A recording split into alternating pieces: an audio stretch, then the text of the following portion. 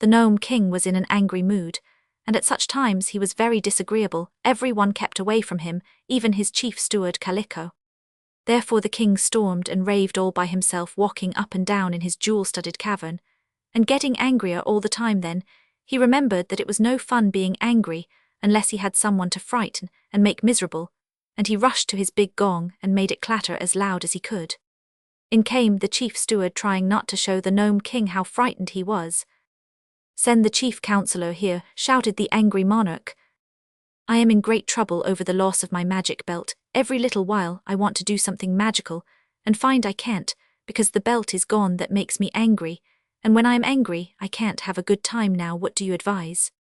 "Some people," said the chief counselor, "enjoy getting angry. But not all the time," declared the king. "To be angry once in a while is really good fun, because it makes others so miserable, but to be angry morning, noon and night, as I am, grows monotonous, and prevents my gaining any other pleasure in life. Now what do you advise?" "Why, if you are angry because you want to do magical things and can't, and if you don't want to get angry at all, my advice is not to want to do magical things." Hearing this, the king glared at his counselor with a furious expression, and tugged at his own long white whiskers, until he pulled them so hard that he yelled with pain. "You are a fool," he exclaimed. "I share that honor with your majesty," said the chief counselor. The king roared with rage and stamped his foot. "Take this chief counselor and throw him away." Then the guards took the chief counselor and bound him with chains to prevent his struggling, and threw him away, and the king paced up and down his cavern, more angry than before. Finally he rushed to his big gong and made it clatter like a fire alarm. Calico appeared again, trembling and white with fear. "Fetch my pipe," yelled the king. "Your pipe is already here, your majesty," replied Calico. "Then get my tobacco," roared the king. "The tobacco is in your pipe, your majesty," returned the steward. "Then bring a live coal from the furnace," commanded the king. "The tobacco is lighted, and your majesty is already smoking your pipe," answered the steward. "Why, so I am," said the king, who had forgotten this fact, "but you are very rude to remind me of it." "I am a low-born, miserable villain," declared the chief steward humbly. "What do you mean, Calico, by being so contented when your monarch is unhappy?" "What makes you unhappy?" asked the steward. "I've lost my magic belt. A little girl named Dorothy, who was here with Ozma of Oz, stole my belt and carried it away with her," said the king, grinding his teeth with rage. "She captured it in a fair fight," Calico ventured to say. "But I want it, I must have it. Half my power is gone with that belt," roared the king. "You will have to go to the land of Oz to recover it, and your majesty can't get to the land of Oz in any possible way," said the steward, yawning, because he had been on duty 96 hours and was sleepy. "Why not?" asked the king. "Because there is a deadly desert all around that fairy country, which no one is able to cross. You know that fact as well as I do, your majesty. Never mind the lost belt, you have plenty of power left, for you rule this underground kingdom like a tyrant, and thousands of gnomes obey your commands. I advise you to drink a glass of melted silver to quiet your nerves, and then go to bed." "Get out of my sight, vanish, go away, and send General Blug here," screamed the Gnome King. Calico hastily withdrew, and the Gnome King stamped up and down until the general of his armies appeared. This gnome was known far and wide as a terrible fighter, and a cruel, desperate commander. He had 50,000 gnome soldiers, all well drilled, who feared nothing but their stern master. Yet General Blug was a trifle uneasy when he arrived, and saw how angry the Gnome King was. "Ha, so you're here," cried the king. "So I am," said the general. "March your army at once to the land of Oz, capture and destroy the Emerald City, and bring back to me my magic belt," roared the king. "You're crazy," calmly remarked the general. "What's that, what's that, what's that?" And the Gnome King danced around on his pointed toes, he was so enraged. "You don't know what you're talking about," continued the general, seating himself upon a large cut diamond. "I advise you to stand in a corner and count 60 before you speak again. By that time, you may be more sensible." "In the first place," said the general, "we cannot march across the deadly desert to the land of Oz. And if we could, the ruler of that country, Princess Ozma, has certain fairy powers that would render my army helpless. Had you not lost your magic belt, we might have some chance of defeating Ozma, but the belt is gone." "I want it," screamed the king. "I must have it." "Well then, let us try in a sensible way to get it," replied the general. "The belt was captured by a little girl named Dorothy, who lives in Kansas in the United States of America. But she left it in the Emerald City with Ozma, declared the king. How do you know that? Asked the general.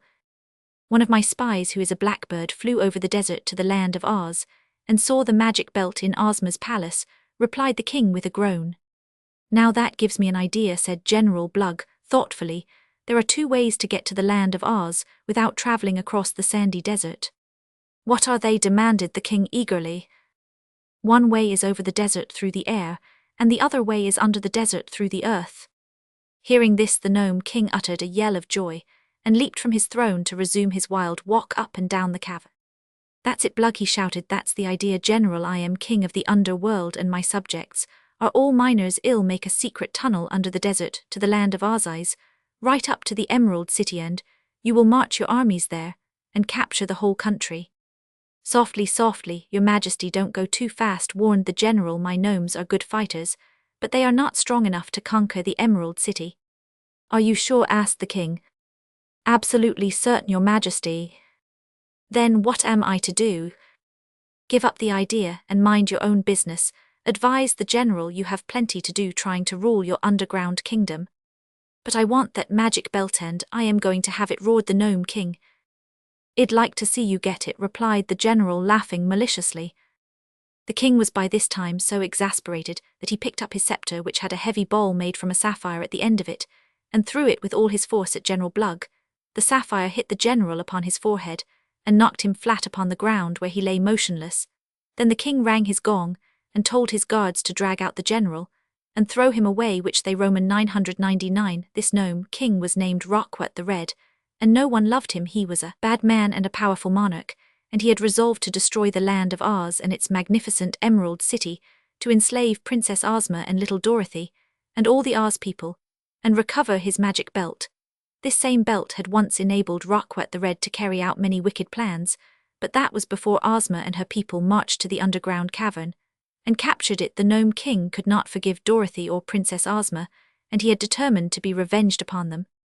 But they, for their part, did not know they had so dangerous an enemy. Indeed, Ozma and Dorothy had both almost forgotten that such a person as the Gnome King yet lived under the mountains of the land of Ev, which lay just across the deadly desert to the south of the land of Oz. An unsuspected enemy is doubly dangerous. How Uncle Henry Got into Trouble. Chapter 2. Dorothy Gale lived on a farm in Kansas with her Aunt Em and her Uncle Henry. It was not a big farm, nor a very good one, because sometimes the rain did not come when the crops needed it, and then everything withered and dried up. Once a cyclone had carried away Uncle Henry's house, so that he was obliged to build another, and as he was a poor man, he had to mortgage his farm to get the money to pay for the new house. Then his health became bad, and he was too feeble to work. The doctor ordered him to take a sea voyage, and he went to Australia and took Dorothy with him. That cost a lot of money too. Uncle Henry grew poorer every year, and the crops raised on the farm only bought food for the family. Therefore the mortgage could not be paid. At last the banker who had loaned him the money said that if he did not pay on a certain day, his farm would be taken away from him. This worried Uncle Henry a good deal, for without the farm he would have no way to earn a living. He was a good man, and worked in the fields as hard as he could, and Aunt Em did all the housework with Dorothy's help, yet they did not seem to get along. This little girl Dorothy was like dozens of little girls you know. She was loving and usually sweet-tempered, and had a round, rosy face and earnest eyes. Life was a serious thing to Dorothy, and a wonderful thing, too, for she had encountered more strange adventures in her short life than many other girls of her age. Aunt Em once said she thought the fairies must have marked Dorothy at her birth, because she had wandered into strange places, and had always been protected by some unseen power. As for Uncle Henry, he thought his little niece merely a dreamer, as her dead mother had been, for he could not quite believe all the curious stories Dorothy told them of the land of Oz, which she had several times visited. He did not think that she tried to deceive her uncle and aunt, but he imagined that she had dreamed all of those astonishing adventures, and that the dreams had been so real to her that she had come to believe them true. Whatever the explanation might be, it was certain that Dorothy had been absent from her Kansas home for several long periods, always disappearing unexpectedly, yet always coming back safe and sound, with amazing tales of where she had been and the unusual people she had met. Her uncle and aunt listened to her stories eagerly, and in spite of their doubts began to feel that the little girl had gained a lot of experience and wisdom that were unaccountable in this age, when fairies are supposed no longer to exist. Most of Dorothy's stories were about the land of Oz with its beautiful emerald city, and a lovely girl ruler named Ozma, who was the most faithful friend of the little Kansas girl. When Dorothy told about the riches of this fairy country, Uncle Henry would sigh, for he knew that a single one of the great emeralds that were so common there would pay all his debts and leave his farm free. But Dorothy never brought any jewels home with her, so their poverty became greater every year. When the banker told Uncle Henry that he must pay the money in 30 days, or leave the farm, the poor man was in despair, as he knew he could not possibly get the money, so he told his wife Aunt Em of his trouble, and she first cried a little, and then said that they must be brave and do the best they could and go away somewhere and try to earn an honest living, but they were getting old and feeble, and she feared that they could not take care of Dorothy as well as they had formerly done. Probably the little girl would also be obliged to go to work. They did not tell their niece the sad news for several days, not wishing to make her unhappy, but one morning the little girl found Aunt Em softly crying, while Uncle Henry tried to comfort her. Then Dorothy asked them to tell her what was the matter. "We must give up the farm, my dear," replied her uncle sadly, "and wander away into the world to work for our living." The girl listened quite seriously, for she had not known before how desperately poor they were. "We don't mind for ourselves," said her aunt, stroking the little girl's head tenderly, "but we love you as if you were our own child, and we are heartbroken to think that you must also endure poverty and work for a living before you have grown big and strong." "What could I do to earn money?" asked Dorothy. "You might do housework for someone, dear, you are so handy, or perhaps you could be a nursemaid to little children. I am sure I don't know exactly what you can do to earn money, but if your uncle and I are able to support you, we will do it willingly, and send you to school. We fear, though, that we shall have much trouble in earning a living for ourselves. No one wants to employ old people who are broken down in health, as we are." Dorothy smiled. "Wouldn't it be funny," she said, "for me to do housework in Kansas when I am a princess in the land of Oz?" "A princess?" they both exclaimed, astonished. "Yes, Ozma made me a princess some time ago, and she has often begged me to come and live always in the Emerald City," said the child. Her uncle and aunt looked at each other in amazement. Then the man said, "Do you suppose you could manage to return to your fairyland, my dear?" "Oh yes," replied Dorothy, "I could do that easily." "How?" asked Aunt Em. "Ozma sees me every day at 4 o'clock in her magic picture. She can see me wherever I am, no matter what I am doing. And at that time, if I make a certain secret sign, she will send for me by means of the magic belt, which I once captured from the Gnome King. Then in the wink of an eye I shall be with Ozma in her palace." The elder people remained silent for some time. After Dorothy had spoken finally, Aunt Em said with another sigh of regret, "If that is the case, Dorothy, perhaps you'd better go and live in the Emerald City. It will break our hearts to lose you from our lives, but you will be so much better off with your fairy friends that it seems wisest and best for you to go." "I'm not so sure about that," remarked Uncle Henry, shaking his grey head doubtfully. "These things all seem real to Dorothy, I know, but I'm afraid our little girl won't find her fairyland just what she has dreamed it to be. It would make me very unhappy to think that she was wandering among strangers who might be unkind to her."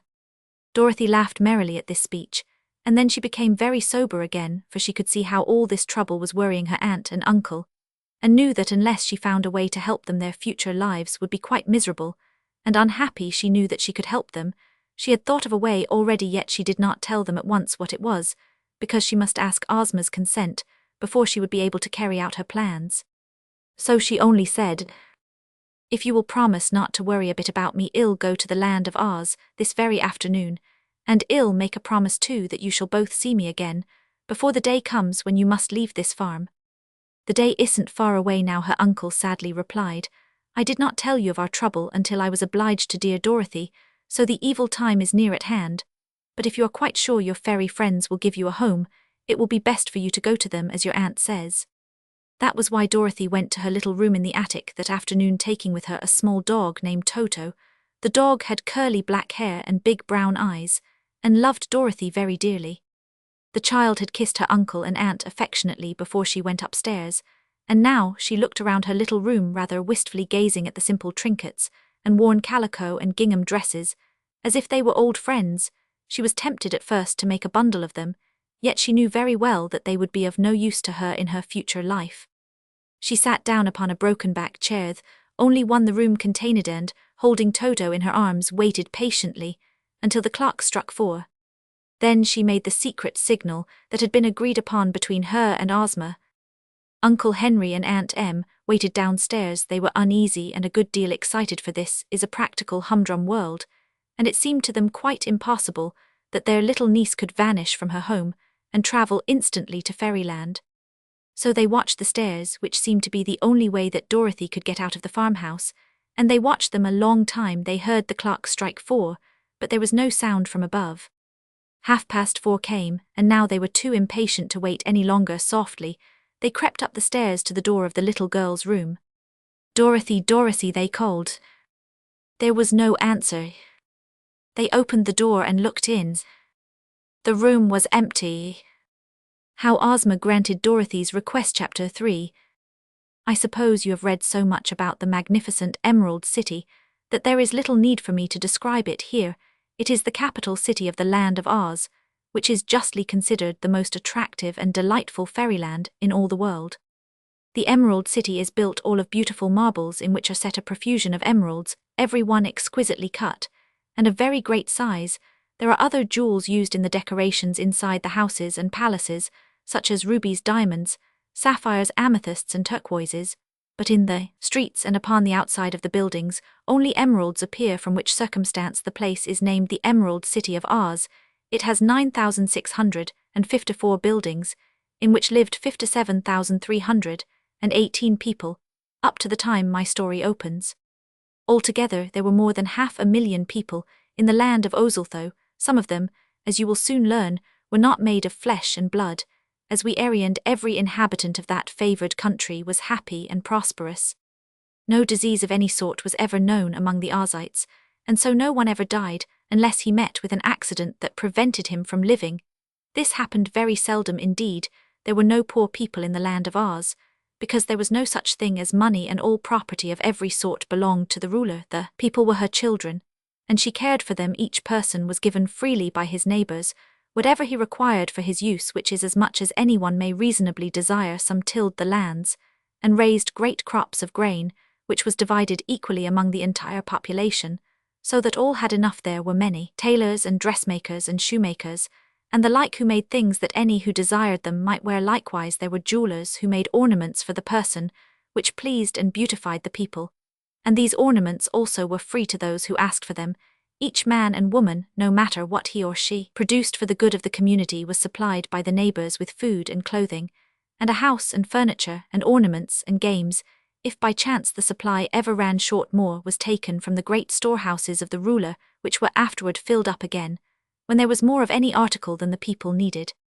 Every one worked half the time and played half the time, and the people enjoyed the work as much as they did the play, because it is good to be occupied and to have something to do. There were no cruel overseers set to watch them, and no one to rebuke them or to find fault with them, so each one was proud to do all he could for his friends and neighbours, and was glad when they would accept the things he produced. You will know by what I have here told you that the land of Oz was a remarkable country. I do not suppose such an arrangement would be practical with us, but Dorothy assures me that it works finely with the Oz people. Oz being a fairy country, the people were of course fairy people, but that does not mean that all of them were very unlike the people of our own world. There were all sorts of queer characters among them, but not a single one who was evil or who possessed a selfish or violent nature. They were peaceful, kind-hearted, loving, and merry, and every inhabitant 32 Aunt adored the beautiful girl who ruled them, and delighted to obey her every command. In spite of all I have said in a general way, there were some parts of the land of Oz not quite so pleasant as the farming country, and the Emerald City, which was its centre far away in the south country. There lived in the mountains a band of strange people called hammerheads, because they had no arms and used their flat heads to pound anyone who came near them. Their necks were like rubber, so that they could shoot out their heads to quite a distance and afterward draw them back again to their shoulders. The hammerheads were called the wild people, but never harmed any but those who disturbed them in the mountains where they lived. In some of the dense forests there lived great beasts of every sort, yet these were for the most part harmless and even sociable, and conversed agreeably with those who visited their haunts. The Calidas beasts with bodies like bears and heads like tigers had once been fierce and bloodthirsty, but even they were now nearly all tamed, although at times one or another of them would get cross and disagreeable. Not so tame were the fighting trees which had a forest of their own. If anyone approached them, these curious trees would bend down their branches, twine them around the intruders, and hurl them away. For some time Ozma has ruled over this fair country, and never was ruler more popular or beloved. She is said to be the most beautiful girl the world has ever known, and her heart and mind are as lovely as her person. Dorothy Gale had several times visited the Emerald City and experienced adventures in the land of Oz, so that she and Ozma had now become firm friends. The girl ruler had even made Dorothy a princess of Oz, and had often implored her to come to Ozma's stately palace and live there always. But Dorothy had been loyal to her Aunt Em and Uncle Henry, who had cared for her since she was a baby, and she had refused to leave them, because she knew they would be lonely without her. However, Dorothy now realized that things were going to be different with her uncle and aunt from this time forth, so, after giving the matter deep thought, she decided to ask Ozma to grant her a very great favor. A few seconds after she had made the secret signal in her little bedchamber, the Kansas girl was seated in a lovely room in Ozma's palace in the Emerald City of Oz. When the first loving kisses and embraces had been exchanged, the fair ruler inquired, "What is the matter, dear? I know something unpleasant has happened to you, for your face was very sober when I saw it in my magic picture. And whenever you signal me to transport you to this safe place, where you are always welcome, I know you are in danger or in trouble." Dorothy sighed. "This time, Ozma, it isn't I," she replied, "but it's worse, I guess, for Uncle Henry and Aunt Em are in a heap of trouble, and there seems no way for them to get out of it anyhow, not while they live in Kansas." "Tell me about it, Dorothy," said Ozma with ready sympathy.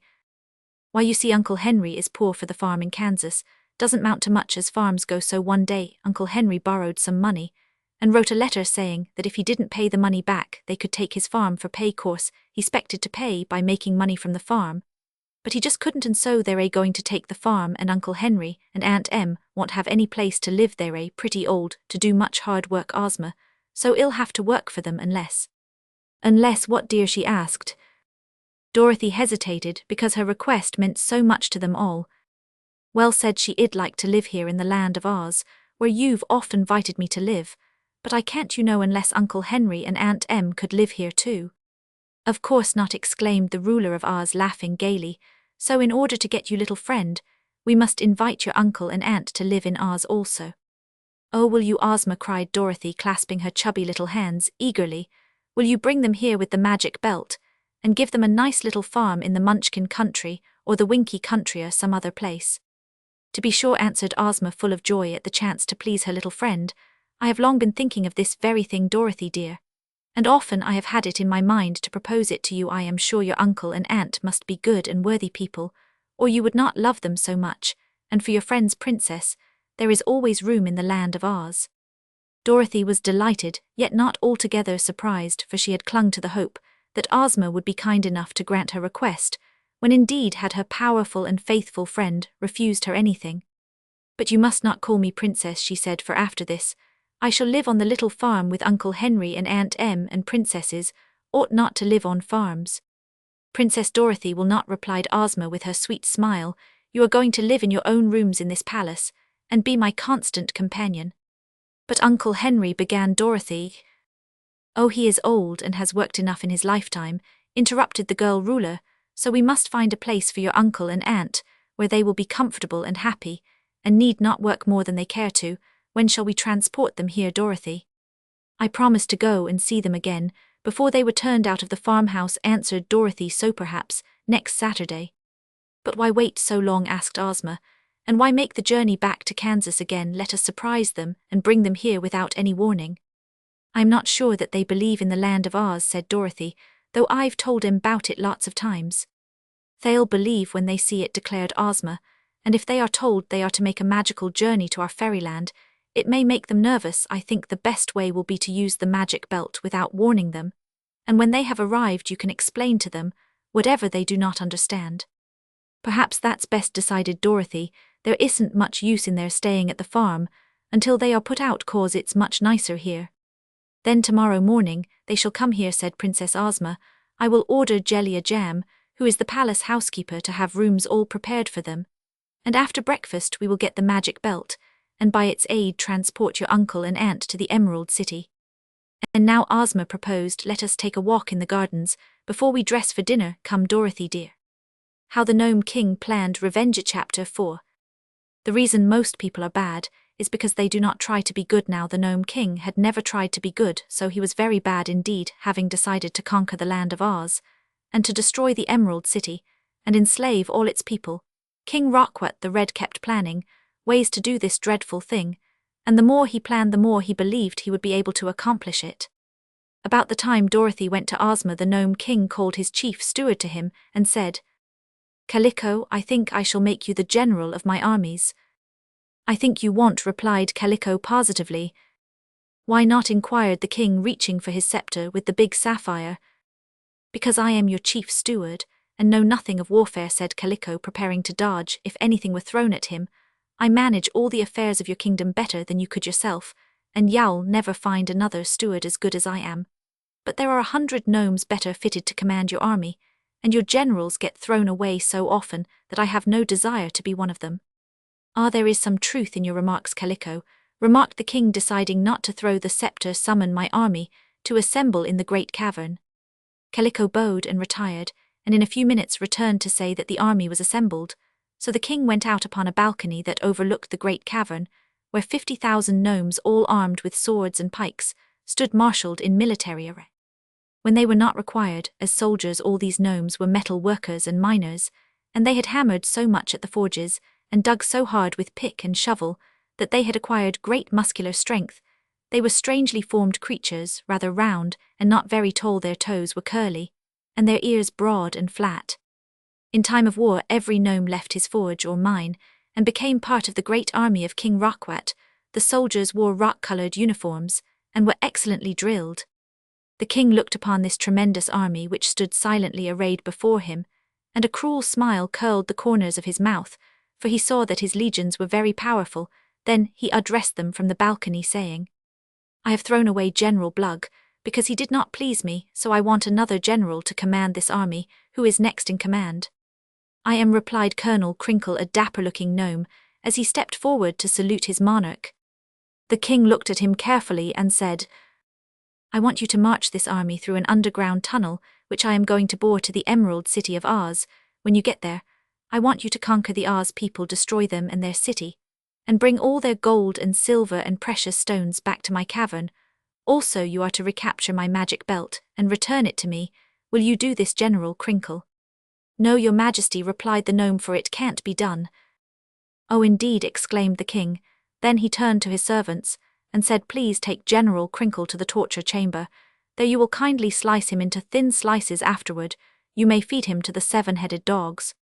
When they had gone, the king addressed the army again. Listen, said he, the general who is to command my armies must promise to carry out my orders. If he fails, he will share the fate of poor Crinkle. Now, then, who will volunteer to lead my hosts to the Emerald City? For a time no one moved, and all were silent. Then an old gnome with white whiskers so long that they were tied around his waist, to prevent their tripping him up, stepped out of the ranks and saluted the king. I'd like to ask a few questions, your majesty, he said. Go ahead, replied the king. These Oz people are quite good, are they not? As good as apple pie, said the king. And they are happy, I suppose, continued the old gnome. Happy as the day is long, said the king. And contented and prosperous, inquired the gnome. Very much so, said the king. Well, your majesty, remarked he of the white whiskers, I think I should like to undertake the job, so I'll be your general. I hate good people. I detest happy people. I am opposed to anyone who is contented and prosperous. That is why I am so fond of your majesty. Make me your general, and I'll promise to conquer and destroy the Oz people. If I fail, I am ready to be sliced thin and fed to the 7-headed dogs. Very good indeed, that's the way to talk, cried Roquat the Red, who was greatly pleased. What is your name, general? I am called Guff, your majesty. Well, Guff, come with me to my private cave, and well talk it over then. He turned to the army gnomes and soldiers, said he, you are to obey the commands of General Guff until he becomes dog-feed. Any man who fails to obey his new general will be promptly thrown away. You are now dismissed. Guff went to the king's private cave and sat down upon an amethyst chair and put his feet on the arm of the king's ruby throne. Then he lighted his pipe and threw the live coal he had taken from his pocket upon the king's left foot, and puffed the smoke into the king's eyes, and made himself comfortable, for he was a wise old gnome. And he knew that the best way to get along with Roquet the Red was to show that he was not afraid of him. "I am ready for the talk, your majesty," he said. The king coughed and looked at his new general fiercely. "Do you not tremble to take such liberties with your monarch?" he asked. "Oh no," said Guff calmly, and he blew a wreath of smoke that curled around the king's nose, and made him sneeze. "You want to conquer the Emerald City, and I am the only gnome in all your dominions who can conquer it, so you will be very careful not to hurt me, until I have carried out your wishes after that." "Well, what then?" inquired the king. "Then you will be so grateful to me that you won't care to hurt me," replied the general. "That is a very good argument," said Roquet, "but suppose you fail?" "What do you mean by that?" asked the king. "I'll explain, King Roquet. You're going to attack a fairy country, and a mighty fairy country too. They haven't much of an army in Oz, but the princess who rules them has a fairy wand, and the little girl Dorothy has your magic belt. And at the north of the Emerald City lives a clever sorceress called Glinda, the good, who commands the spirits of the air. Also, I have heard that there is a wonderful wizard in Ozma's palace, who is so skillful that people used to pay him money in America to see him perform, so you see it will be no easy thing to overcome all this magic." "We have 50,000 soldiers," cried the king proudly. "Yes, but they are gnomes," remarked Guff, taking a silk handkerchief from the king's pocket, and wiping his own pointed shoes with it. "Gnomes are immortals, but they are not strong on magic. When you lost your famous belt, the greater part of your own power was gone from you against Ozma. You and your gnomes would have no show at all." Roquet's eyes flashed angrily. "Then away you go to the slicing machine," he cried. "Not yet," said the general, filling his pipe from the king's private tobacco pouch. "What do you propose to do?" asked the monarch.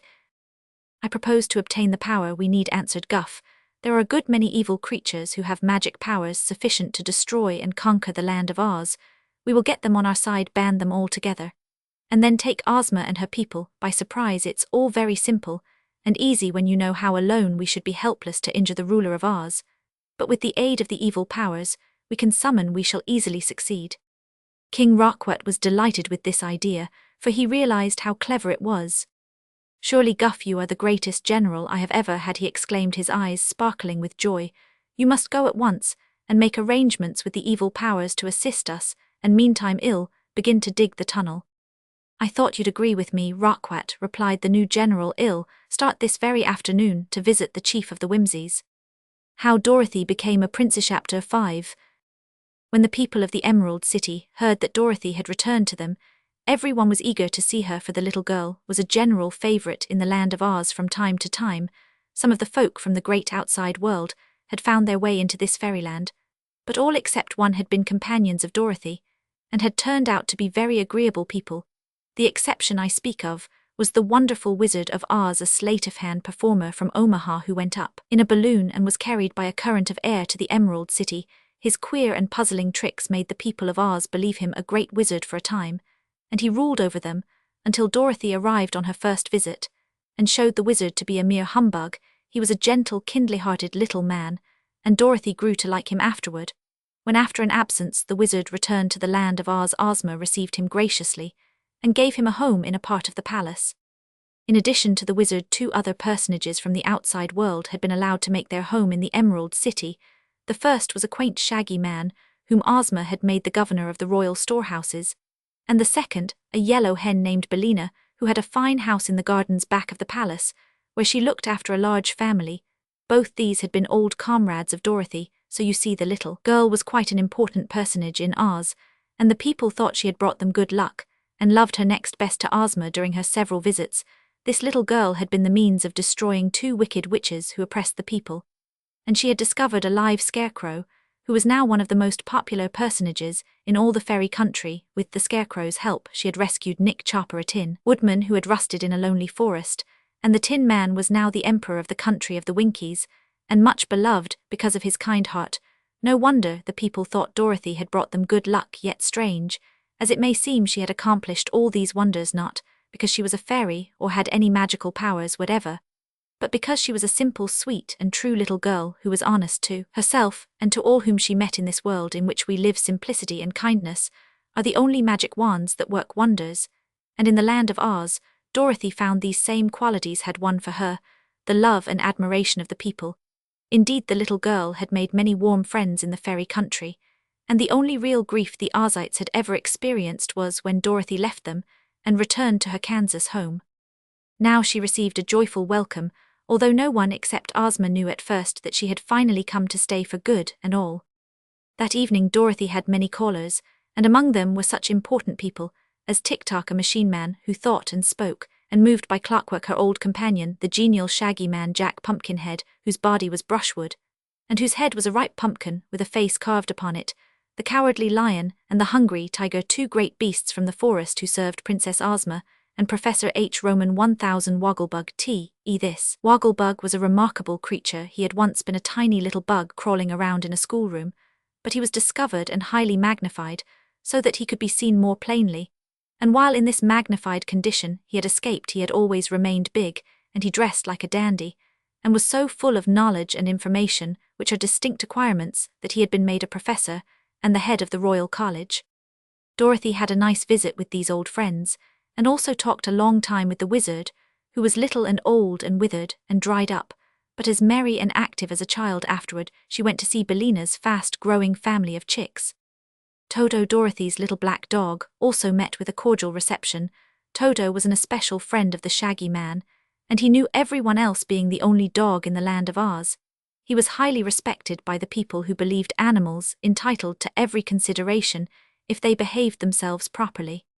Dorothy had 4 lovely rooms in the palace, which were always reserved for her use, and were called Dorothy's rooms. These consisted of a beautiful sitting room, a dressing room, a dainty bedchamber, and a big marble bathroom. And in these rooms were everything that heart could desire, placed there with loving thoughtfulness by Ozma for her little friends. Used the royal dressmakers had the little girl's measure, so they kept the closets in her dressing room filled with lovely dresses of every description and suitable for every occasion. No wonder Dorothy had refrained from bringing with her old calico and gingham dresses. Here everything that was dear to a little girl's heart was supplied in profusion, and nothing so rich and beautiful could ever have been found in the biggest department stores in America. Of course Dorothy enjoyed all these luxuries, and the only reason she had heretofore preferred to live in Kansas was because her uncle and aunt loved her and needed her with them. Now, however, all was to be changed, and Dorothy was really more delighted to know that her dear relatives were to share in her good fortune and enjoy the delights of the land of Oz than she was to possess such luxury for herself. Next morning, at Ozma's request, Dorothy dressed herself in a pretty sky-blue gown of rich silk, trimmed with real pearls. The buckles of her shoes were set with pearls too, and more of these priceless gems were on a lovely coronet which she wore upon her forehead. For said her friend Ozma, from this time forth, my dear, you must assume your rightful rank as a princess of Oz, and being my chosen companion, you must dress in a way befitting the dignity of your position. Dorothy agreed to this, although she knew that neither gowns nor jewels could make her anything else than the simple, unaffected little girl she had always been. As soon as they had breakfasted, the girls, eating together in Ozma's pretty boudoir, ruler of Oz said, "Now, dear friend, we will use the magic belt to transport your uncle and aunt from Kansas to the Emerald City, but I think it would be fitting in receiving such distinguished guests for us to sit in my throne room."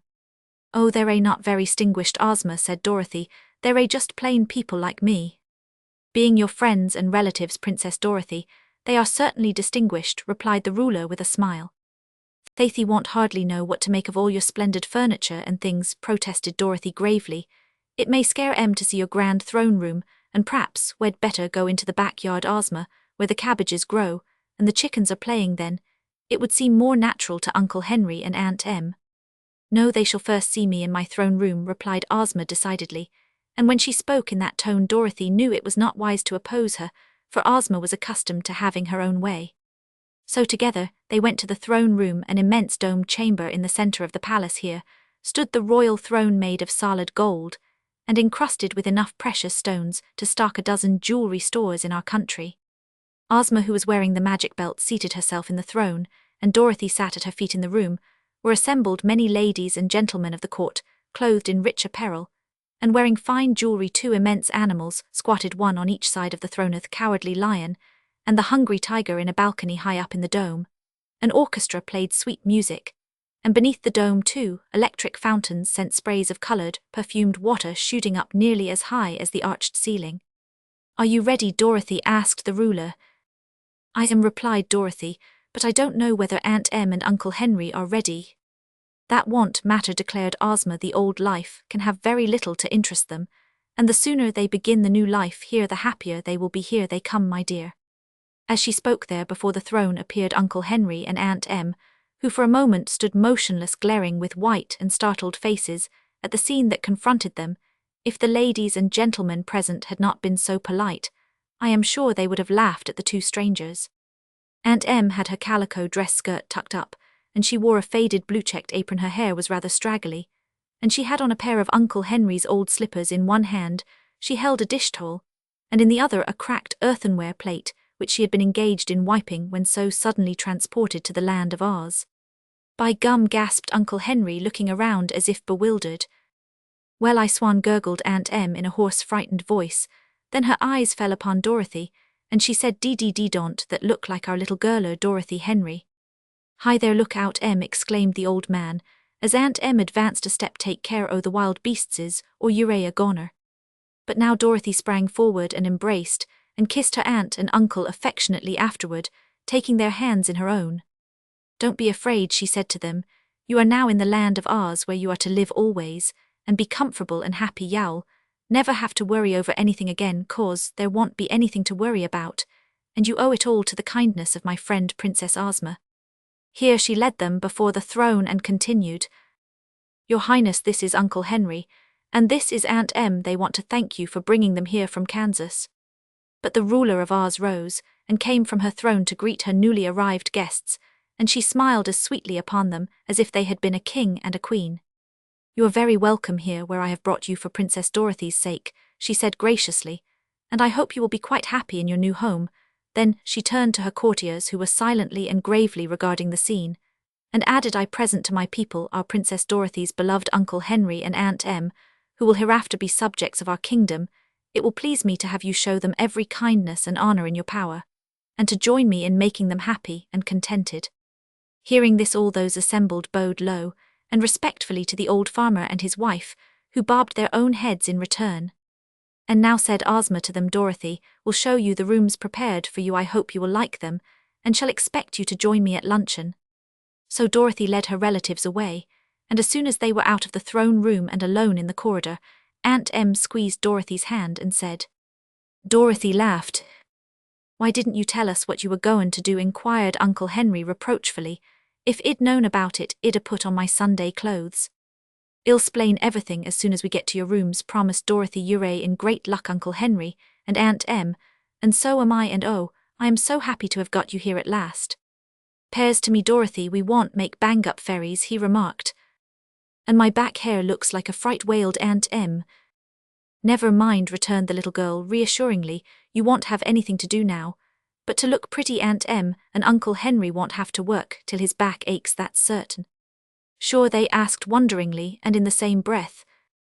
"Course I'm sure," said Dorothy. "You're in the fairyland of Oz now, and what's more, you belong to it." How Guff visited the Whimsy. Chapter 6. The new general of the Gnome King's army knew perfectly well that to fail in his plans meant death for him, yet he was not at all anxious or worried.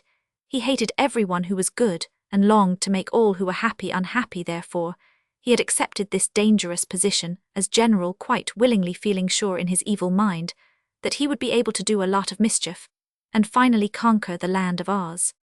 Yet Guff determined to be careful and to lay his plans well so as not to fail. He argued that only careless people fail in what they attempt to do. The mountains underneath which the Gnome King's extensive caverns were located lay, grouped just north of the land of Ev, which lay directly across the deadly desert to the east of the land of Oz. As the mountains were also on the edge of the desert, the Gnome King found that he had only to tunnel underneath the desert to reach Ozma's dominions. He did not wish his armies to appear above ground in the country of the Winkies, which was the part of the land of Oz nearest to King Rockquat's own country, as then the people would give the alarm and enable Ozma to fortify the Emerald City and assemble an army. He wanted to take all the Oz people by surprise, so he decided to run the tunnel clear through to the Emerald City, where he and his hosts could break through the ground without warning and conquer the people before they had time to defend themselves. Rockquat the Red began work at once upon his tunnel, setting 1,000 miners at the task, and building it high and broad enough for his armies to march through it with ease. The gnomes were used to making tunnels, as all the kingdom in which they lived was underground, so they made rapid progress. While this work was going on, General Guff started out alone to visit the chief of the whimsies. These whimsies were curious people who lived in a retired country of their own. They had large, strong bodies, but heads so small that they were no bigger than doorknobs. Of course, such tiny heads could not contain any great amount of brains, and the whimsies were so ashamed of their personal appearance and lack of common sense that they wore big heads made of pasteboard, which they fastened over their own little heads. On these pasteboard heads, they sewed sheep's wool for hair, and the wool was colored many tints, pink, green, and lavender being the favorite colors. The faces of these false heads were painted in many ridiculous ways, according to the whims of the owners, and these big burly creatures looked so whimsical and absurd in their queer masks that they were called whimsies. They foolishly imagined that no one would suspect the little heads that were inside the imitation ones, not knowing that it is folly to try to appear otherwise than as nature has made us. The chief of the whimsies had as little wisdom as the others, and had been chosen chief merely because none among them was any wiser or more capable of ruling. The whimsies were evil spirits, and could not be killed. They were hated and feared by everyone, and were known as terrible fighters because they were so strong and muscular, and had not sense enough to know when they were defeated. General Guff thought the whimsies would be a great help to the gnomes in the conquest of Oz, for under his leadership they could be induced to fight as long so they could stand up. So he traveled to their country and asked to see the chief, who lived in a house that had a picture of his grotesque false head painted over the doorway. The chief's false head had blue hair, a turned-up nose, and a mouth that stretched half across the face. Big green eyes had been painted upon it, but in the center of the chin were two small holes made in the pasteboard, so that the chief could see through them with his own tiny eyes, for when the big head was fastened upon his shoulders, the eyes in his own natural head were on a level with the false chin. Said General Guff to the chief of the whimsies, "We gnomes are going to conquer the land of Oz and capture our king's magic belt, which the Oz people stole from him. Then we are going to plunder and destroy the whole country, and we want the whimsies to help us." "Will there be any fighting?" asked the chief. "Plenty," replied Guff. That must have pleased the chief, for he got up and danced around the room 3 times. Then he seated himself again, adjusted his false head, and said, "We have no quarrel with Ozma of Oz, but you whimsies love to fight, and here is a splendid chance to do so," urged Guff. "Wait till I sing a song," said the chief. Then he lay back in his chair and sang a foolish song that did not seem to the general to mean anything, although he listened care 63 fully. When he had finished, the chief whimsy looked at him through the holes in his chin and asked, "What reward will you give us if we help you?" The general was prepared for this question, for he had been thinking the matter over on his journey. People often do a good deed without hope of reward, but for an evil deed they always demand payment. "When we get our magic belt," he made reply, "our King Rockwet the Red will use its power to give every whimsy a natural head, as big and fine as the false head he now wears. Then you will no longer be ashamed, because your big strong bodies have such teeny-weeny heads." "We surely will," promised the general. "I'll talk to my people," said the chief. So he called a meeting of all the whimsies and told them of the offer made by the gnomes. The creatures were delighted with the bargain, and at once agreed to fight for the gnome king and help him to conquer Oz. One whimsy alone seemed to have a glimmer of sense, for he asked, "Suppose we fail to capture the magic belt, what will happen then, and what good will all our fighting do?" So the compact was made, and General Guff was delighted with his success in gaining such powerful allies. But there were other people too, just as important as the whimsies, whom the clever old gnome had determined to win to his side. How Aunt Em Conquered the Lion. Chapter 7. "These are your rooms," said Dorothy, opening a door. Aunt Em drew back at sight of the splendid furniture and draperies. "Ain't there any place to wipe my feet?" she asked. "You will soon change your slippers for new shoes," replied Dorothy. "Don't be afraid, Aunt Em here is where you are to live, so walk right in and make yourself at home." Aunt Em advanced hesitatingly. "It beats the Topeka Hotel," she cried admiringly, "but this place is too grand for us. Child can't we have some back room in the attic that's more in our class?" "No," said Dorothy, "you've got to live here 'cause Ozma says so, and all the rooms in this palace are just as fine as these, and some are better. It won't do any good to fuss, Aunt Em. You've got to be swell and heightened in the land of Oz, whether you want to or not, so you may as well make up your mind to it." "It's hard luck," replied her aunt, looking around with an odd expression, "but folks can get used to anything if they try, Henry?" "Why, as to that," said Uncle Henry slowly, "I believe in talkin' what's pervided us and askin' no questions. I've travelled some in my time, and you hain't, and that makes a difference atween us." Then Dorothy showed them through the rooms. The first was a handsome sitting room, with windows opening upon the rose gardens. Then came separate bedrooms for Aunt Em and Uncle Henry, with a fine bathroom between them. Aunt Em had a pretty dressing room besides, and Dorothy opened the closets and showed several exquisite costumes that had been provided for her aunt by the royal dressmakers, who had worked all night to get them ready. Everything that Aunt Em could possibly need was in the drawers and closets, and her dressing table was covered with engraved gold toilet articles. Uncle Henry had 9 suits of clothes cut in the popular Munchkin fashion, with knee breeches, silk stockings, and low shoes with jeweled buckles. The hats to match these costumes had pointed tops and wide brims with small gold bells around the edges. His shirts were of fine linen with frilled bosoms, and his vests were richly embroidered with colored silks. Uncle Henry decided that he would first take a bath, and then dress himself in a blue satin suit that had caught his fancy.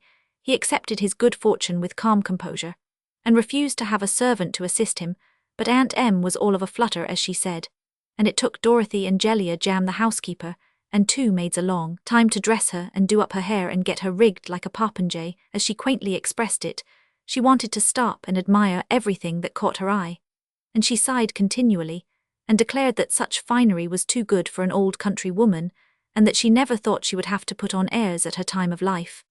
Finally she was dressed, and when they went into the sitting room, there was Uncle Henry in his blue satin, walking gravely up and down the room. He had trimmed his beard and mustache, and looked very dignified and respectable. "Tell me, Dorothy," he said, "do all the men here wear duds like these?" "Yes," she replied, "all except the Scarecrow and the Shaggy Man, and of course the Tin Woodman and Tick-Tock, who are made of metal. You'll find all the men at Ozma's court dressed just as you, Arianly, perhaps a little finer." "Henry, you look like a play actor," announced Aunt Em, looking at her husband critically. "I guess you're right," she said regretfully, "but we're helpless victims of heightened royalty." Dorothy was much amused. "Come with me," she said, "and I'll show you round the palace." She took them through the beautiful rooms, and introduced them to all the people they chanced to meet. Also, she showed them her own pretty rooms, which were not far from their own. "Yes, where's the Scarecrow?" inquired Uncle Henry. "Why, he's just now away on a visit to the Tin Woodman, who is Emperor of the Winky country," answered the little girl. "You'll see him when he comes back, and you're sure to like him." "And where's the wonderful wizard?" asked Aunt Em. "You'll see him at Ozma's luncheon, for he lives in this palace," was the reply. "And Jack Pumpkinhead?" "Oh, he lives a little way out of town in his own pumpkin field." "Well, go there some time and see him, and well, call on Professor Wogglebug too. The Shaggy Man will be at the luncheon, I guess, and Tick-Tock. And now I'll take you out to see Billina, who has a house of her own." So they went into the backyard, and after walking along winding paths some distance through the beautiful gardens, they came to an attractive little house where the yellow hen sat on the front porch, sunning herself. "Good morning, my dear mistress," called Billina, fluttering down to meet them. "I was expecting you to call, for I heard you had come back and brought your uncle and aunt with you." "Then they are very lucky people," declared Billina, "for there couldn't be a nicer place to live. But come, my dear, I must show you all my Dorothy's 9 are living, and have grown up to be very respectable hens, but one took cold at Ozma's birthday party and died of the pip, and the other 2 turned out to be horrid roosters, so I had to change their names from Dorothy to Daniel. They all had the letter D engraved upon their gold lockets, you remember, with your picture inside, and D stands for Daniel as well as for Dorothy." "Did you call both the roosters Daniel?" asked Uncle Henry. "Yes, indeed, I've 9 Dorothys and 2 Daniels, and the 9 Dorothys have 86 sons and daughters, and over 300 grandchildren," said Billina proudly. "What names do you give 'em all, dear?" inquired the little girl.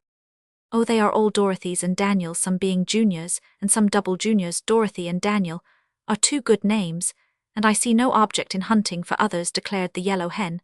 "But just think, Dorothy, what a big chicken family we've grown to be, and our numbers in 72 increase nearly every day. Ozma doesn't know what to do with all the eggs we lay, and we are never eaten or harmed in any way as chickens are in your country. They give us everything to make us contented and happy.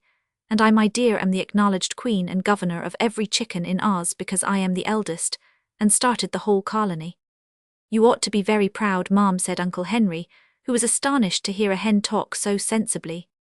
Oh, I am, she replied. I've the loveliest pearl necklace you ever saw come in the house, and I'll show it to you, and I've 9-leg bracelets, and a diamond pin for each wing, but I only wear them on state occasions. They followed the yellow hen into the house, which Aunt Em declared was neat as a pin. They could not sit down, because all Bellina's chairs were roosting poles made of silver, so they had to stand while the hen fussily showed them her treasures. Then they had to go into the back rooms occupied by Bellina's 9 Dorothys and 2 Daniels, who were all plump yellow chickens, and greeted the visitors very politely. It was easy to see that they were well bred, and that Bellina had looked after their education.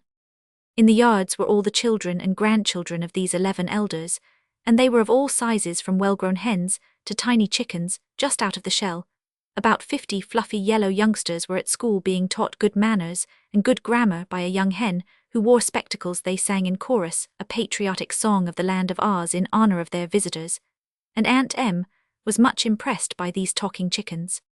Dorothy wanted to stay and play with the young chickens for a while, but Uncle Henry and Aunt Em had not seen the palace grounds and gardens yet, and were eager to get better acquainted with the marvelous and delightful land in which they were to live. I'll stay here and you can go for a walk, said Dorothy. You'll be perfectly safe anywhere, and may do whatever you want to. When you get tired, go back to the palace and find your rooms, and I'll come to you before luncheon is ready. So Uncle Henry and Aunt Em started out alone to explore the grounds, and Dorothy knew that they couldn't get lost, because all the palace grounds were enclosed by a high wall of green marble set with emeralds. It was a rare treat to these simple folk who had lived in the country all their lives and known little enjoyment of any sort to wear beautiful clothes and live in a palace, and be treated with respect and consideration by all around them. They were very happy indeed as they strolled up the shady walks, and looked upon the gorgeous flowers and shrubs, feel 74ing that their new home was more beautiful than any tongue could describe. Suddenly, as they turned a corner and walked through a gap in a high hedge, they came face to face with an enormous lion which crouched upon the green lawn and seemed surprised by their appearance.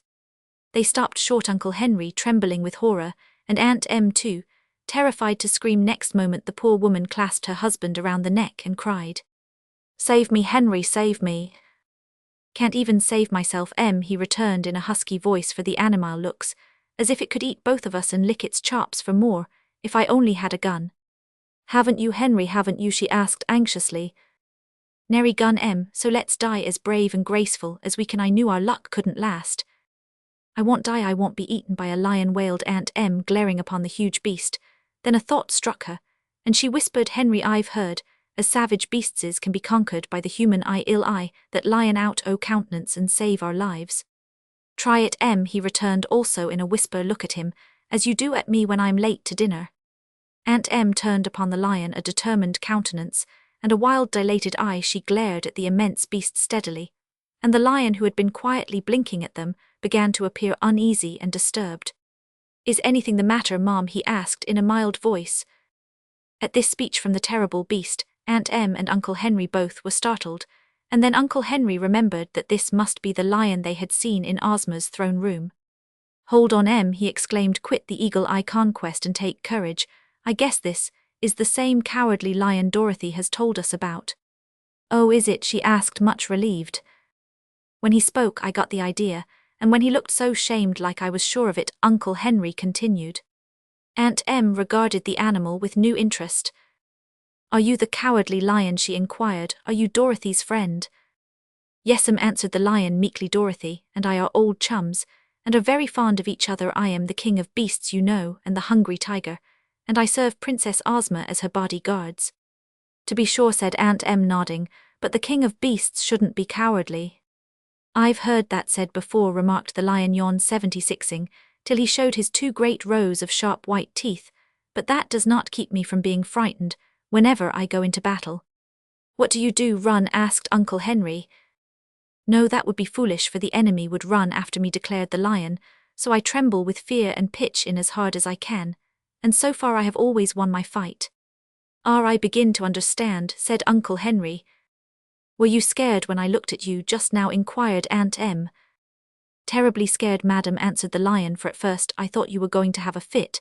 Then I noticed you were trying to overcome me by the power of your eye, and your glance was so fierce and penetrating that I shook with fear.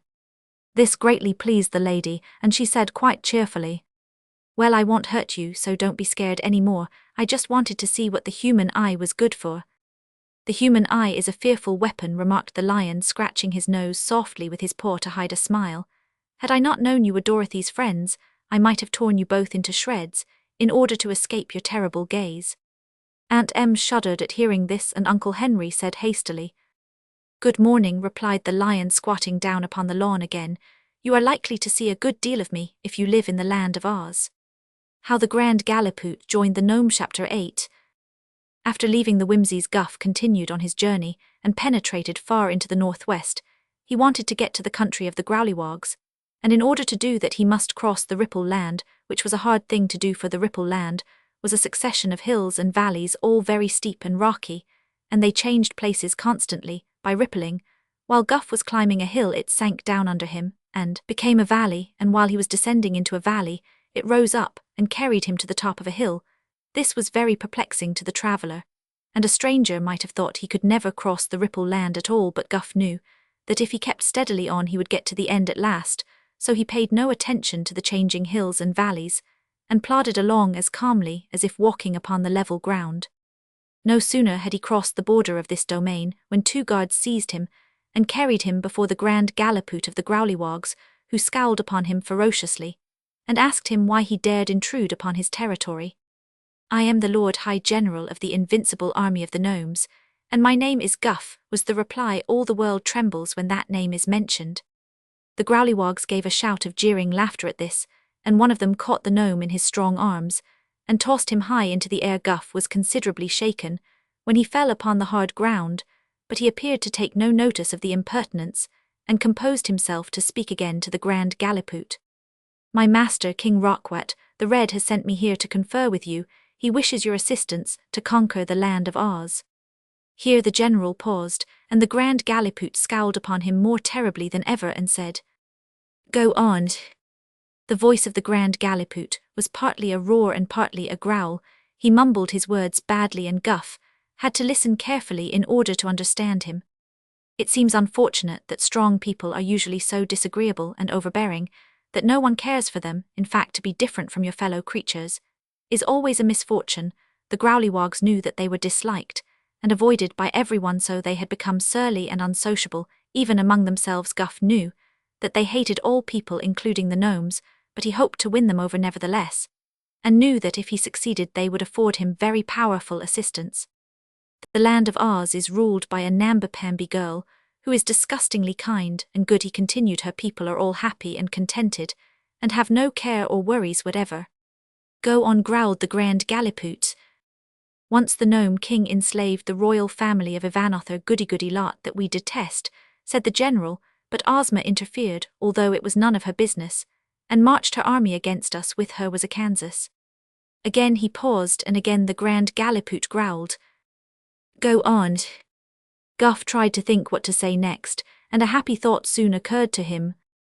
"We want you to help us in this conquest," he announced, "for we need the mighty aid of the Growlywogs in order to make sure that we shall not be defeated. You are the strongest people in all the world, and you hate good and happy creatures as much as we gnomes do. I am sure it will be a real pleasure to you to tear down the beautiful Emerald City, and in return for your valuable assistance, we will allow you to bring back to your country 10,000 people of Oz to be your slaves." 20,000, growled the Grand Gallipoot. "All right, we promise you 20,000, agreed the general.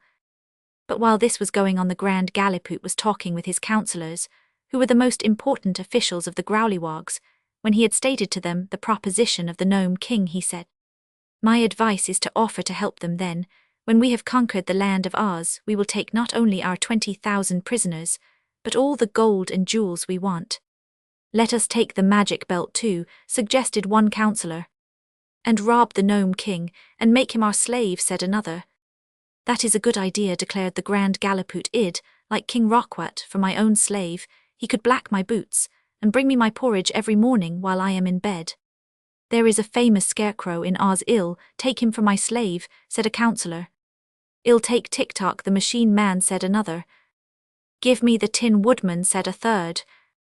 "The deadly desert has kept us out of Oz before," remarked the Grand Galliput, "but now that the Gnome King is building a tunnel we shall get into the Emerald City very easily. So let us send the little fat general back to his king with our promise to assist him. We will not say that we intend to conquer the gnomes after we have conquered Oz, but we will do so just the same." This plan being agreed upon, they all went home to dinner, leaving General Guff still in prison. The gnome had no idea that he had succeeded in his mission, for finding himself in prison, he feared the Growlywogs intended to put him to death. By this time, the jailer had tired of sticking pins in the general, and was amusing himself by carefully pulling the gnome's whiskers out by the roots one at a time. This enjoyment was interrupted by the Grand Galliput sending for the prisoner.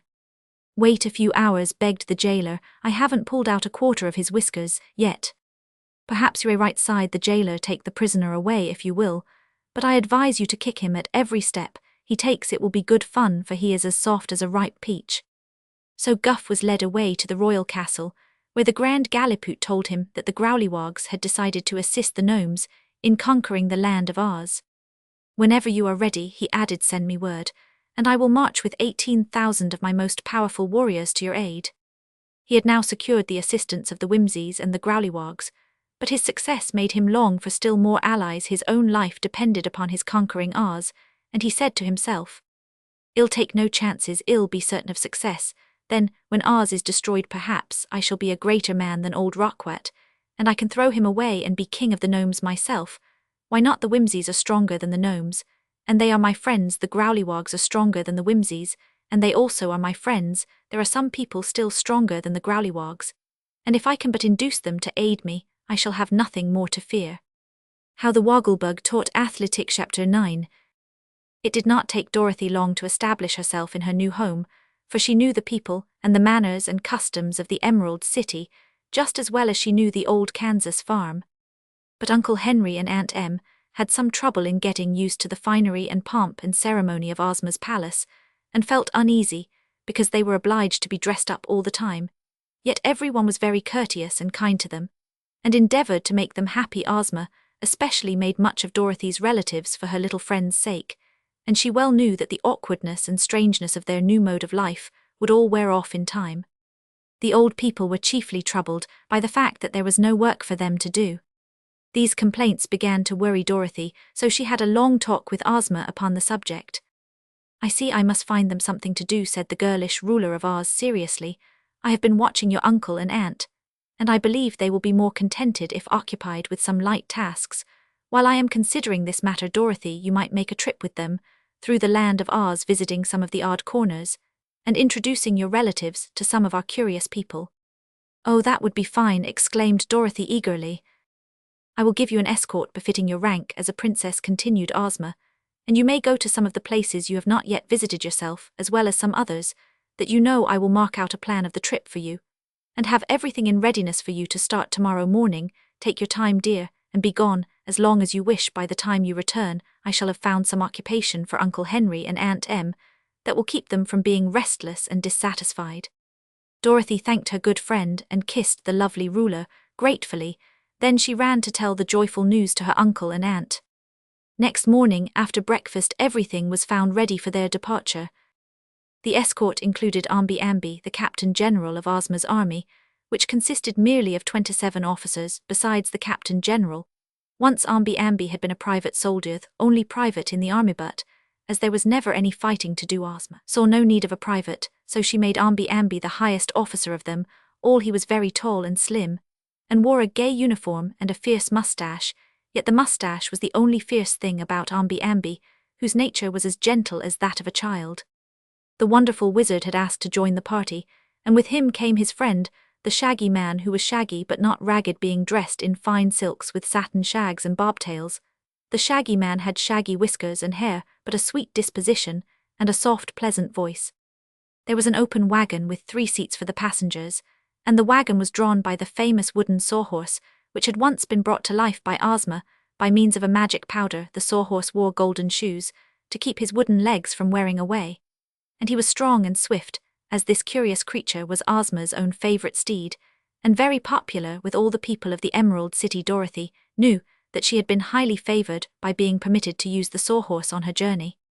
In the front seat of the wagon sat Dorothy, and the wizard Uncle Henry and Aunt Em sat in the next seat, and the Shaggy Man and Amby in the third seat. Of course Toto was with the party curled up at Dorothy's feet, and just as they were about to start, Billina came fluttering along the path, and begged to be taken with them. Dorothy readily agreed, so the yellow hen flew up, and perched herself upon the dashboard. She wore her pearl necklace, and 3 bracelets upon each leg in honor of the occasion. Dorothy kissed Ozma goodbye, and all the people standing around waved their handkerchiefs, and the band in an upper balcony struck up a military march. Then the wizard clucked to the sawhorse, and said "Gid-up," and the wooden animal pranced away and drew behind him the big red wagon, and all the passengers, without any effort at all, a servant threw open a gate of the palace enclosure that they might pass out, and so, with music and shouts following them, the journey was begun. Indeed, as they passed down the street, all the people cheered them lustily, and the Shaggy Man and the wizard and the Captain General all took off their hats and bowed politely in acknowledgement. When they came to the Great Wall of the Emerald City, the gates were opened by the guardian who always tended them. Over the gateway hung a dull-colored metal magnet, shaped like a horseshoe, placed against a shield of polished gold. "That," said the Shaggy Man impressively, "is the wonderful love magnet. I brought it to the Emerald City myself, and all who pass beneath this gateway are both loving and beloved." "It's a fine thing," declared Aunt Em admiringly. "If we'd had it in Kansas, I guess the man who held a mortgage on the farm wouldn't have turned us out." "Then I'm glad we didn't have it," returned Uncle Henry. "I like ours better than Kansas, even in this little wood sawhorse. Beats all the critters I ever saw. He don't have to be curried or fed or watered, and he's strong as an ox. Can he talk, Dorothy?" "Yes, Uncle," replied the child, "but the sawhorse never says much. He told me once that he can't talk and think at the same time, so he prefers to think." Straight ahead into the Quadling country, she answered, "I've got a letter of introduction to Miss Cuttenclip." "Oh," exclaimed the wizard, much interested. "Are we going there then? I am glad I came, for I've always wanted to meet the Cuttenclips." "Who are they?" inquired Aunt Em. "Wait till we get there," replied Dorothy with a laugh. "Then you'll see for yourself. I've never seen the Cuttenclips, you know, so I can't exactly explain 'em to you." Once free of the Emerald City, the sawhorse dashed away at tremendous speed. Indeed, he went so fast that Aunt Em had hard work to catch her breath, and Uncle Henry held fast to the seat of the red wagon. "Gently, gently, my boy," called the wizard, and at this the sawhorse slackened his speed. "What's wrong?" asked the animal, slightly turning his wooden head to look at the party, with one eye which was a knot of wood. "Why, we wish to admire the scenery, that's all," answered the wizard. "Some of your passengers," added the Shaggy Man. "If you go too fast, you'll spoil all the fun," said Dorothy. "There's no hurry." "Very well, it is all the same to me," observed the sawhorse, and after that he went at a more moderate pace. Uncle Henry was astonished. "How can a wooden thing be so intelligent?" he asked. "Why, I gave him some sawdust brains the last time I fitted his head with new ears," explained the wizard. "The sawdust was made from hard knots, and now the sawhorse is able to think out any knotty problem he meets with." "I see," said Uncle Henry. "I don't," remarked Aunt Em, but no one paid any attention to this statement. Before long they came to a stately building that stood upon a green plain, with handsome shade trees grouped here and there. "What is that?" asked Uncle Henry. "That," replied the wizard, "is the Royal Athletic College of Oz, which is directed by Professor H. Roman 1000 Wogglebug, T.E. "Let's stop and make a call," suggested Dorothy. So the sawhorse drew up in front of the great building, and they were met at the door by the learned Wogglebug himself. He seemed fully as tall as the wizard, and was dressed in a red and white checked vest and a blue swallow-tailed coat, and had yellow knee breeches and purple silk stockings upon his slender legs. A tall hat was jauntily set upon his head, and he wore spectacles over his big bright eyes. "Welcome, Dorothy," said the Wogglebug, "and welcome to all your friends. We are indeed pleased to receive you at this great temple of learning." "I thought it was an athletic college," said the Shaggy Man. "It is, my dear sir," answered the Wogglebug proudly. "Here it is, that we teach the youth of our great land scientific college athletics in all their purity." "Don't you teach them anything else?" asked Dorothy. "Don't they get any reading, writing, and arithmetic?" "Oh yes, of course they get all those and more," returned the professor, "but such things occupy little of their time. Please follow me, and I will show you how my scholars are usually occupied. This is a class hour, and they are all busy." They followed him to a big field back of the college building, where several hundred young Ozites were at their classes. In one place, they played football, in another baseball. Some played tennis, some golf, some were swimming in a big pool upon a river, which wound through the grounds. Several crews in racing boats were rowing with great enthusiasm. Other groups of students played basketball and cricket, while in one place a ring was roped in to permit boxing and wrestling by the energetic youths. All the collegians seemed busy, and there was much laughter and shouting. This college, said Professor Wogglebug complacently, is a great success. Its educational value is undisputed, and we are turning out many great and valuable citizens every year. But when do they study? Asked Dorothy. Study, said the Wogglebug, looking perplexed at the question. Yes, when do they get their arithmetic and geography and such things? Oh, they take doses of those every night and morning, was the reply. What do you mean by doses? Dorothy inquired wonderingly. Why, we use the newly invented school pills made by your friend, the wizard. These pills we have found to be very effective, and they save a lot of time. Please step this way, and I will show you our laboratory of learning. He led them to a room in the building, where many large bottles were standing in rows upon shelves. Your scholars must have to take a lot of pills, remarked Dorothy thoughtfully. How do they take them in applesauce?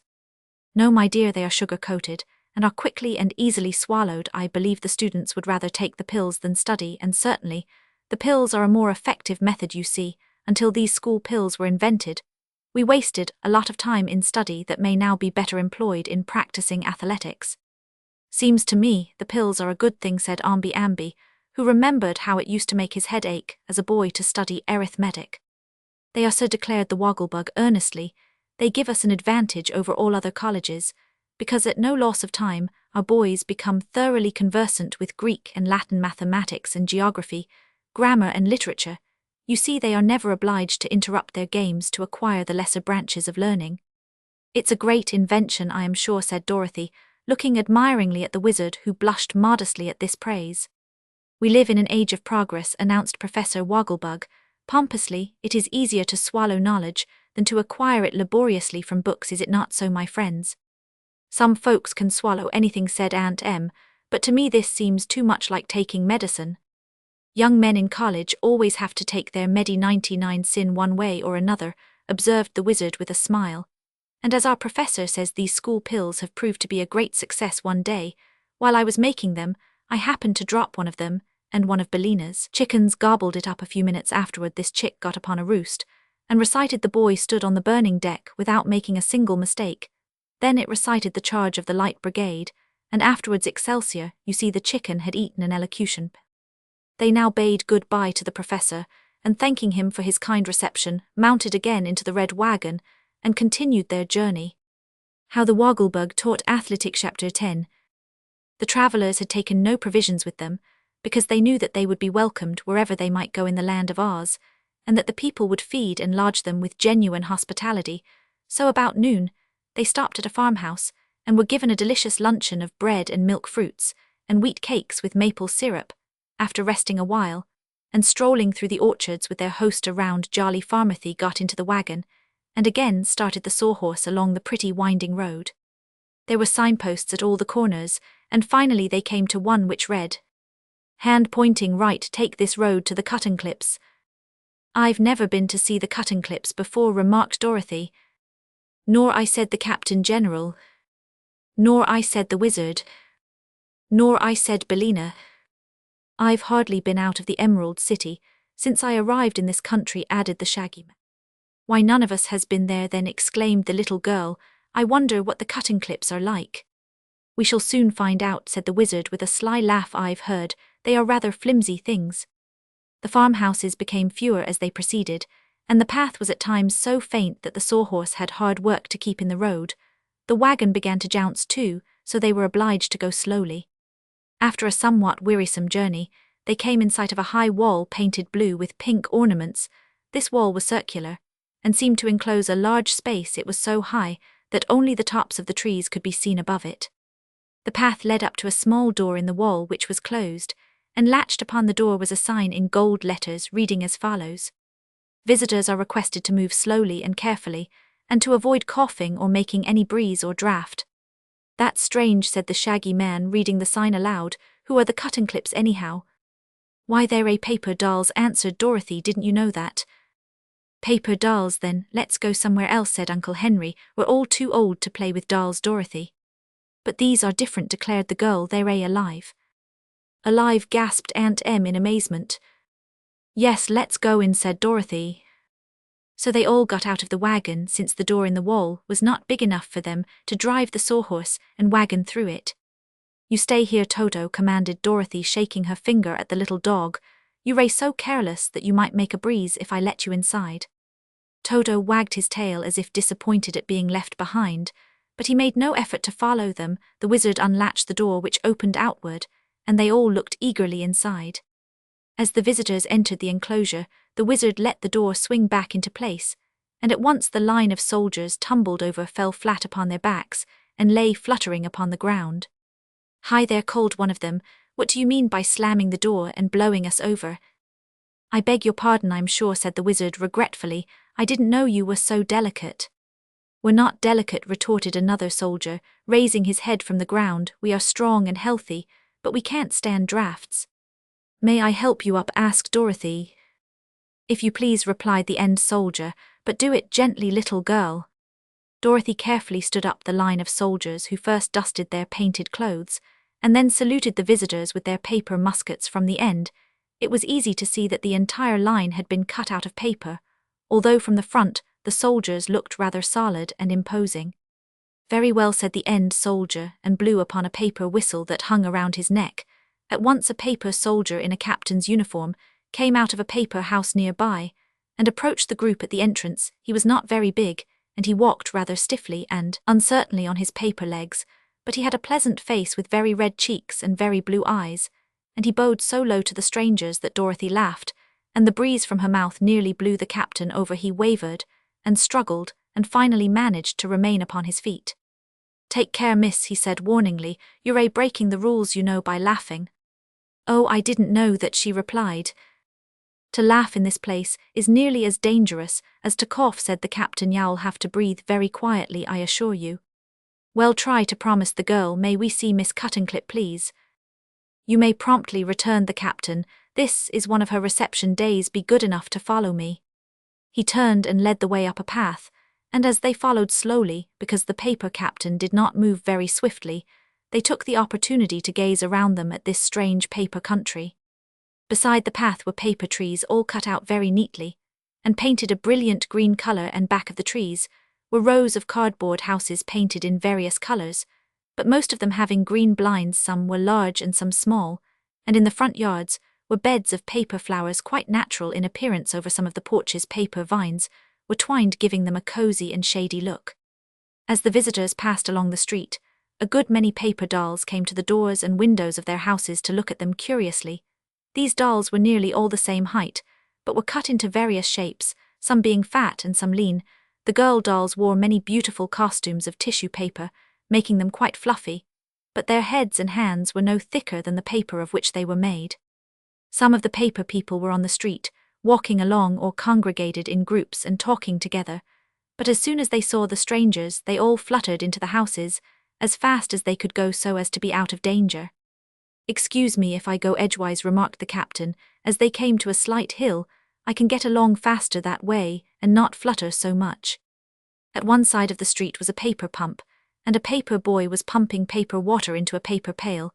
The yellow hen happened to brush against this boy with her wing, and he flew into the air and fell into a paper tree, where he stuck until the wizard gently pulled him out at the same time. The pail went soaring into the air, spilling the paper water, while the paper pump bent nearly double. Goodness me, said the hen, if I should flop my wings I believe it'd knock over the whole village. Then don't flop them, please, don't, entreated the captain. Miss Cuttingclip would be very much distressed if her village was spoiled. Oh, I'll be careful, promised Bellina. Are not all these paper girls and women named Miss Cuttingclips? Inquired Amby. No indeed, answered the captain, who was walking better.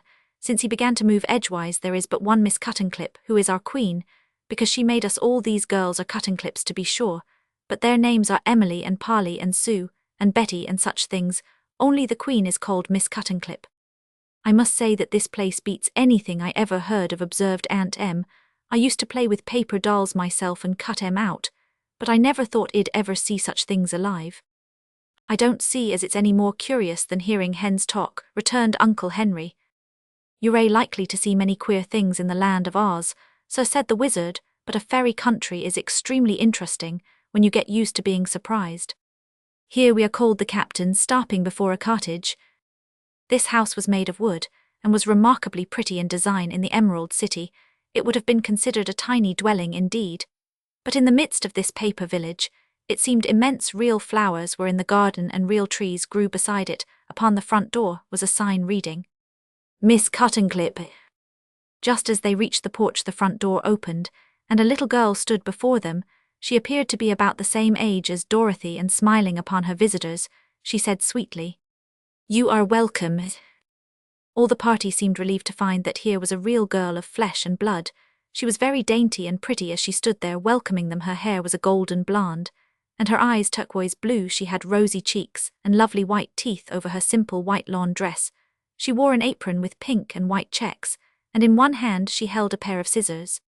"May we see Miss Cuttenclip, please?" asked Dorothy. "I am Miss Cuttenclip," was the reply. "Won't you come in?"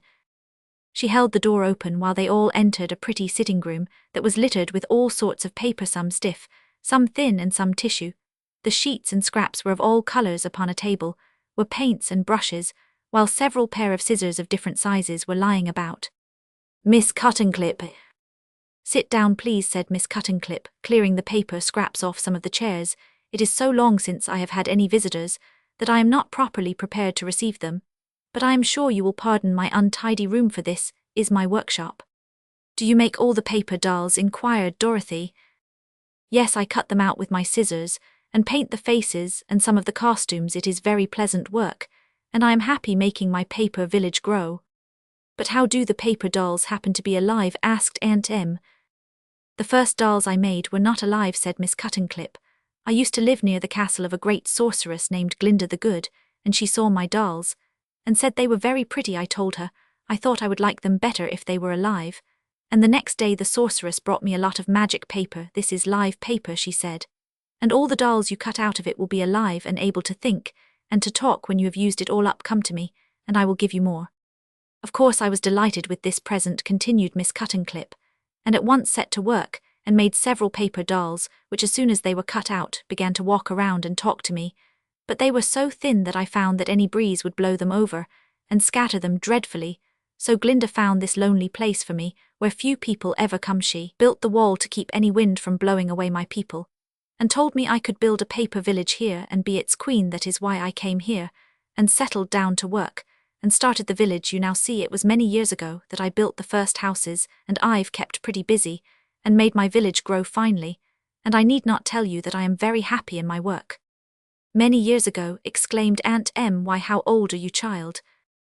"I never keep track of the years," said Miss Cuttenclip, laughing. "You see, I don't grow up at all, but stay just the same as I was when first I came here. Perhaps I'm older even than you are, madam, but I couldn't say for sure." They looked at the lovely little girl wonderingly, and the wizard asked, "What happens to your paper village when it rains?" "It does not rain here," replied Miss Cuttenclip. "Glinda keeps all the rainstorms away, so I never worry about my dolls getting wet. But now if you will come with me, it will give me pleasure to show you over my paper kingdom. Of course you must go slowly and carefully, and avoid making any breeze." They left the cottage and followed their guide through the various streets of the village. It was indeed an amazing place when one considered that it was all made with scissors, and the visitors were not only greatly interested, but full of admiration for the skill of little Miss Cuttenclip. In one place, a large group of especially nice paper dolls assembled to greet their queen, whom it was easy to see they loved dearly. These dolls marched and danced before the visitors, and then they all waved their paper handkerchiefs and sang in a sweet chorus a song called "The Flag of Our Native Land." At the conclusion of the song, they ran up a handsome paper flag on a tall flagpole, and all of the people of the village gathered around to cheer as loudly as they could, although of course their voices were not especially strong. Miss Cuttenclip was about to make her subjects a speech in reply to this patriotic song when the Shaggy Man happened to sneeze. He was a very loud and powerful sneezer at any time, and he had tried so hard to hold in this sneeze that, when it suddenly exploded, the result was terrible. The paper dolls were mowed down by dozens and flew, and fluttered in wild confusion, in every direction tumbling this way and that, and getting more or less wrinkled and bent. Dear me, and hurried at once to the rescue of her overturned people. "Oh, Shaggy Man, how could you?" asked Dorothy reproachfully. "I couldn't help it really, I couldn't," protested the Shaggy Man, looking quite ashamed, "and I had no idea it took so little to upset these paper dolls." "So little," said Dorothy, "why it was most as bad as a Kansas cyclone," and then she helped Miss Cuttingclip rescue the paper folk, and stand them on their feet again. 2 of the cardboard houses had also tumbled over, and the little Queen said she would have to repair them and paste them together before they could be lived in again. And now, fearing they might do more damage to the flimsy paper people, they decided to go away, but first they thanked Miss Cuttingclip very warmly for her courtesy and kindness to them. "Any friend of Princess Ozma is always welcome here unless he sneezes," said the Queen with a rather severe look at the Shaggy Man, who hung his head. "I like to have visitors admire my wonderful village, and I hope you will call again." How the General Met the First and Foremost. Chapter 11.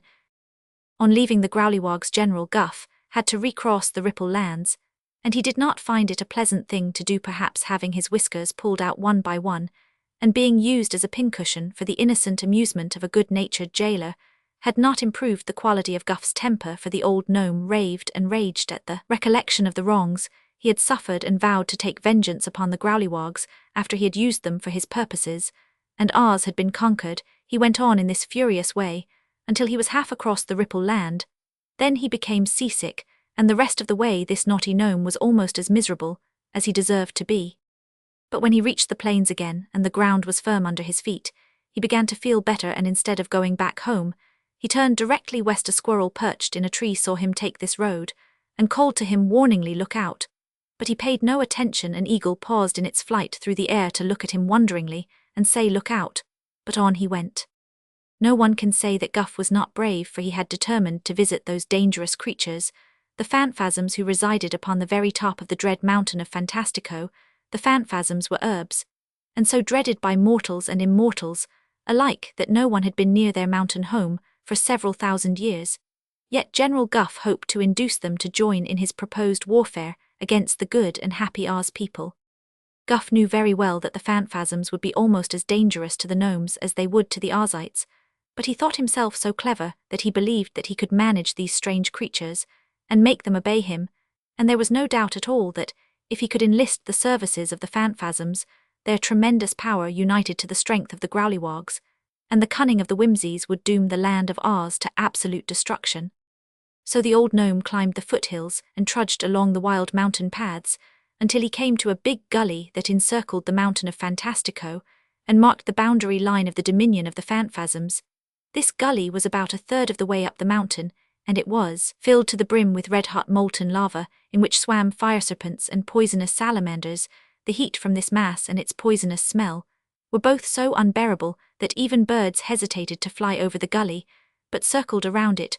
All living things kept away from the mountain. Now Guff had heard during his long lifetime many tales of these dreaded Phantasms, so he had heard of this barrier of melted lava, and also he had been told that there was a narrow bridge that spanned it in one place.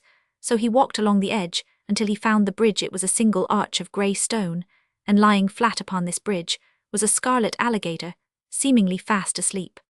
When Guff stumbled over the rocks in approaching the bridge, the creature opened its eyes, from which tiny flames shot in all directions, and after looking at the intruder very wickedly, the scarlet alligator closed its eyelids again and lay still. Guff saw there was no room for him to pass the alligator on the narrow bridge, so he called out to it, "Good morning, friend. I don't wish to hurry you, but please tell me if you are coming down or going up." Neither, snapped the alligator, clicking its cruel jaws together. The general hesitated. "A few hundred years or so," said the alligator. Guff softly rubbed the end of his nose and tried to think what to do. "Do you know whether the first and foremost Phantasm of Fantastico is at home or not?" he presently inquired. "I expect he is, seeing he is always at home," replied the alligator. "Ah, who is that coming down the mountain?" asked the gnome, gazing upward. The alligator turned to look over its shoulder, and at once Guff ran to the bridge and leaped over the sentinel's back. Before it could turn back again, the scarlet monster made a snap at the gnome's left foot, but missed it by fully an inch. Aha, laughed the general, who was now on the mountain path. I fooled you that time. So you did, and perhaps you fooled yourself, retorted the alligator. Go up the mountain if you dare, and find out what the first and foremost will do to you. I will, declared Guff boldly, and on he went up the paths. At first the scene was wild enough, but gradually it grew more and more awful in appearance. All the rocks had the shapes of frightful beings, and even the tree trunks were gnarled and twisted like serpents. What are you doing here? He demanded, threatening Guff with his club. I've come to see the first and foremost phantasm of Fantastico, replied the general, who did not like the way this creature looked at him, but still was not afraid. Ah, you shall see him, the man said with a sneering laugh. The first and foremost shall decide upon the best way to punish you. He will not punish me, returned Guff calmly, for I have come here to do him and his people a rare favor. Lead on, fellow, and take me directly to your master. The owlman raised his club with a threatening gesture. If you try to escape, he said, beware. But here the general interrupted him. Spare your threats, said he, and do not be impertinent, or I will have you severely punished. Lead on and keep silent. This Guff was really a clever rascal, and it seems a pity he was so bad, for in a good cause he might have accomplished much. He realized that he had put himself into a danger 119's position by coming to this dreadful mountain, but he also knew that if he showed fear he was lost, so he adopted a bold manner. As his best defense, the wisdom of this plan was soon evident, for the phantasm with the owl's head turned and led the way up the mountain. At the very top was a level plain upon which were heaps of rock that at first glance seemed solid, but on looking closer Guff discovered that these rock heaps were dwellings, for each had an opening. Not a person was to be seen outside the rock huts, all was silent. The owlman led the way among the groups of dwellings to one standing in the center. It seemed no better and no worse than any of the others. Outside the entrance to this rock heap, the guide gave a low wail that sounded like Liwa. Suddenly there bounded from the opening another hairy man. This one wore the head of a bear in his hand. He bore a brass hoop. He glared at the stranger in evident surprise. Why have you captured this foolish wanderer and brought him here? He demanded, addressing the owlman. I did not capture him, was the answer. He passed the scarlet alligator and came here of his own free will and accord. The first and foremost looked at the general. No, indeed, answered Guff. I am a gnome, and the chief general of King Rockwat, the Red's great army of gnomes. I come of a long-lived race, and I may say that I expect to live a long time yet. Sit down, you phantasms, if you can find a seat in this wild haunt, and listen to what I have to say. With all his knowledge and bravery, General Guff did not know that the steady glare from the bare eyes was reading his inmost thoughts, as surely as if they had been put into words. He did not know that these despised rock heaps of the phantasms were merely deceptions to his own eyes, nor could he guess that he was standing in the midst of one of the most splendid and luxurious cities ever built by magic power. All that he saw was a barren waste of rock heaps, a hairy man with an owl's head, and another with a bear's head. The sorcery of the phantasms permitted him to see no more. Suddenly the first and foremost swung his brass hoop and caught Guff around the neck with it. The next instant, before the general could think what had happened to him, he was dragged inside the rock hut. Here, his eyes still blinded to realities, he perceived only a dim light by which the hut seemed as rough and rude inside as it was outside, yet he had a strange feeling that many bright eyes were fastened upon him, and that he stood in a vast and extensive hall. If you have anything to say that is interesting, he remarked, speak out before I strangle you. So Guff spoke out. He tried not to pay any attention to a strange rustling sound that he heard as of an unseen multitude drawing near. To listen to his words his eyes could see only the fierce bearman, and to him he addressed his speech. First he told of his plan to conquer the land of Oz and plunder the country of its riches and enslave its people who, being fairies, could not be killed. After relating all this and telling of the tunnel the Gnome King was building, he said he had come to ask the first and foremost to join the gnomes with his band of terrible warriors and help them to defeat the Oz people. The general spoke very earnestly and impressively, but when he had finished the bearman began to laugh as if much amused, and his laughter seemed to be echoed by a chorus of merriment from an unseen multitude. Then, for the first time, Guff began to feel a trifle worried. Who else has promised to help you? Finally asked the first and foremost. The whimsies, replied the general. Again the bareheaded phantasm laughed. Any others? He inquired. This answer set the first and foremost laughing anew. What share of the spoils am I to have? Was the next question. Anything you like except King Rockwat's magic belt, replied Guff. At this the phantasm set up a roar of laughter which had its echo in the unseen chorus, and the bearman seemed so amused that he actually rolled upon the ground and shouted with merriment. Oh, these blind and foolish gnomes, he said, how big they seem to themselves, and how small they really are. Suddenly he arose and seized Guff's neck, with one hairy paw dragging him out of the hut into the open. Here he gave a curious wailing cry, and as if in answer from all the rocky huts on the mountain top, came flocking a horde of phantasms, all with hairy bodies, but wearing heads of various animals, birds and reptiles. All were ferocious and repulsive-looking to the deceived eyes of the gnome, and Guff could not repress a shudder of disgust as he looked upon them. The first and foremost slowly raised his arms, and in a twinkling his hairy skin fell from him, and he appeared before the astonished gnome as a beautiful woman, clothed in a flowing gown of pink gauze. In her dark hair flowers were entwined, and her face was noble and calm. At the same instant, the entire band of phantasms was transformed into a pack of howling wolves, running here and there as they snarled, and showed their ugly yellow fangs. The woman now raised her arms even as the man-bear had done, and in a twinkling the wolves became crawling lizards, while she herself changed into a huge butterfly. Guff had only time to cry out in fear, and take a step backward to avoid the lizards when another transformation occurred, and all returned instantly to the forms they had originally worn. Then the first and foremost, who had resumed his hairy body and bare head, turned to the gnome and asked, "Do you still demand our assistance?" "More than ever," answered the general firmly. "Then tell me, what can you offer the phantasms that they have not already?" inquired the first and foremost. Guff hesitated. He really did not know what to say. The Gnome King's vaunted magic belt seemed a poor thing compared to the astonishing magical powers of these people. Gold jewels and slaves they might secure in any quantity without a special effort. He felt that he was dealing with powers greatly beyond him. There was but one argument that might influence the phantasms, who were creatures of evil. "Ah, you have answered me," cried the first and foremost. "For that reason alone, we will aid you. Go home and tell your bandelegged king that as soon as his tunnel is finished, the phantasms will be with him, and lead his legions to the conquest of Oz. The deadly desert alone has kept us from destroying Oz long ago, and your underground tunnel is a clever thought. Go home and prepare for our coming."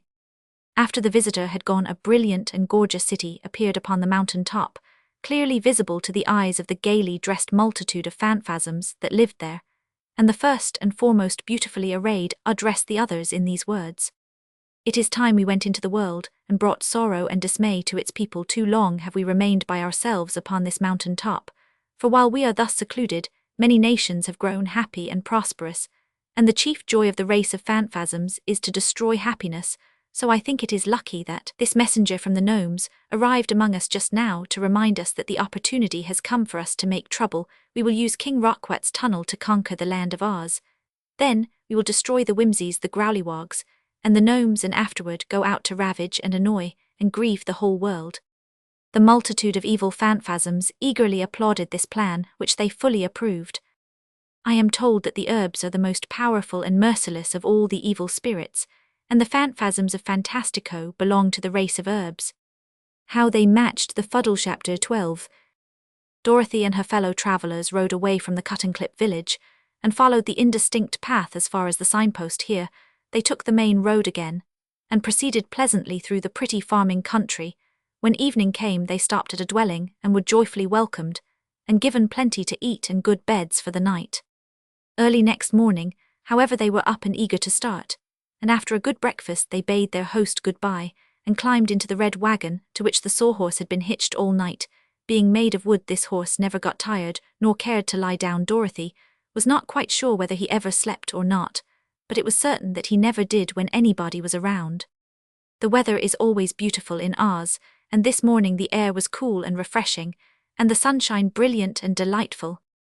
In about an hour they came to a place where another road branched off. There was a signpost here which read, "Hand pointing right this way to Fuddlecumjig."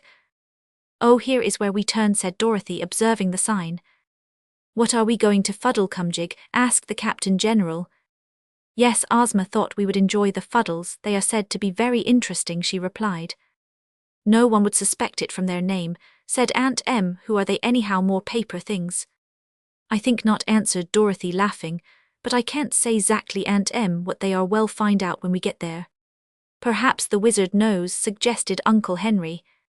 No, I've never been there before, said the wizard, but I've often heard of Fuddlecumjig, and the Fuddles, who are said to be the most peculiar people in all the land of Oz.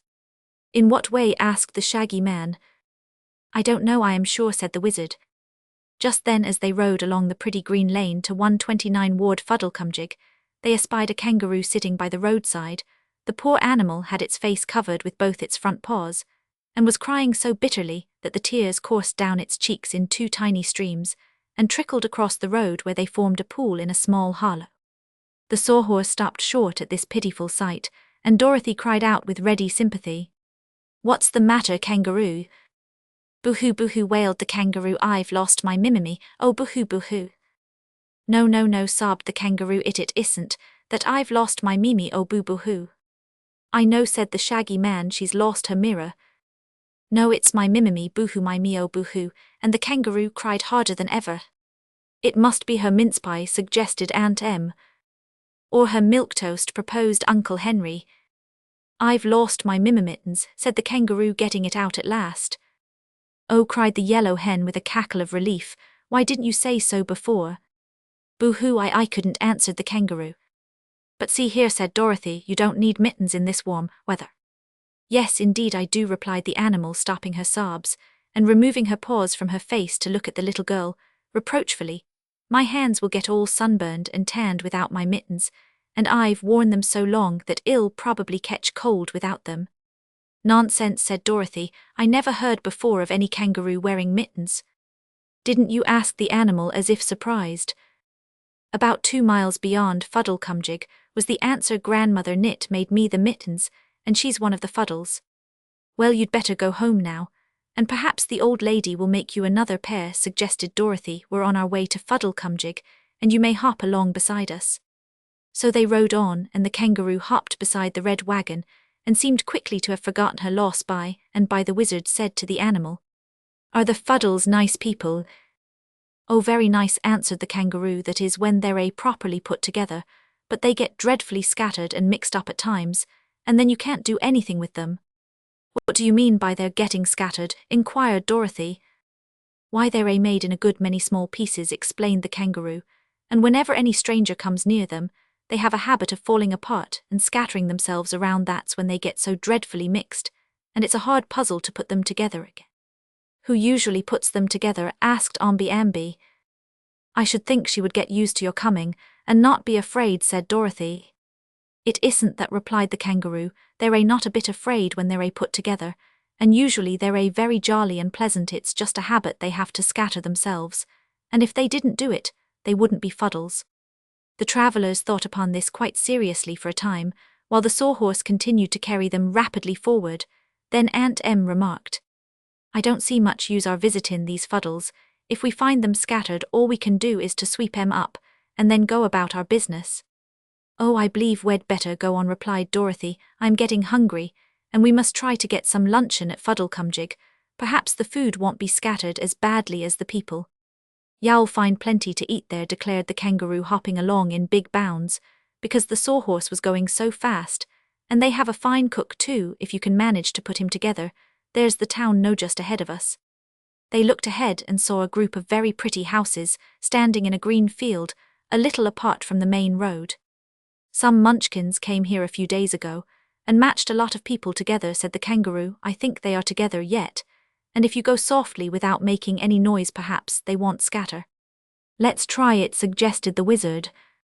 So they stopped the sawhorse and got out of the wagon, and after bidding good-bye to the kangaroo, who hopped away home, they entered the field and very cautiously approached the group of houses.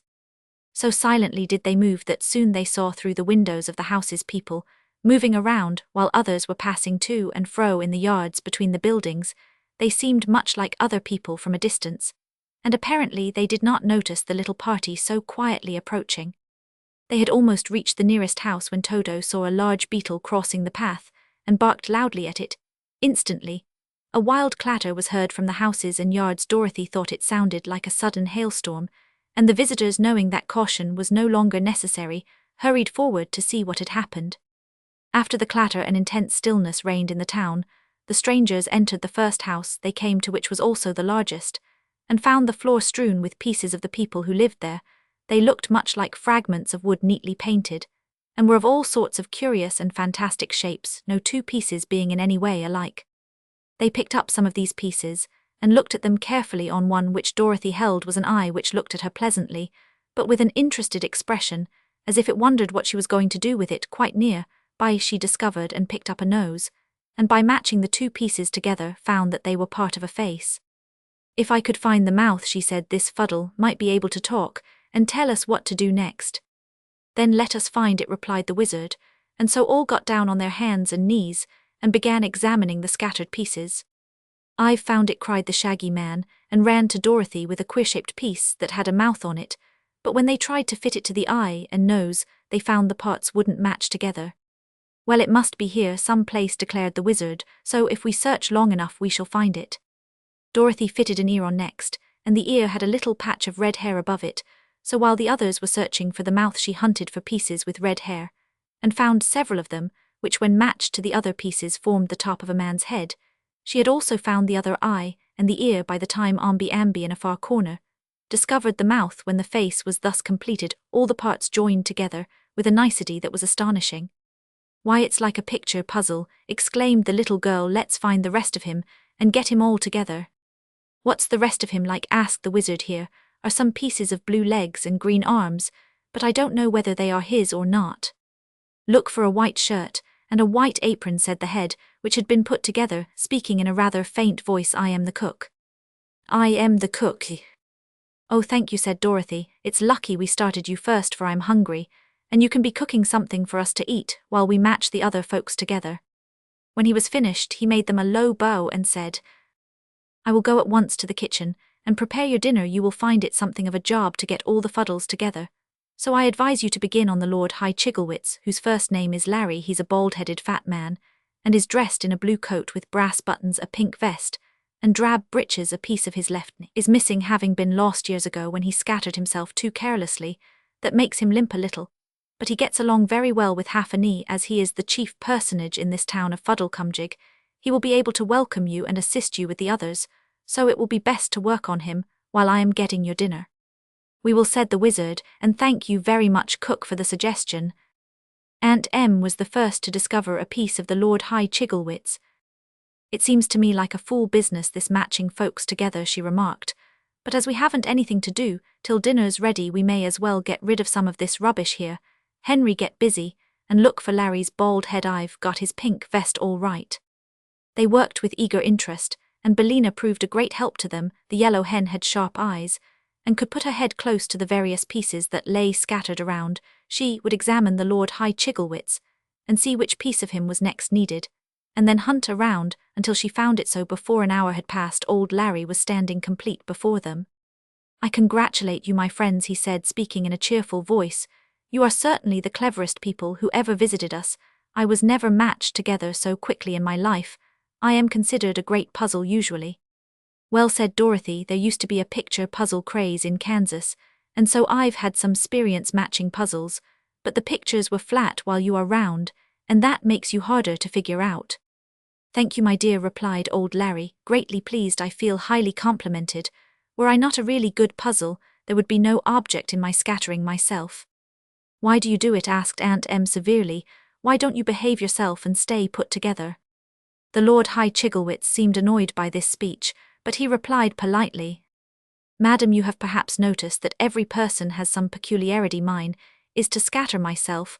What your own peculiarity is, I will not venture to say, but I shall never find fault with you whatever you do." "Now you've got your diploma, Em," said Uncle Henry with a laugh, "and I am glad of it. This is a queer country, and we may as well take people as we find them."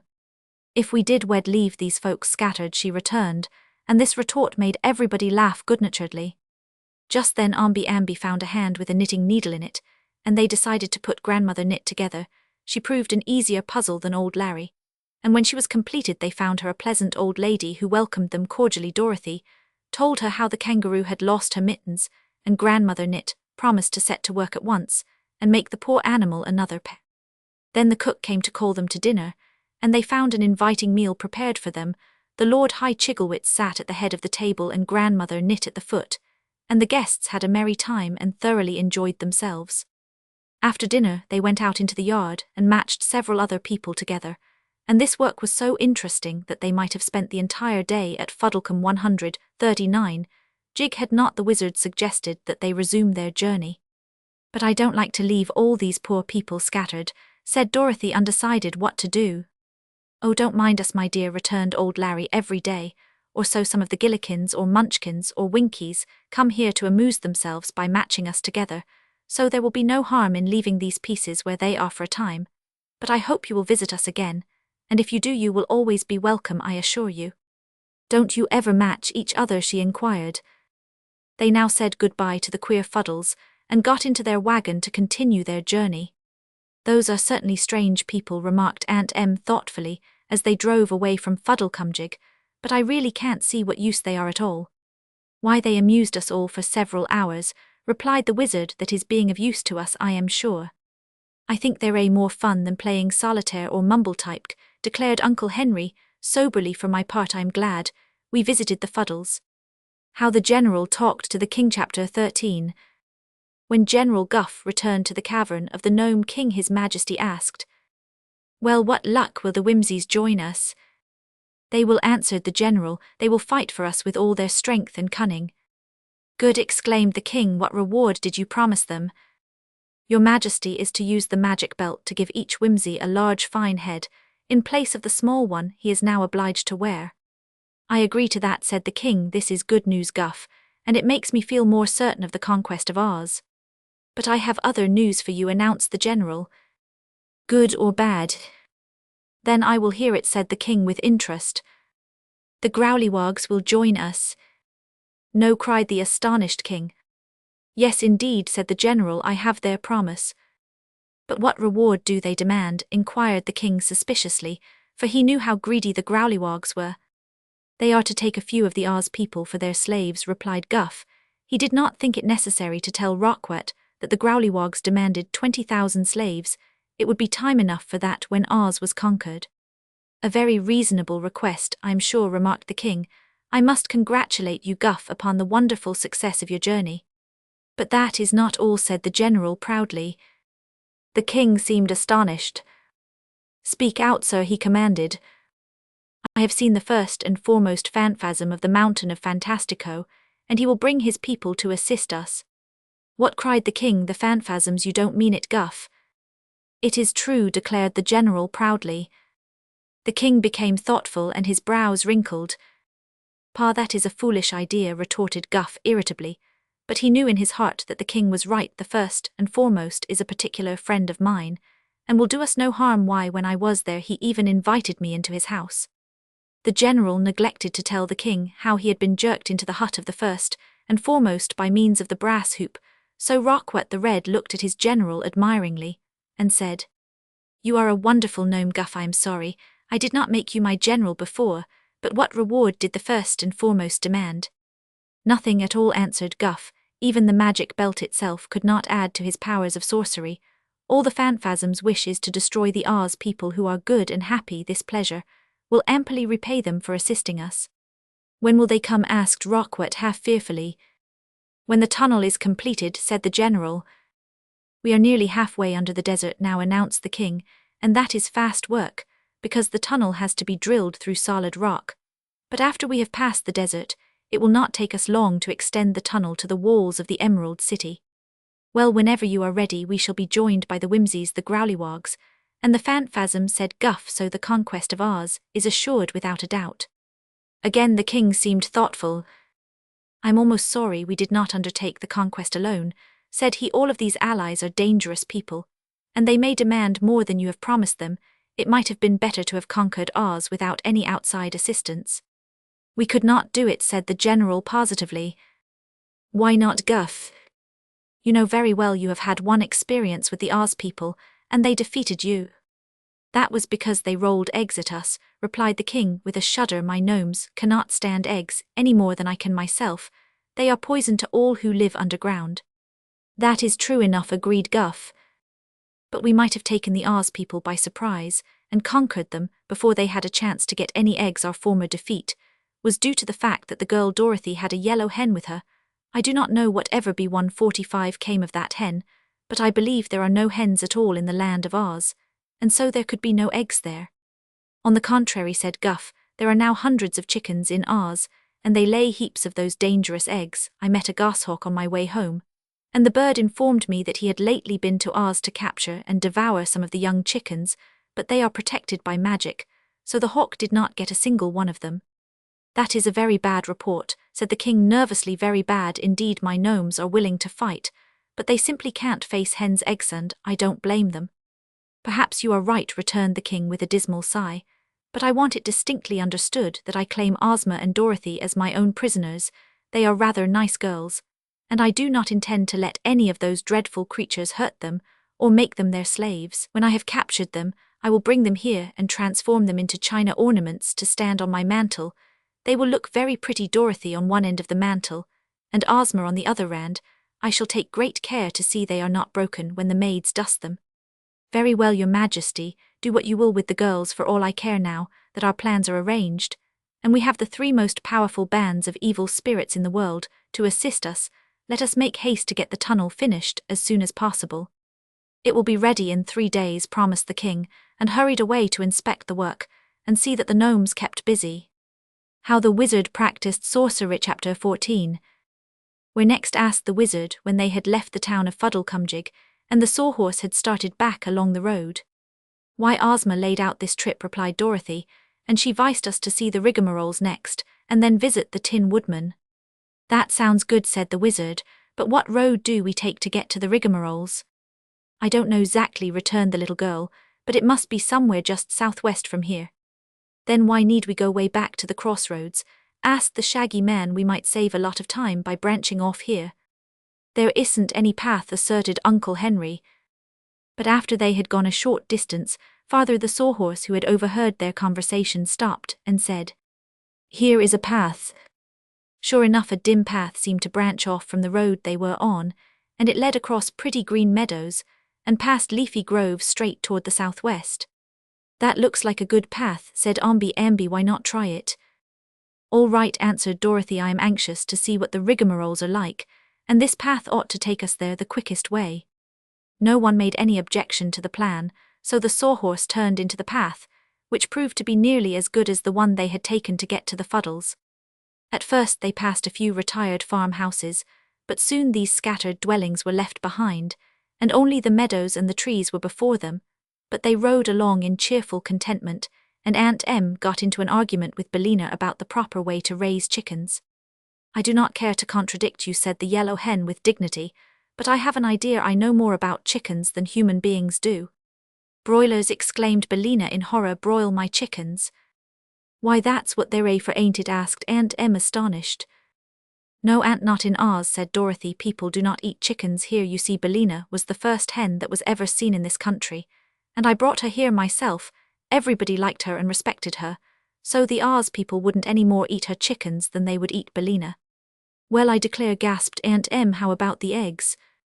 Oh, if we have more eggs than we want to hatch, we allow people to eat them, said Billina. Indeed, I am very glad the Oz folks like our eggs, for otherwise they would spoil. This certainly is a queer countryside, Aunt Em. Excuse me, called the sawhorse. The path has ended, and I'd like to know which way to go. They looked around, and sure enough there was no path to be seen. Certainly, answered the sawhorse, it is not hard to draw the wagon over the meadow. I only want to know where to go. There's a forest over there across the prairie, said the wizard, and it lies in the direction we are going. Make straight for the forest, sawhorse, and you're bound to go right. So the wooden animal trotted on again, and the meadow grass was so soft under the wheels that it made easy riding, but Dorothy was a little uneasy at losing the path, because now there was nothing to guide them. No houses were to be seen at all, so they could not ask their way of any farmer, and although the land of Oz was always beautiful, wherever one might go, this part of the country was strange to all the party. Perhaps we're lost, suggested Aunt Em, after they had proceeded quite a way in silence. Never mind, said the Shaggy Man. I've been lost many a time, and so has Dorothy, and we've always been found again. But we may get hungry, remarked Ambi. That is the worst of getting lost in a place where there are no houses near.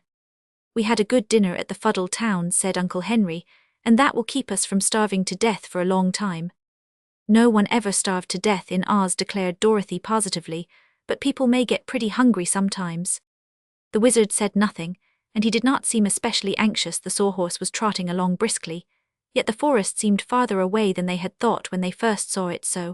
It was nearly sundown when they finally came to the trees, but now they found themselves in a most beautiful spot, the wide-spreading trees being covered with flowering vines, and having soft mosses underneath them. "This will be a good place to camp," said the wizard as the sawhorse stopped for further instructions. "Camp," they all echoed. "Certainly," asserted the wizard, "it will be dark before very long, and we cannot travel through this forest at night, so let us make a camp here and have some supper and sleep until daylight comes again." They all looked at the little man in astonishment, and Aunt Em said with a sniff, "A pretty camp. Well, I must say, I suppose you intend us to sleep under the wagon." But Dorothy seemed to have no doubts and was quite cheerful. "It's lucky we have the wonderful wizard with us," she said, "because he can do most anything he wants to." "Oh yes, I forgot we had a wizard," said Uncle Henry, looking at the little man curiously. "I didn't," chirped Billina contentedly. The wizard smiled and climbed out of the wagon, and all the others followed him. "In order to camp," said he, "the first thing we need is tents. Will someone please lend me a handkerchief?" The Shaggy Man offered him one and Aunt Em another. He took them both and laid them carefully upon the grass near to the edge of the forest. Then he laid his own handkerchief down too, and standing a little back from them, he waved his left hand toward the handkerchiefs and said, "Tents of canvas white as snow. Let me see how fast you grow." Then lo and behold, the handkerchiefs became tiny tents, and as the travelers looked at them, the tents grew bigger and bigger, until in a few minutes each one was large enough to contain the entire party. "This," said the wizard, pointing to the first tent, "is for the accommodation of the ladies. Dorothy, you and your aunt may step inside and take off your things."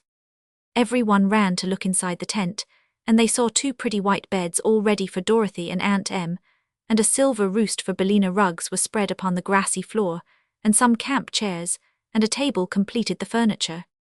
"Well, well, well, this beats anything I ever saw or heard of," exclaimed Aunt Em, and she glanced at the wizard almost fearfully, as if he might be dangerous because of his great powers.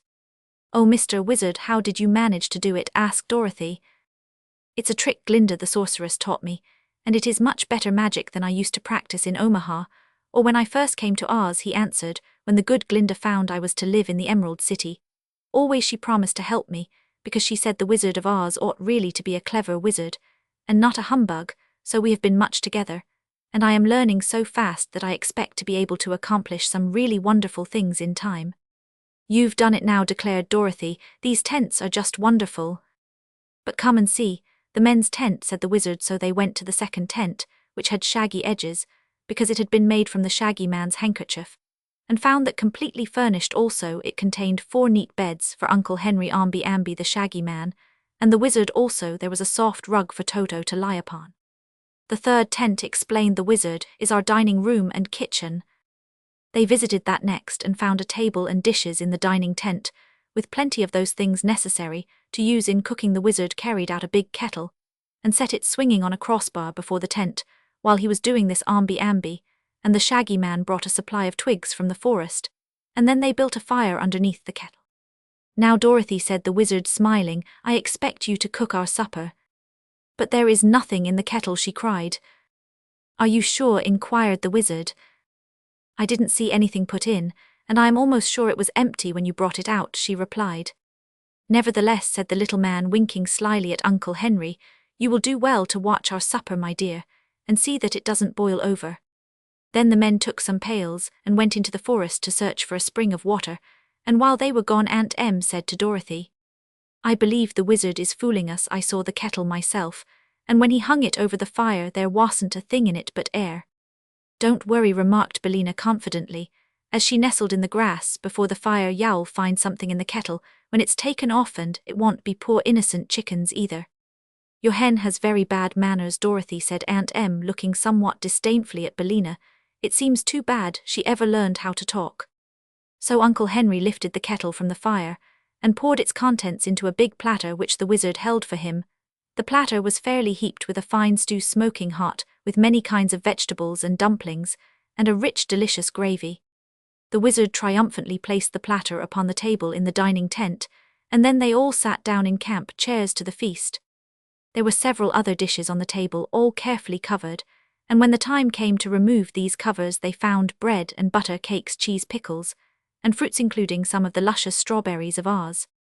No one ventured to ask a question as to how these things came there.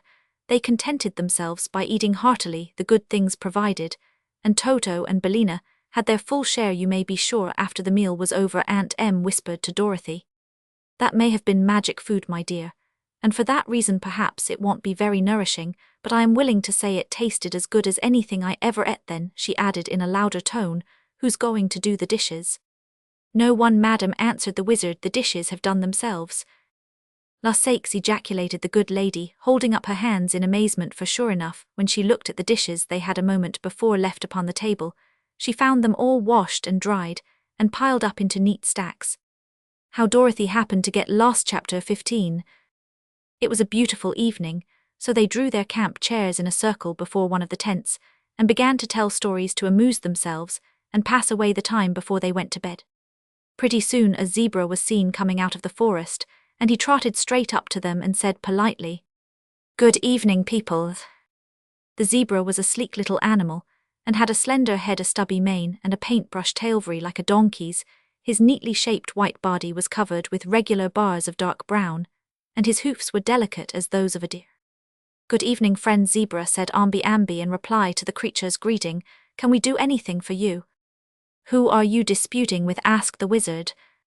"With a softshell crab," said the zebra. "He lives in a pool where I go to drink every day, and he is a very impertinent crab. I assure you I have told him many times that the land is much greater in extent than the water, but he will not be convinced. Even this very evening, when I told him he was an insignificant creature who lived in a small pool, he asserted that the water was greater and more important than the land. So seeing your camp, I decided to ask you to settle the dispute for once and all, that I may not be further annoyed by this ignorant crab."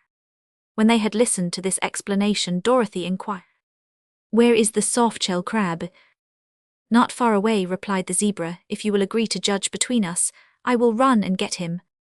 "Run along then," said the little girl. So the animal pranced into the forest, and soon came trotting back to them. When he drew near they found a softshell crab, clinging fast to the stiff hair of the zebra's head, where it held on by one claw. "Now then, Mr. Crab," said the zebra, "here are the P160 plea I told you about, and they know more than you do who live in a pool, and more than I do who live in a forest, for they have been travelers all over the world, and know every part of it." "There's more of the world than ours," declared the crab in a stubborn voice. "That is true," said Dorothy, "but I used to live in Kansas in the United States, and I've been to California, and to Australia, and so has Uncle Henry. For my part," added the shaggy man, "I've been to Mexico and Boston, and many other foreign countries. And I said the wizard have been to Europe and Ireland. So you see," continued the zebra, addressing the crab, "here are people of real consequence who know what they are talking about." "Then they know there's more water in the world than there is land," asserted the crab, in a shrill, petulant voice. "They know you are wrong to make such an absurd statement, and they will probably think you are a lobster instead of a crab," retorted the animal. At this taunt, the crab reached out its other claw and seized the zebra's ear, and the creature gave a cry of pain and began prancing up and down, trying to shake off the crab, which clung fast. "And you promised to treat me respectfully," said the crab, letting go the ear. "Well, haven't I?" demanded the zebra. "No, you called me a lobster," said the crab. "Ladies and gentlemen," continued the zebra, "please pardon my poor friend, because he is ignorant and stupid, and does not understand. Also the pinch of his claw is very annoying, so pray tell him that the world contains more land than water, and when he has heard your judgment, I will carry him back and dump him into his pool, where I hope he will be more modest in the future." "But we cannot tell him that," said Dorothy gravely, "because it would not be true." "What?" exclaimed the zebra in astonishment. "Do I hear you aright?" "The softshell crab is correct," declared the wizard. "There is considerably more water than there is land in the world." "Impossible," protested the zebra. "Why, I can run for days upon the land and find but little water." "Did you ever see an ocean?" asked Dorothy. "Never," admitted the zebra. "There is no such thing as an ocean in the land of Oz." At this the crab began laughing in queer chuckles that reminded Dorothy of the way Bellina sometimes cackled. "Now will you give up, Mr. Zebra?" it cried jeeringly. "Now will you give up?" The zebra seemed much humbled. "Of course I cannot read geographies," he said. "You could take one of the wizard's school pills," suggested Bellina, "and that would make you learned and wise without studying." The crab began laughing again, which so provoked the zebra that he tried to shake the little creature off. This resulted in more ear-pinching, and finally, Dorothy told them that if they could not behave they must go back to the forest. "I am sorry I asked you to decide this question," said the zebra crossly. "So long as neither of us could prove we were right, we quite enjoyed the dispute. But now I can never drink at that pool again without the softshell crab laughing at me. So I must find another drinking place." "Do you ignoramus?" shouted the crab, as loudly as his little voice would carry. "Rile some other pool with your clumsy hoofs, and let your betters alone after this." Then the zebra trotted back to the forest bearing the crab with him and disappeared amid the gloom of the trees, and as it was now getting dark, the travellers said good night to one another and went to bed. Dorothy awoke just as the light was beginning to get strong next morning, and not caring to sleep any later, she quietly got out of bed, dressed herself, and left the tent where Aunt Em was yet peacefully slumbering. Outside she noticed Bellina busily pecking around to secure bugs or other food for breakfast, but none of the men in the other tent seemed awake, so the little girl decided to take a walk in the woods and try to discover some path or road that they might follow when they again started upon their journey. She had reached the edge of the forest when the yellow hen came fluttering along and asked where she was going. "Just to take a walk, Bellina, and maybe I'll find some path," said Dorothy. "Then I'll go along," decided Bellina, and scarcely had she spoken when Toto ran up and joined them. Toto and the yellow hen had become quite friendly by this time, although at first they did not get along well together. Bellina had been rather suspicious of dogs, and Toto had had an idea that it was every dog's duty to chase a hen on sight, but Dorothy had talked to them and scolded them for not being agreeable to one another, until they grew better acquainted and became friends. I won't say they loved each other dearly, but at least they had stopped quarreling and now managed to get on together very well. The day was growing lighter every minute, and driving the black shadows out of the forest, so Dorothy found it very pleasant walking under the trees. She went some distance in one direction, but not finding a path presently turned in a different direction. There was no path here either, although she advanced quite a way into the forest, winding here and there among the trees, and peering through the bushes in an endeavor to find some beaten track. "I think we'd better go back," suggested the yellow hen after a time. "The people will all be up by this time, and breakfast will be ready." "Very well," agreed Dorothy. "Let's see, the camp must be over this way." She had probably made a mistake about that, for after they had gone far enough to have reached the camp, they still found themselves in the thick of the woods, so the little girl stopped short and looked around her, and Toto glanced up into her face with his bright little eyes and wagged his tail as if he knew something was wrong. He couldn't tell much about direction himself, because he had spent his time prowling among the bushes and running here and there, nor had Bellina paid much attention to where they were going, being interested in picking bugs from the moss as they passed along. The yellow hen now turned one eye up toward the little girl and asked, "Have you forgotten where the camp is, Dorothy?" "Yes," she admitted. "Have you, Bellina?" "I didn't try to remember," returned Bellina. "I'd no idea you would get lost, Dorothy." "It's the thing we don't expect, Bellina, that usually hap 166 pens, observed the girl thoughtfully. "But it's no use standing here. Let's go in that direction," pointing a finger at random. "It may be well get out of the forest over there." So on they went again, but this way the trees were closer together, and the vines were so tangled that often they tripped Dorothy up. Suddenly a voice cried sharply, "Halt! Halt!" At first Dorothy could see nothing, although she looked around very carefully, but Bellina exclaimed, "Well, I declare!" "What is it?" asked the little girl, for Toto began barking at something, and following his gaze she discovered what it was. A row of spoons had surrounded the three, and these spoons stood straight up on their handles, and carried swords and muskets. Their faces were outlined in the polished bowls, and they looked very stern and severe. Dorothy laughed at the queer things. "Who are you?" she asked.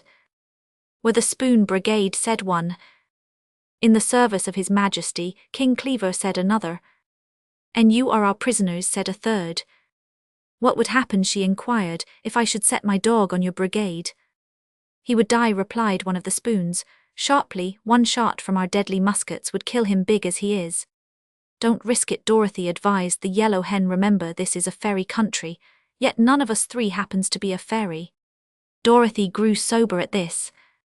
Perhaps you're right, Bellina, she answered, but how funny it is to be captured by a lot of spoons. I do not see anything very funny about it, declared a spoon, or the regular military brigade of the kingdom. What kingdom? She asked. Utensia, said he. I never heard of it before, asserted Dorothy. Then she added thoughtfully, I don't believe Ozma ever heard of Utensia, either. Tell me, are you not subjects of Ozma of Oz? We never have heard of her, retorted a spoon. We are subjects of King Cleaver, and obey only his orders, which are to bring all prisoners to him as soon as they are captured. So step lively, my girl, and march with us, or we may be tempted to cut off a few of your toes with our swords. This threat made Dorothy laugh again. She did not believe she was in any danger, but here was a new and interesting adventure, so she was willing to be taken to Utensia, that she might see what King Cleaver's kingdom was like. How Dorothy visited Utensia. Chapter 16. There must have been from 6 to 8 dozen spoons in the brigade, and they marched away in the shape of a hollow square with Dorothy, Bellina, and Toto in the center of the square. Before they had gone very far, Toto knocked over one of the spoons by wagging his tail, and then the captain of the spoons told the little dog to be more careful, or he would be punished. So Toto was careful, and the spoon brigade moved along with astonishing swiftness, while Dorothy really had to walk fast to keep up with it. By and by they left the woods, and entered a big clearing in which was the kingdom of Utensia. Standing all around the clearing were a good many cookstoves, ranges, and grills of all sizes and shapes, and besides these there were several kitchen cabinets and cupboards, and a few kitchen tables. These things were crowded with 170 sills of all sorts, frying pans, saucepans, kettles, forks, knives, basting, and soup spoons, nutmeg graters, sifters, colanders, meat saws, flat irons, rolling pins, and many other things of a like nature. When the spoon brigade appeared with the prisoners, a wild shout arose, and many of the utensils hopped off their stoves or their benches, and ran crowding around Dorothy, and the hen and the dog.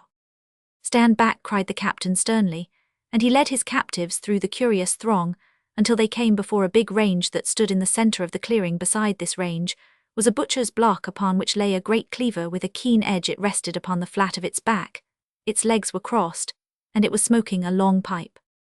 Wake up, your majesty, said the captain, here are prisoners. Hearing this, King Cleaver sat up and looked at Dorothy sharply. Gristle and fat, he cried, where did this girl come from? I found her in the forest, and brought her here a prisoner, replied the captain. Why did you do that? Inquired the king, puffing his pipe lazily. To create some excitement, the captain answered. Naturally, returned the cleaver with a nod. I have always said, captain, without a bit of irony, that you are a sterling officer, and a solid citizen, bold and polished to a degree, but what do you expect me to do with these prisoners? That is for you to decide, declared the captain. You are the king. To be sure, muttered the cleaver musingly. As you say, we have had dull times, since the steel and grindstone eloped, and left us command my councillors, and the royal courtiers to attend me, as well as the high priest, and the judge. Well then, decide what can be done. The captain saluted and retired, and Dorothy sat down on an overturned kettle and asked, Have you anything to eat in your kingdom? Here, get up, get off from me, cried a faint voice, at which His Majesty the cleaver said, Excuse me, but you're sitting on my friend, the 10-quart kettle. Dorothy at once arose, and the kettle turned right side up, and looked at her reproachfully. I am a friend of the king, so no one dare sit on me, said he. Sit on that hearth, commanded the king. So Dorothy sat on the hearth shelf of the big range, and the subjects of Utensia began to gather around in a large and inquisitive throng. Toto lay at Dorothy's feet, and Bellina flew upon the range, which had no fire in it, and perched there as comfortably as she could. When all the councillors and courtiers had assembled, and these seemed to include most of the inhabitants of the kingdom, the king rapped on the block for order and said, Friends and fellow utensils, our worthy commander of the spoon brigade, Captain Dip, has captured the 3 prisoners you see before you, and brought them here for. I don't know what for, so I ask your advice how to act in this matter, and what fate I should mete out to these captives. Judge Sifter, stand on my right. It is your business to sift this affair to the bottom. High Priest Colander, stand on my left, and see that no one testifies falsely in this matter. As these two officials took their places, Dorothy asked, "Why is the Colander the high priest?" "He's the holiest thing we have in the kingdom," replied King Cleaver. "Except me," said a sieve, "I am the whole thing when it comes to holes." "I demand that they be killed several times, until they are dead," shouted a pepperbox, hopping around very excitedly. "Compose yourself, Mr. Paprika," advised the king. "Your remarks are piquant and highly assassined, but you need a scattering of common sense. It is only necessary to kill a person once to make him dead. But I do not see that it is necessary to kill this little girl at all." "I don't either," said Dorothy. "Pardon me, but you are not expected to advise me in this matter," replied King Cleaver. "Why not?" asked Dorothy. "You might be prejudiced in your own favor, and so mislead us," he said. "Now then, good subjects, who speaks next?" "I'd like to smooth this thing over in some way," said a flatiron earnestly. "We are supposed to be useful to mankind, you know." "What do you know about it?" inquired the king. "I am a lawyer," said the corkscrew proudly. "I am accustomed to appear at the bar." "But you're a crooked," retorted the king, "and that debars you. You may be a corking good lawyer, Mr. Pop, but I must ask you to withdraw your remarks." "Very well," said the corkscrew sadly. "I see I haven't any pull at this court." "Permit me," continued the flatiron, "to press my suit, your majesty. I do not wish to gloss over any fault the prisoner may have committed, if such a fault exists, but we owe her some consideration, and that's flat." "I'd like to hear from Prince Carver," said the king. At this a stately carving knife stepped forward and bowed. "The captain was wrong to bring this girl here, and she was wrong to come," he said, "but now that the foolish deed is done, let us all prove our mettle and have a slashing good time." That's it," screamed a fat chopping knife. "Well, make mincemeat of the girl and hash of the chicken and sausage of the dog."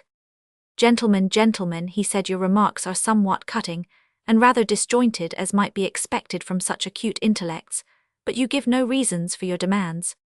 "See here, Cleaver, you make me tired," exclaimed a saucepan, strutting before the king very impudently. "You're about the worst king that ever reigned in Utensia, and that's saying a good deal. Why don't you run things yourself, instead of asking everybody's advice like the big clumsy idiot you are?" The king sighed. "I wish there wasn't a saucepan in my kingdom," he said. "You fellows are always stewing over something, and every once in a while you slop over and make a mess of it. Go hang yourself, Serby. The handling, don't let me hear from you again." Dorothy was much shocked by the dreadful language the utensils employed, and she thought that they must have had very little proper training, so she said, addressing the king, who seemed very unfit to rule his turbulent subjects, "I wish you'd decide my fate right away. I can't stay here all day trying to find out what you're going to do with me." "What I'd like to know," said a can-opener in a shrill voice, "is why the girl came to our forest anyhow, and why she intruded upon Captain Dip, who ought to be called Dippy, and who she is, and where she came from, and where she is going, and why, and wherefore, and therefore, and when." "I am sorry to see, Sir Jabber," remarked the king to the can-opener, "that you have such a prying disposition. As a matter of fact, all the things you mention are none of our business." Having said this, the king relighted his pipe, which had gone out. "Tell me, please, what is our business?" inquired a potato masher, winking at Dorothy somewhat impertinently. "I am fond of little girls myself, and it seems to me she has as much right to wander in the forest as we have."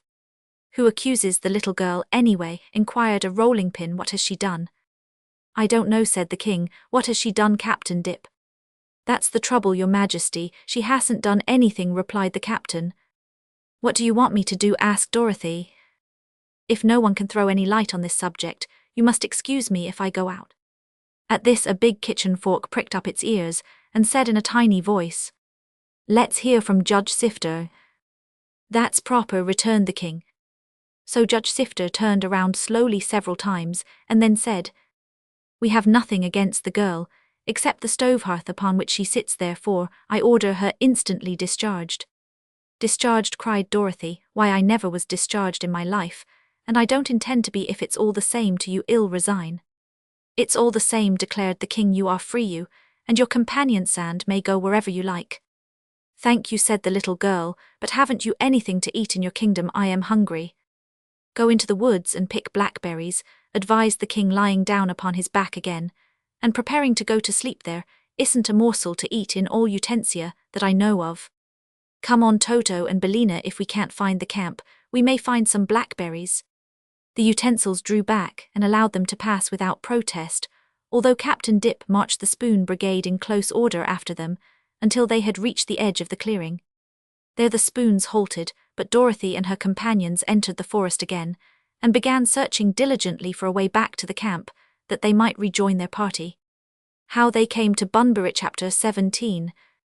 Wandering through the woods without knowing where you are going or what adventure you are about to meet next is not as pleasant as one might think. The woods are always beautiful and impressive, and if you are not worried or hungry, you may enjoy them immensely. But Dorothy was worried and hungry that morning, so she paid little attention to the beauties of the forest and hurried along as fast as she could go. She tried to keep in one direction and not circle around, but she was not at all sure that the direction she had chosen would lead her to the camp.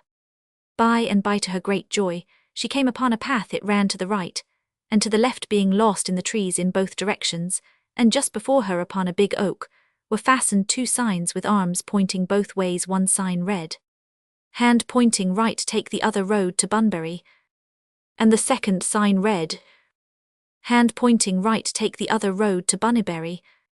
"Well," exclaimed Bellina, eyeing the signs, "this looks as if we were getting back to civilization again." "I am not sure about the civilization, dear," replied the little girl, "but it looks as if we might get somewhere, and that's a big relief anyhow." "Which path shall we take?" inquired the yellow hen. Dorothy stared at the signs thoughtfully. "Bunbury sounds like something to eat," she said. "Let's go there." "It's all the same to me," replied Bellina. She had picked up enough bugs and insects from the moss as she went along to satisfy her own hunger, but the hen knew Dorothy could not eat bugs, nor could Toto. The path to Bunbury seemed little travelled, but it was distinct enough and ran through the trees in a zigzag course until it finally led them to an open space filled with the queerest houses Dorothy had ever seen. They were all made of crackers laid out in tiny squares, and were of many pretty and ornamental shapes, having balconies and porches with posts of breadsticks and roofs shingled with wafer crackers. There were walks of bread crusts leading from house to house and forming streets, and the place seemed to have many inhabitants. When Dorothy, followed by Bellina and Toto, entered the place, they found people walking the streets or assembled in groups talking together or sitting upon the porches and balconies. And what funny people they were! Men, women, and children were all made of buns and bread. Some were thin, and others fat. Some were white, some light brown, and some very dark of complexion. A few of the buns, which seemed to form the more important class of the people, were neatly frosted. Some had raisins for eyes and currant buttons on their clothes. Others had eyes of cloves and legs of stick cinnamon, and many wore hats and bonnets frosted pink and green. There was something of a commotion in Bunbury when the strangers suddenly appeared among them. Women caught up their children and hurried into their houses, shutting the cracker doors carefully behind them. Some men ran so hastily that they tumbled over one another, while others, more brave, assembled in a group and faced the intruders defiantly. Dorothy at once realized that she must act with caution in order not to frighten these shy people who were evidently unused to the presence of strangers. There was a delightful fragrant odor of fresh bread in the town, and this made the little girl more hungry than ever. She told Toto and Bellina to stay back, while she slowly advanced toward the group that stood silently awaiting her. "You must excuse me for coming unexpected," she said softly, "but I really didn't know I was coming here until I arrived. I was lost in the woods, you know, and I am as hungry as anything." "Hungry?" they murmured in a horrified chorus. "Yes, I haven't had anything to eat since last night's supper," she explained. "Are there any eatables in Bunbury?" They looked at one another undecidedly, and then one portly bun man, who seemed a person of consequence, stepped forward and said, "Little girl, to be frank with you, we are all eatables. Everything in Bunbury is eatable to ravenous human creatures like you, but it is to escape being eaten and destroyed that we have secluded ourselves in this out-of-the-way place, and there is neither right nor justice in your coming here to feed upon us." Dorothy looked at him longingly. "You're a bread, aren't you?" she asked. "Yes, bread and butter. The butter is inside me, so it won't melt, and I do the running myself." "Couldn't I eat something besides people?" she asked. "Couldn't I eat just one house or a sidewalk, or something? I wouldn't mind much what it was, you know." "This is not a public bakery, child," replied the man sternly. "It's private property." "I know, Mr. My name is Roman 100 Bun Esquire," said the man. "C stands for cinnamon, and this place is called after my family, which is the most aristocratic in the town." "Oh, I don't know about that," objected another of the queer people. "The Grahams and the Browns and Whites are all excellent families, and there are none better of their kind. I am a Boston Brown myself." "I admit you are all desirable citizens," said Mr. Bunn rather stiffly, "but the fact remains that our town is called Bunbury." "'Scuse me," interrupted Dorothy, "but I'm getting hungrier every minute now. If you're a polite and kind, as I'm sure you ought to be, yowl, let me eat something. There's so much to eat here that you never will miss it." Then a big puffed-up man of a delicate brown color stepped forward and said, "So do I, Pup," replied a Roll who stood near. "What then do you suggest, Mr. Over?" inquired Mr. B. "Why, I'll let her eat my back fence if she wants to. It's made of waffles, and they're a very crisp and nice." "She may also eat my wheelbarrow," added a pleasant-looking muffin. "It's made of Nabiscos with a Zuzu wheel." Very good," remarked Mr. Bunn. "That is certainly very kind of you. Go with Pop Over and Mr. Muffin, little girl, and they will feed you." "Thank you very much," said Dorothy gratefully. "May I bring my dog Toto and the yellow hen? They're a hungry too." "Will you make them behave?" asked the muffin. "Of course," promised Dorothy. "Then come along," said Pop Over. So Dorothy and Bellina and Toto walked up the street, and the people seemed no longer to be at all afraid of them.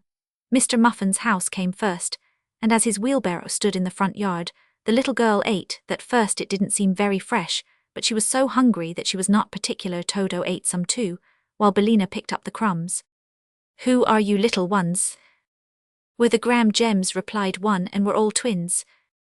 "I wonder if your mother could spare one or two of you?" asked Bellina, who decided that they were fresh-baked. But at this dangerous question, the 6 little gems ran away as fast as they could go. "You mustn't say such things, Bellina," said Dorothy reprovingly. "Now let's go into Pop Over's backyard and get the waffles." "I sort of hate to let that fence go," remarked Mr. Over nervously. "As they walked toward his house, the neighbors back of us are soda biscuits, and I don't care to mix with them." "But I am hungry yet," declared the girl. "That wheelbarrow wasn't very big." "I've got a shortcake piano, but none of my family can play on it," he said reflectively. "Suppose you eat that." "All right," said Dorothy. "I don't mind anything to be accommodating." "Is there anything to drink here?" she asked. "Yes, I've a milk pump and a water pump. Which will you have?" he asked. "I guess I'll try both," said Dorothy. So Mr. Over called to his wife, who brought into the yard a pail made of some kind of baked dough, and Dorothy pumped the pail full of cool sweet milk and drank it eagerly. The wife of Pop Over was several shades darker than her husband. "Aren't you overdone?" the little girl asked her. "No indeed," answered the woman. "I am neither overdone nor done over. I am just Mrs. Over, and I am the president of the Bunbury Breakfast Band." Dorothy thanked them for their hospitality and went away. At the gate, Mr. Cinnamon Bun met her and said he would show her around the town. "We have some very interesting inhabitants," he remarked, walking stiffly beside her on his stick cinnamon legs, "and all of us who are in good health are well bred. If you are no longer hungry, we will call upon a few of the most important citizens." Toto and Bellina followed behind them, behaving very well, and a little way down the street they came to a hand 188 some residence, where Aunt Sally Lunn lived. The old lady was glad to meet the little girl, and gave her a slice of white bread and butter, which had been used as a doormat. It was almost fresh and tasted better than anything Dorothy had eaten in the town. "Where do you get the butter?" she inquired. "We dig it out of the ground, which, as you may have observed, is all flour and meal," replied Mr. Bunn. "There is a butter mine just at the opposite side of the village. The trees which you see here are all dolinders and doderas, and in the season we get quite a crop of doughnuts off them." "I should think the flour would blow around and get into your eyes," said Dorothy. "No," said he, "we are bothered with cracker dust sometimes, but never with flour." Then he took her to see Johnny Cake, a cheerful old gentleman who lived nearby. "I suppose you've heard of me," said old Johnny, with an air of pride. "I am a great favorite all over the world." "Aren't you rather yellow?" asked Dorothy, looking at him critically. "Maybe, child, but don't think I'm bilious, for I was never in better health in my life," replied the old gentle 189 man. "If anything ailed me, I'd willingly acknowledge the corn." "Johnny's a trifle stale," said Mr. Bunn as they went away, "but he's a good mixer and never gets cross-grained. I will now take you to call upon some of my own relatives." They visited the sugar buns, the currant buns, and the Spanish buns, the latter having a decidedly foreign appearance. Then they saw the French rolls, who were very polite to them, and made a brief call upon the Parker H. rolls, who seemed a bit proud and overbearing. "But they're not as stuck up as the frosted jumbles," declared Mr. Bunn, who who are people I really can't abide. I don't like to be suspicious or talk scandal, but sometimes I think the jumbles have too much baking powder in them." Just then a dreadful scream was heard, and Dorothy turned hastily around to find a scene of great excitement a little way down the street. The people were crowding around Toto, and throwing at him everything they could find at hand. They pelted the little dog with hardtack crackers, and even articles of furniture which were hard-baked and heavy enough for missiles. Toto howled a little as the assortment of bake stuff struck him, but he stood still with head bowed and tail between his legs, until Dorothy ran up and inquired what the matter was. "Oh, Toto, how could you?" exclaimed Dorothy, much distressed. Toto's mouth was full of his salt-rising victim, so he only whined and wagged his tail, but Billina, who had flown to the top of a cracker house, to be in a safe place, called out. "Don't blame him, Dorothy, the crumpets dared him to do it." "Yes, and you pecked out the eyes of a raisin bun of our best citizens," shouted a bread pudding, shaking its fist at the yellow hen. What's that, wailed Mr. Cinnamon Bun, who had now joined them. "Oh, what a misfortune, you had a terrible misfortune." "See here," said Dorothy, determined to defend her pets. "I think we've treated you all pretty well, seeing you're eatables and reglar food for us. I've been kind to you, and eaten your old wheelbarrows and pianos, and rubbish, and not said a word. But Toto and Billina can't be expected to go hungry when the town's full of good things they like to eat, 'cause they can't understand your stingy ways as I do." "You must leave here at once," said Mr. Bun sternly. Then said he, "We will put you into the great ovens where we are made and bake you." Dorothy gazed around and saw threatening looks upon the faces of all. She had not noticed any ovens in the town, but they might be there nevertheless, for some of the inhabitants seemed very fresh. So she decided to go, and calling to Toto and Billina to follow her, she marched up the street with as much dignity as possible, considering that she was followed by the hoots and cries of the buns and biscuits and other baked stuff. How Ozma looked into the magic picture. Chapter 18. Princess Ozma was a very busy little ruler, for she looked carefully after the comfort and welfare of her people, and tried to make them happy. If any quarrels arose, she decided them justly. If anyone needed counsel or advice, she was ready and willing to listen to them. For a day or two after Dorothy and her companions had started on their trip, Ozma was occupied with the affairs of her kingdom. Then she began to think of some manner of occupation for Uncle Henry and Aunt Em that would be light and easy, and yet give the old people something to do. She soon decided to make Uncle Henry the keeper of the jewels, for someone really was needed to count and look after the bins and barrels of emeralds, diamonds, rubies, and other precious stones that were in the royal storehouses that would keep Uncle Henry busy enough. But it was harder to find something for Aunt Em to do. The palace was full of servants, so there was no detail of housework that Aunt Em could look after. While Ozma sat in her pretty room engaged in thought, she happened to glance at her magic picture. This was one of the most important treasures in all the land of Oz. It was a large picture, set in a beautiful gold frame, and it hung in a prominent place upon a wall of Ozma's private room. Usually this picture seemed merely a country scene, but whenever Ozma looked at it, and wished to know what any of her friends or acquaintances were doing, the magic of this wonderful picture was straightway disclosed, for the country scene would gradually fade away, and in its place would appear the likeness of the person or persons Ozma might wish to see surrounded by the actual scenes in which they were then placed. In this way, the princess could view any part of the world she wished, and watch the actions of anyone in whom she was interested. Ozma had often seen Dorothy in her Kansas home by this means, and now, having a little leisure, she expressed a desire to see her little friend again. It was while the travelers were at Fuddlecumjig, and Ozma laughed merrily as she watched in the picture her friends trying to match the pieces of grandmother knit. The images of her friends now faded from the magic picture, and the old landscape slowly reappeared. Ozma was thinking of the time when, with Dorothy and her army, she marched to the Gnome King's underground cavern beyond the land of Ev, and forced the old monarch to liberate his captives, who belonged to the royal family of Ev. That was the time when the Scarecrow nearly frightened the Gnome King into fits by throwing one of Billina's eggs at him, and Dorothy had captured King Rockwat's magic belt and brought it away with her to the land of Oz. The pretty princess smiled at the recollection of this adventure, and then she wondered what had become of the Gnome King since then, merely because she was curious and had nothing better to do. Ozma glanced at the magic picture and wished to see in it the King of the Gnomes. Rockwat the Red went every day into his tunnel to see how the work was getting along, and to hurry his workmen as much as possible. He was there now, and Ozma saw him plainly in the magic picture. She saw the underground tunnel reaching far underneath the deadly desert, which separated the land of Oz from the mountains beneath which the Gnome King had his extensive caverns. She saw that the tunnel was being made in the direction of the Emerald City, and knew at once it was being dug so that the army of gnomes could march through it and attack her own beautiful and peaceful country. "I suppose King Rockwood is planning revenge against us," she said musingly, "and thinks he can surprise us and make us his captives and slaves. How sad it is that anyone can have such wicked thoughts. But I must not blame King Rockwood too severely, for he is a gnome, and his nature is not so gentle as my own." Then she dismissed from her mind further thought of the tunnel for that time, and began to wonder if Aunt Em would not be happy as royal mender of the stockings of the ruler of Oz. Ozma wore few holes in her stockings, still they sometimes needed mending.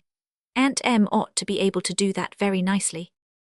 Next day the princess watched the tunnel again in her magic picture, and every day afterward she devoted a few minutes to inspecting the work. It was not especially interesting, but she felt that it was her duty.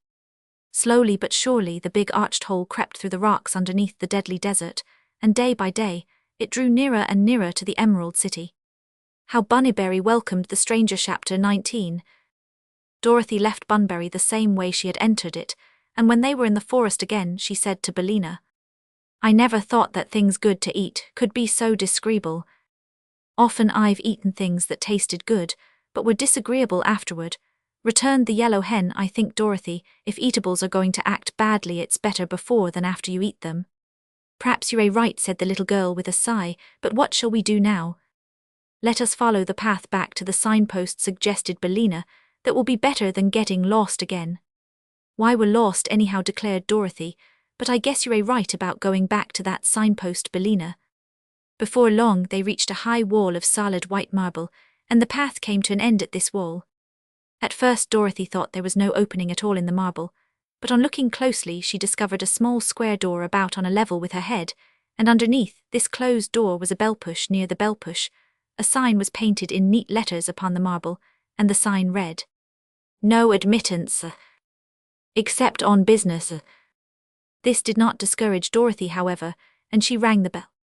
Pretty soon a bolt was cautiously withdrawn, and the marble door swung slowly open.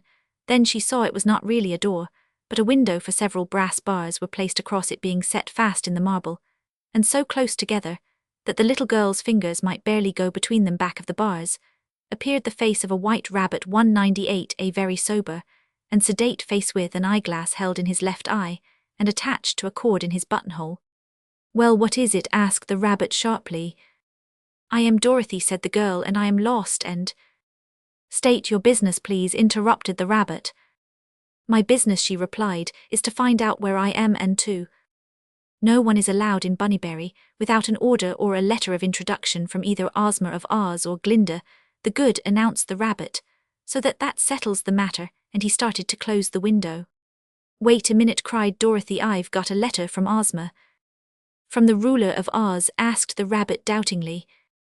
"Of course, Ozma's my best friend, you know, and I am a princess myself," she announced earnestly. Let me see your letter," returned the rabbit, as if he still doubted her. So she hunted in her pocket and found the letter Ozma had given her. Then she handed it through the bars to the rabbit, who took it in his paws and opened it. He read it aloud in a pompous voice, as if to let Dorothy and Billina see that he was educated and could read writing. The letter was as follows: "It will please me to have my subjects greet Princess Dorothy, the bearer of this royal missive, with the same courtesy and consideration they would extend to me." "It is signed Ozma of Oz," continued the rabbit, "and is sealed with the great seal of the Emerald City. Well, well, well, how strange, how remarkable." "What are you going to do about it?" inquired Dorothy impatiently. "We must obey the royal mandate," replied the rabbit. "We are subjects of Ozma of Oz, and we live in her country. Also, we are under the protection of the great sorceress Glinda the Good, who made us promise to respect Ozma's commands." "Then may I come in?" she asked. "I'll open the door," said the rabbit. He shut the window and disappeared, but a moment afterward a big door in the wall opened and admitted Dorothy to a small room, which seemed to be a part of the wall and built into it. Here stood the rabbit she had been talking with, and now that she could see all of him she gazed at the creature in surprise. He was a good-sized white rabbit with pink eyes, much like all other white rabbits, But the astonishing thing about him was the manner in which he was dressed. He wore a white satin jacket embroidered with gold and having dire 200 buttons. His vest was rose-coloured satin with tourmaline buttons. His trousers were white to correspond with the jacket, and they were baggy at the knees like those of a zouave being tied, with knots of rose ribbons. His shoes were of white plush with diamond buckles, and his stockings were rose silk. The richness and even magnificence of the rabbit's clothing made Dorothy stare at the little creature. Wonderingly, Toto and Bellina had followed her into the room, and when he saw them, the rabbit ran to a table and sprang upon it nimbly. Then he looked at the three through his monocle and said, "These companions, Princess, cannot enter Bunnyberry with you." "Why not?" asked Dorothy. "In the first place, they would frighten our people who dislike dogs above all things on earth, and secondly, the letter of the royal Ozma does not mention them." "But they're my friends," persisted Dorothy, "and go wherever I go." "Not this time," said the rabbit decidedly. "You yourself, Princess, are a welcome visitor, since you come so highly recommended. But unless you consent to leave the dog and the hen in this room, I cannot permit you to enter the town." This seemed the best thing to do, for Dorothy was curious to see how the rabbit people lived, and she was aware of the fact that her friends might frighten the timid little creatures. She had not forgotten how Toto and Bellina had misbehaved in Bunbury, and perhaps the rabbit was wise to insist on their staying outside the town. "Very well," she said, "I'll go in alone. I suppose you're the king of this town, aren't you?" "No," answered the rabbit, "I am merely the keeper of the wicket, and a person of little importance. Although I try to do my duty, I must now inform you, Princess, that before you enter our town you must consent to reduce." "Reduce what?" asked Dorothy. "Your size. You must become the size of the rabbits, although you may retain your own form." "Wouldn't my clothes be too big for me?" she inquired. "No, they will reduce when your body does." "Can you make me smaller?" asked the girl. "Easily," returned the rabbit. "And will you make me big again when I am ready to go away?" "All right then, I am willing," she announced. The rabbit jumped from the table and ran rather Geppetto the further wall, where he opened a door so tiny that even Toto could scarcely have crawled through it. "Follow me," he said. Now almost any other little girl would have declared that she could not get through so small a door, but Dorothy had already encountered so many fairy adventures that she believed nothing was impossible in the land of Oz. So she quietly walked toward the door, and at every step she grew smaller and smaller until by the time the opening was reached, she could pass through it with ease indeed, as she stood beside the rabbit who sat upon his hind legs and used his paws as hands. Her head was just about as high as his own. Then the keeper of the wicket passed through, and she followed, after which the door swung shut and locked itself with a sharp click. Dorothy now found herself in a city so strange and beautiful that she gave a gasp of surprise. The high marble wall extended all around the place and shut out all the rest of the world, and here were marble houses of curious forms, most of them resembling overturned kettles, but with delicate slender spires and minarets running far up into the sky. The streets were paved with white marble, and in front of each house was a lawn of rich green clover. Everything was as neat as wax, the green and white contrasting prettily together. But the rabbit people were after all the most amazing things. Dorothy saw the streets were full of them, and their costumes were so splendid that the rich dress of the keeper of the wicket was commonplace when compared with the others. Silks and satins of delicate hues seemed always used for material, and nearly every costume sparkled with exquisite gems. But the lady rabbits outshone the gentlemen rabbits in splendor, and the cut of their gowns was really wonderful. They wore bonnets too, with feathers and jewels in them, and some wheeled baby carriages in which the girl could see wee bunnies. Some were lying asleep, while others lay sucking their paws and looking around them with big pink eyes. As Dorothy was no bigger in size than the grown-up rabbits, she had a chance to observe them closely before they noticed her presence. Then they did not seem at all alarmed, although the little girl naturally became the center of attraction, and all regarded her with great curiosity. "Make way," cried the keeper of the wicket in a pompous voice. "Make way for Princess Dorothy, who comes from Ozma of Oz." Hearing this announcement, the throng of rabbits gave place to them on the walks, and as Dorothy passed along they all bowed their heads respectfully. Walking thus through several handsome streets, they came to a square in the center of the city. In this square were some pretty trees and a statue in bronze of Glinda the Good, while beyond it were the portals of the Royal Palatian, extensive and imposing building of white marble, covered with a filigree of frosted gold. How Dorothy lunched with a king. Chapter 20. A line of rabbit soldiers was drawn up before the palace entrance, and they wore green and gold uniforms with high shakos upon their heads, and held tiny spears in their hands. The captain had a sword and a white plume in his shack. "Salute," cried the keeper of the wicket, "salute Princess Dorothy, who comes from Ozma of Oz." "Salute," yelled the captain, and all the soldiers promptly saluted. They now entered the great hall of the palace, where they met a gaily dressed attendant, from whom the keeper of the wicket inquired if the king were at leisure. "I think so," was the reply. "I heard His Majesty blubbering and wailing as usual only a few minutes ago. If he doesn't stop acting like a crybaby, I am going to resign my position here and go to work." "Oh, he doesn't want to be king, that's all, and he simply has to," was the reply.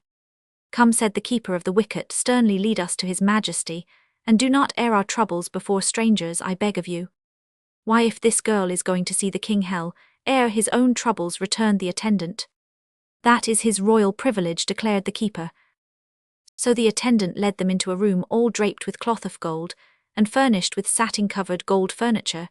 There was a throne in this room set on a dais, and having a big cushioned seat, and on this seat reclined the rabbit king. He was lying on his back with his paws in the air, and whining very like a puppy dog. Your Majesty, get up, here's a visitor," called out the attendant. The king rolled over and looked at Dorothy with one watery pink eye. Then he sat up and wiped his eyes carefully with a silk handkerchief, and put on his jeweled crown which had fallen off. "Excuse my grief, fair stranger," he said in a sad voice. "You behold in me the most miserable monarch in all the world. What time is it, Blinkum?" "1 o'clock, Your Majesty," replied the attendant to whom the question was addressed. "Serve luncheon at once," commanded the king. "Luncheon for 2, that's for my visitor, and mean to see that the human has some sort of food she's accustomed to." "Yes, Your Majesty," answered the attendant and went away. "Tie my shoe, Bristle," said the king to the keeper of the wicket. "Ah me, how unhappy I am." "What seems to be worrying Your Majesty?" asked Dorothy. "Why, it's this king business, of course," he returned, while the keeper tied his shoe. "I didn't want to be king of Bunnyberry at all, and the rabbits all knew it, so they elected me to save themselves from such a dreadful fate, I suppose, and here I am shut up in a palace when I might be free and happy." "Seems to me," said Dorothy, "it's a great thing to be a king." "Were you ever a king?" inquired the monarch. "No," she answered, laughing. "Then you know nothing about it," he said. "I haven't inquired who you are, but it doesn't matter. While we're at luncheon, I'll tell you all my troubles. They're a great deal more interesting than anything you can say about yourself." "Perhaps they are to you," replied Dorothy. "Luncheon is served," cried Blinkum, throwing open the door, and in came a dozen rabbits in livery, all bearing trays, which they placed upon the table, where they arranged the dishes in an orderly manner. "Now clear out, all of you," exclaimed the king. "Bristle, you may wait outside in case I want you." When they had gone and the king was alone with Dorothy, he came down from his throne, tossed his crown into a corner, and kicked his ermine robe under the table. "Sit down," he said, "and try to be happy. It's useless for me to try, because I am always wretched and miserable, but I am hungry, and I hope you are." "I am," said Dorothy. "I've only eaten a wheelbarrow and a piano taggio, yes, and a slice of bread and butter that used to be a doormat." "That sounds like a square meal," remarked the king, seating himself opposite her, "but perhaps it wasn't a square piano, eh?" Dorothy laughed. "You don't seem so very unhappy now," she said. "No," answered Dorothy, "honestly I can't say I am. Seems to me that for a rabbit you ray right in clover. This is the prettiest little city I ever saw." "Oh, the city is good enough," he admitted. "Glinda, the good sorceress, made it for us, because she was fond of rabbits. I don't mind the city so much, although I wouldn't live here if I had my choice. It is being king that has absolutely ruined my happiness." "Why wouldn't you live here by choice?" she asked. "Because it is all unnatural, my dear. Rabbits are out of place in such luxury. When I was young, I lived in a burrow in the forest. I was surrounded by enemies, and often had to run for my life. It was hard getting enough to eat at times, and when I found a bunch of clover I had to listen and look for danger while I ate it. Wolves prowled around the hole in which I lived, and sometimes I didn't dare stir out for days at a time. Oh, how happy and contented I was then. I was a real rabbit, as nature made me wild and free, and I even enjoyed listening to the startled throbbing of my own heart." "It is fun when you ray the genuine article," agreed His Majesty. "But look at me now. I live in a marble palace instead of a hole in the ground. I have all I want to eat without the joy of hunting for it. Every day I must dress in fine clothes, and wear that horrible crown, till it makes my head ache. Rabbits come to me with all sorts of troubles when my own troubles are the only ones I care about. When I walk out I can't hop and run, I must strut on my rear legs and wear an ermine robe, and the soldiers salute me and the band plays, and the other rabbits laugh and clap their paws and cry out, "Hail to the king!" Now, let me ask you as a friend, and a young lady of good judgment, isn't all this pomp and foolishness enough to make a decent rabbit miserable? Once, said Dorothy reflectively, men were wild and unclothed and lived in caves and hunted for food as wild beasts do, but they got civilized in time and now they'd hate to go back to the old days. That is an entirely different case, replied the king. None of you humans were civilized in one lifetime, it came to you by degrees, but I have known the forest and the free life, and that is why I resent being civilized all at once against my will, and being made a king with a crown and an ermine robe. If you don't like it, why don't you resign? She asked. Impossible, wailed the rabbit, wiping his eyes again with his handkerchief. There's a beastly law in this town that forbids it. When one is elected a king, there's no getting out of it. Who made the laws? Inquired Dorothy. The same sorceress who made the town Glinda, the good. She built the wall and fixed up the city, and gave us several valuable enchantments, and made the laws. Then she invited all the pink-eyed white rabbits of the forest to come here, after which she left us to our fate. What made you accept the invitation and come here? Asked the child. I didn't know how dreadful city life was, and I'd no idea I would be elected, King said he, sobbing bitterly, and no, I am it with a capital E and can't escape. I know, Glinda, remarked Dorothy, eating for dessert a dish of Charlotte Russe, and when I see her again, I'll ask her to put another king in your place. Will you indeed? Asked the king joyfully. I will if you want me to, she replied. After a time he managed to control his delight and returned to the table. When are you likely to see Glinda? He inquired. Oh, perhaps in a few days, said Dorothy. And you won't forget to ask her? Of course not.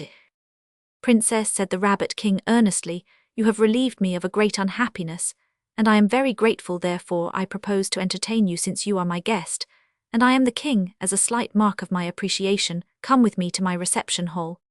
He then summoned Bristle, and said to him, assemble all the nobility in the great reception hall, and also tell Blinkum that I want him immediately.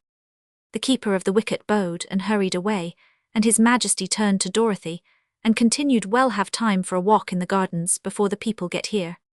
The gardens were back of the palace, and were filled with beautiful flowers and fragrant shrubs with many shade and fruit trees, and marble-paved walks running in every direction. As they entered this place, Blinkum came running to the king, who gave him several orders in a low voice. Then his majesty rejoined Dorothy, and led her through the gardens, which she admired very much. What lovely clothes, your majesty wears, she said, glancing at the rich blue satin costume, embroidered with pearls, in which the king was dressed. Yes, he returned with an air of pride, this is one of my favorite suits. But I have a good many that are even more elaborate. We have excellent tailors in Bunnyberry, and Glinda supplies all the material. By the way, you might ask the sorceress when you see her to permit me to keep my wardrobe. But if you go back to the forest, you will not need clothes, she said. No, he faltered, that may be so, but I've dressed up so long that I'm used to it, and I don't imagine I'd care to run around naked again, so perhaps the good Glinda will let me keep the costumes. I'll ask her, agreed Dorothy. Then they left the gardens and went into a fine big reception hall, where rich rugs were spread upon the tiled floors, and the furniture was exquisitely carved and studded with jewels. The king's chair was an especially pretty piece of furniture, being in the shape of a silver lily, with one leaf bent over to form the seat. The silver was everywhere thickly encrusted with diamonds, and the seat was upholstered in white satin. Oh, what a splendid chair, cried Dorothy, clasping her hands admiringly. Isn't it, answered the king proudly, it is my favorite seat, and I think it especially becoming to my complexion. While I think of it, I wish you'd ask Glinda to let me keep this lily chair when I go away. It wouldn't look very well in a hole in the ground, would it, she suggested. Maybe not, but I'm used to sitting in it, and I'd like to take it with me, he answered. But here come the ladies and gentlemen of the court, so please sit beside me and be presented. How the King Changed His Mind. Chapter 21. Just then a rabbit band of nearly 50 pieces marched in, playing upon golden instruments, and dressed in neat uniforms. Following the band came the nobility of Bunnyberry, all richly dressed and hopping along on their rear legs. Both the ladies and the gentlemen wore white gloves upon their paws with their rings on the outside of the gloves. As this seemed to be the fashion here, some of the lady rabbits carried lorgnettes, while many of the gentlemen rabbits wore monocles in their left eyes. The courtiers and their ladies paraded past the king, who introduced Princess Dorothy to each couple in a very graceful manner. Then the company seated themselves in chairs and on sofas, and looked expectantly at their monarch. "It is our royal duty, as well as our royal pleasure," he said, "to provide fitting entertainment for our distinguished guest. We will now present the royal band of whiskered friskers." As he spoke, the musicians, who had arranged themselves in a corner, struck up a dance melody, while into the room pranced the whiskered friskers. They were 8 pretty rabbits, dressed only in gauzy purple skirts fastened around their waists with diamond bands. Their whiskers were coloured a rich purple, but otherwise they were pure white. After bowing before the king and Dorothy, the friskers began their pranks, and these were so comical that Dorothy laughed with real enjoyment. They not only danced together, whirling and gyrating around the room, but they leaped over one another, stood upon their heads, and hopped and skipped here and there so nimbly that it was hard work to keep track of them. Finally, they all made double somersaults and turned handsprings out of the room. The nobility enthusiastically applauded, and Dorothy applauded with them. "They're fine," she said to the king. "Yes, the whiskered friskers are really very clever," he replied. "I shall hate to part with them when I go away, for they have often amused me. When I was very miserable, I wonder if you would ask Glinda." "No, it wouldn't do at all," declared Dorothy Posey 218 Tively. "There wouldn't be room in your hole in the ground for so many rabbits speckly when you get the lily chair. And your clothes there, don't think of such a thing, your majesty." The king sighed, then he stood up and announced to the company, "We will now behold a military drill by my picked bodyguard of royal pikemen." Now the band played a march, and a company of rabbit soldiers came in. They wore green and gold uniforms, and marched very stiffly, but in perfect time. Their spears or pikes had slender shafts of polished silver with golden heads, and during the drill they handled these weapons with wonderful dexterity. "I should think you'd feel pretty safe with such a fine bodyguard," remarked Dorothy. "I do," said the king. "They protect me from every harm. I suppose Glinda wouldn't." "No," interrupted the girl, "I am sure she wouldn't. It's the king's own bodyguard, and when you are no longer king you can't have 'em." The king did not reply, but he looked rather sorrowful for a time. When the soldiers had marched out, he said to the company, Dorothy had seen many jugglers in her lifetime, but never any so interesting as these. There were 6 of them dressed in black satin, embroidered with queer symbols in silver, a costume which contrasted strongly with their snow-white fur. First they pushed in a big red ball, and 3 of the rabbit jugglers stood upon its top, and made it roll. Then 2 of them caught up a third, and tossed him into the air, all vanishing, until only the 2 were left. Then one of these tossed the other upward and remained alone of all his fellows. This last juggler now touched the red ball, which fell apart, being hollow, and the 5 rabbits who had disappeared in the air scrambled out of the hollow ball. Next they all clung together and rolled swiftly upon the floor. When they came to a stop, only one fat rabbit juggler was seen, the others seeming to be inside him. This one leaped lightly into the air, and when he came down, he exploded and separated into the original 6. Then 4 of them rolled themselves into round balls, and the other 2 tossed them around and played ball with them. These were but a few of the tricks the rabbit jugglers performed, and they were so skillful that all the nobility, and even the king, applauded as loudly as did Dorothy. "I'll ask her," replied Dorothy doubtfully. "Thank you," said the king, "thank you very much. And now you shall listen to the winsome waggish warblers, who have often cheered me in my moments of anguish." The winsome waggish warblers proved to be a quartet of rabbit singers, 2 gentlemen and 2 lady rabbits. The gentlemen warblers wore full-dress swallow-tailed suits of white satin, with pearls for buttons, while the lady warblers were gowned in white satin dresses with long trails.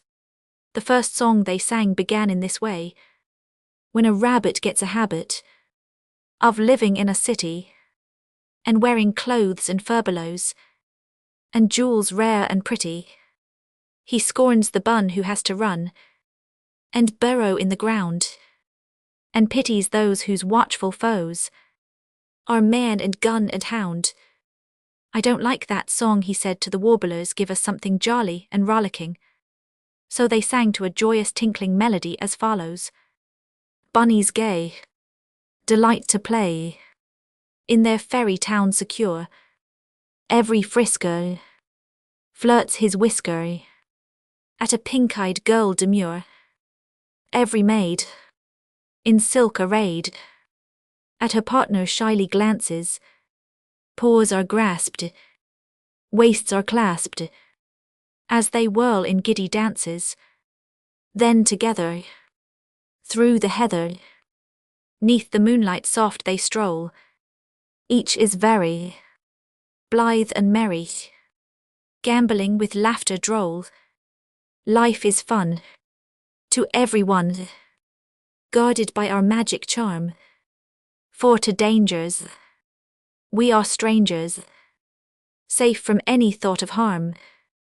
You see, said Dorothy to the king, when the song ended, the rabbits all seemed to like Bunnyberry, except you, and I guess you're the only one that ever has cried or was unhappy, and wanted to get back to your muddy hole in the ground. His Majesty seemed thoughtful, and while the servants passed around glasses of nectar and plates of frosted cakes, their king was silent and a bit nervous. His Majesty was thoughtful. When the refreshments had been enjoyed by all, and the servants had retired, Dorothy said, I must go now, for it's getting late, and I'm lost. I've got to find the wizard and Aunt Em and Uncle Henry, and all the rest sometime before night comes if I possibly can. Won't you stay with us? Asked the king. You will be very welcome. No thank you, she replied. I must get back to my friends, and I want to see Glinda just as soon as I can, you know. So the king dismissed his court, and said he would himself walk with Dorothy to the gate. He did not weep nor groan any more, but his long face was quite solemn, and his big ears hung dejectedly on each side of it. He still wore his crown and his ermine, and walked with a handsome gold-headed cane. When they arrived at the room in the wall, the little girl found Toto and Billina waiting for her very patiently. They had been liberally fed by some of the attendants, and were in no hurry to leave such comfortable quarters. The keeper of the wicket was by this time back in his old place, but he kept a safe distance from Toto. Dorothy bade good-bye to the king as they stood just inside the wall. You've been good to me, she said, and I thank you ever so much. As soon as possible I'll see Glinda, and ask her to put another king in your place, and send you back into the wild forest, and I'll ask her to let you keep some of your clothes and the lily chair, and 1 or 2 jugglers to amuse you. I am sure she will do it, 'cause she's so kind. She doesn't like anyone to be unhappy. Ahem, said the king, looking rather downcast. I don't like to trouble you with my misery, so you needn't see Glinda. Oh yes, I will, she replied. It won't be any trouble at all. But my dear, continued the king, in an embarrassed way, I've been thinking the subject over carefully, and I find there are a lot of pleasant things here in Bunnyberry that I would miss if I went away, so perhaps I'd better stay. Dorothy laughed, then she looked grave. It won't do for you to be a king and a crybaby at the same time, she said. You've been making all the other rabbits unhappy and discontented with your howls about being so miserable, so I guess it's better to have another king. Oh no, indeed, exclaimed the king earnestly. If you won't say anything to Glinda, I'll promise to be merry and gay all the time, and never cry or wail again. Honor bright, she asked. On the royal word of a king, I promise it, he answered. All right, said Dorothy, you'd be a regular lunatic to want to leave Bunnyberry for a wild life in the forest, and I am sure any rabbit outside the city would be glad to take your place. Forget it, my dear, forget all my foolishness, pleaded the king earnestly. Hereafter I'll try to enjoy myself and do my duty by my subjects. So then she left him, and entered through the little door into the room in the wall, where she grew gradually bigger and bigger, until she had resumed her natural size. The keeper of the wicket let them out into the forest, and told Dorothy that she had been of great service to Bunnyberry, because she had brought their dismal king to a realization of the pleasure of ruling so beautiful a city. I shall start a petition to have your statue erected beside Glinda's in the public square, said the keeper. I hope you will come again some day and see it. Perhaps I shall, she replied. Then, followed by Toto and Billina, she walked away from the high marble wall and started back along the narrow path toward the signpost. How the Wizard Found Dorothy. Chapter 22. When they came to the signpost, there to their joy were the tents of the wizard pitched beside the path, and the kettle bubbling merrily over a fire. The Shaggy Man and Omby Amby were gathering firewood, while Uncle Henry and Aunt Em sat in their camp chairs talking with the wizard. They all ran forward to greet Dorothy as she approached, and Aunt Em exclaimed, Goodness gracious, child, where have you been? You've played hooky the whole day, added the Shaggy Man reproachfully. Well, you see, I've been lost, explained the little girl, and I've tried awful hard to find the way back to you, but just couldn't do it. Did you wander in the forest all day? Asked Uncle Henry. No, said Dorothy, I am not hungry. I had a wheelbarrow and a piano for breakfast and lunched with the king. Ah, exclaimed the wizard, nodding with a bright smile, so you've been having adventures again. She's stark crazy, cried Aunt Em. Whoever heard of eating a wheelbarrow? It wasn't very big, said Dorothy, and it had a zuzu wheel. And I ate the crumbs, added Bellina soberly. Sit down and tell us about it, begged the wizard. We've hunted for you all day, and at last I noticed your footsteps in this patan, the tracks of Bellina. We found the path by accident, and seeing it only led to 2 places, I decided you were at either one or the other of those places, so we made camp and waited for you to return. And now, Dorothy, tell us where you have been, to Bunbury or to Bunnyberry? Why, I've been to both, she replied, but first I went to Utensia, which isn't on any path at all. She then sat down and related the day's adventures, and you may be sure Aunt Em and Uncle Henry were much astonished at the story. But after seeing the cut-and clips and the fuddles, Ray 228, marked her uncle, we ought not to wonder at anything in this strange country. Seems like the only common and ordinary folks here are ourselves, rejoined Aunt Em diffidently. Now that we're together again, and one reunited party, observed the Shaggy Man, what are we to do next? Have some supper and a night's rest, answered the wizard promptly, and then proceed upon our journey. Where to? Asked the Captain General. We haven't visited the rigmaroles or the flutterbudgets yet, said Dorothy. I'd like to see them, wouldn't you? They don't sound very interesting, objected Aunt Em, but perhaps they are. And then, continued the little wizard, we will call upon the Tin Woodman and Jack Pumpkinhead and our old friend, the Scarecrow, on our way home. That will be nice, cried Dorothy eagerly. Can't say they sound very interesting either, remarked Aunt Em. Why, they're the best friends I have, asserted the little girl, and you're sure to like them, Aunt Em, 'cause everybody likes them. By this time twilight was approaching, so they ate the fine supper which the wizard magically produced from the kettle, and then went to bed in the cozy tents. They were all up bright and early next morning, but Dorothy didn't venture to wander from the camp again for fear of more accidents. Do you know where there's a road? She asked the little man. No, my dear, replied the wizard, but I'll find one. After breakfast he waved his hand toward the tents, and they became handkerchiefs again, which were at once returned to the pockets of their owners. Then they all climbed into the red wagon, and the sawhorse inquired, Which way? Never mind which way, replied the wizard, just go as you please, and you're sure to be right. I've enchanted the wheels of the wagon, and they will roll in the right direction, never fear. As the sawhorse started away through the trees, Dorothy said, If we had one of those new-fashioned airships, we could float away over the top of the forest, and look down, and find just the places we want. Airship, Pa, retorted the little man scornfully. I hate those things, Dorothy. Although they are nothing new to either you or me, I was a balloonist for many years, and once my balloon carried me to the land of Oz, and once to the vegetable kingdom, and once Ozma had a gump that flew all over this kingdom, and had sense enough to go where it was told. Tohitch airships won't do the house which the cyclone brought to Oz all the way from Kansas with you and Toto in. It was a real airship at the time, so you see we've had plenty of experience flying with the birds. Airships are not so bad after all, declared Dorothy. Some day they'll fly all over the world, and perhaps bring people even to the land of Oz. I must speak to Ozma about that, said the wizard with a slight frown. It wouldn't do at all, you know, for the Emerald City to become a way station on an airship line. No, said Dorothy, I don't suppose it would, but what can we do to prevent it? I am working out a magic recipe to fuddle men's brains, so they'll never make an airship that will go where they want it to go, the wizard confided to her, that won't keep the things from flying now and then, but it'll keep them from flying to the land of Oz. Just then the sawhorse drew the wagon out of the forest, and a beautiful landscape lay spread before the travelers' eyes. Moreover, right before them was a good road that wound away through the hills and valleys. Now, said the wizard with evident delight, we are on the right track again, and there is nothing more to worry about. It's a foolish thing to take chances in a strange country, observed the Shaggy Man. Had we kept to the roads, we never would have been lost. Roads always leads to some place, else they wouldn't be roads. This road, added the wizard, leads to Rigmarole Town. I am sure of that, because I enchanted the wagon wheels. Sure enough, after riding along the road for an hour or two, they entered a pretty valley, where a village was nestled among the hills. The houses were munchkin-shaped, for they were all domes with windows wider than they were high and pretty balconies over the front doors. Aunt Em was greatly relieved to find this town neither paper nor patchwork, and the only surprising thing about it was that it was so far distant from all other towns.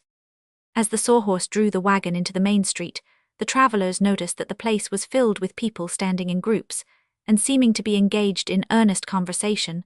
So occupied with themselves were the inhabitants that they scarcely noticed the strangers at all, so the wizard stopped a boy and asked, "Is this rigmarole town?"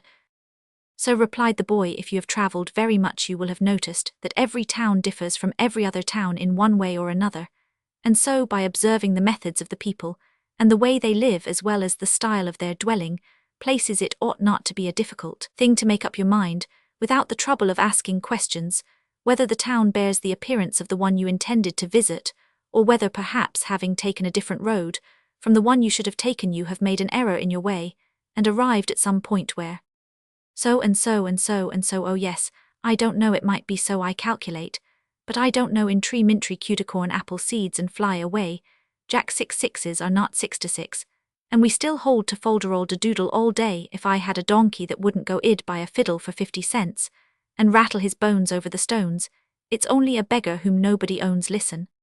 That's it, said the wizard, laughing merrily. It's a rigmarole, because the boy is a rigmarole, and we've come to Rigmarole Town. Do they all talk like that? Asked Dorothy wonderingly.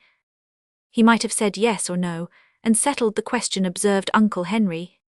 Not here, said Amby. I don't believe the rigmaroles know what yes or no means. While the boy had been talking, several other people had approached the wagon and listened intently to his speech. Then they began talking to one another in long deliberate speeches, where many words were used, but little was said. But when the strangers criticized them so frankly, one of the women, who had no one else to talk to, began an address to them, saying, "It is the easiest thing in the world for a person to say yes or no when a question that is asked for the purpose of gaining information or satisfying the curiosity of the one who has given expression to the inquiry has attracted the attention of an individual who may be competent either from personal experience or the experience of others to answer it with more or less correctness, or at least an attempt to satisfy the desire for information on the part of the one who has made the inquiry by." "Dear me," exclaimed Dorothy, interrupting the speech, "I've lost all track of what you are saying." "Don't let her begin over again, for goodness sake," cried Aunt Em. But the woman did not begin again. She did not even stop talking, but went right on as she had begun, the words flowing from her mouth in a stream. "I'm quite sure that if we waited long enough and listened carefully, some of these people might be able to tell us something in time," said the wizard. "Don't let's wait," returned Dorothy. "I've heard of the rigmaroles, and wondered what they were like, but now I know and I am ready to move on." "So am I," declared Uncle Henry. "We're wasting time here." "Why, we're all ready to go," added the shaggy man, putting his fingers to his ears to shut out the monotonous babble of those around the wagon. So the wizard spoke to the sawhorse, who trotted nimbly through the village and soon gained the open country on the other side of it. Dorothy looked back as they rode away and noticed that the woman had not yet finished her speech, but was talking as glibly as ever, although no one was near to hear her. "If those people wrote books," Amby remarked with a smile, "it would take a whole library to say the cow jumped over the moon." "Perhaps some of 'em do write books," asserted the little wizard. "I've read a few rigmaroles that might have come from this very town." "Some of the college lecturers and ministers are certainly related to these people," observed the shaggy man, "and it seems to me the land of Oz is a little ahead of the United States in some of its laws, for here, if one can't talk clearly and straight to the point, they send him to Rigmarole Town, while Uncle Sam lets him roam around wild and free to torture innocent people." Dorothy was thoughtful. The rigmaroles had made a strong impression upon her. She decided that whenever she spoke after this, she would use only enough words to express what she wanted to say. How they encountered the Flutter Budget. Chapter 23. They were soon among the pretty hills and valleys again, and the sawhorse sped up hill and down at a fast and easy pace. The roads being hard and smooth, mile after mile was speedily covered, and before the ride had grown at all tiresome, they sighted another village. The place seemed even larger than Rigmarole Town, but was not so attractive in appearance. "This must be Flutterbudget Center," declared the wizard. "You see, it's no trouble at all to find places if you keep to the right road." "What are the Flutterbudgets like?" inquired Dorothy. "I do not know, my dear, but Ozma has given them a town all their own, and I've heard that whenever one of the people becomes a flutterbudget, he is sent to this place to live. The village they now approached was not built in a valley, but on top of a hill, and the road they followed wound around the hill like a corkscrew, ascending the hill easily until it came to the town. "Look out," screamed a voice, "look out, or you'll run over my child." They gazed around and saw a woman standing upon the sidewalk, nervously wringing her hands as she gazed at them appealingly. "Where is your child?" asked the sawhorse. "In the house," said the woman, bursting into tears. "But if it should happen to be in the road and you ran over it, those great wheels would crush my darling to jelly. Oh dear, oh dear. Think of my darling child being crushed to jelly by those great wheels." "Get up," said the wizard sharply, and the sawhorse started on. They had not gone far before a man ran out of a house, shouting wildly, "Help, help." The sawhorse stopped short, and the wizard and Uncle Henry and the shaggy man and Ambi jumped out of the wagon and ran to the poor man's assistance. Dorothy followed them as quickly as she could. "What's the matter?" asked the wizard. "Help, help," screamed the man. "My wife has cut her finger off, and she's bleeding to death." Then he turned and rushed back to the house, and all the party went with him. They found a woman in the front dooryard moaning and groaning as if in great pain. "Be brave, madam," said the wizard consolingly. "You won't die. Just because you have cut off a finger, you may be sure."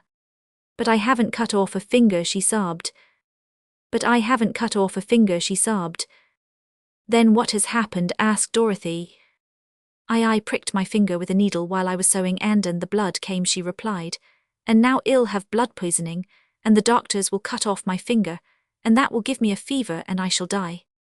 "Pshaw," said Dorothy, "I've pricked my finger many a time and nothing happened." "Really?" asked the woman, brightening and wiping her eyes upon her apron.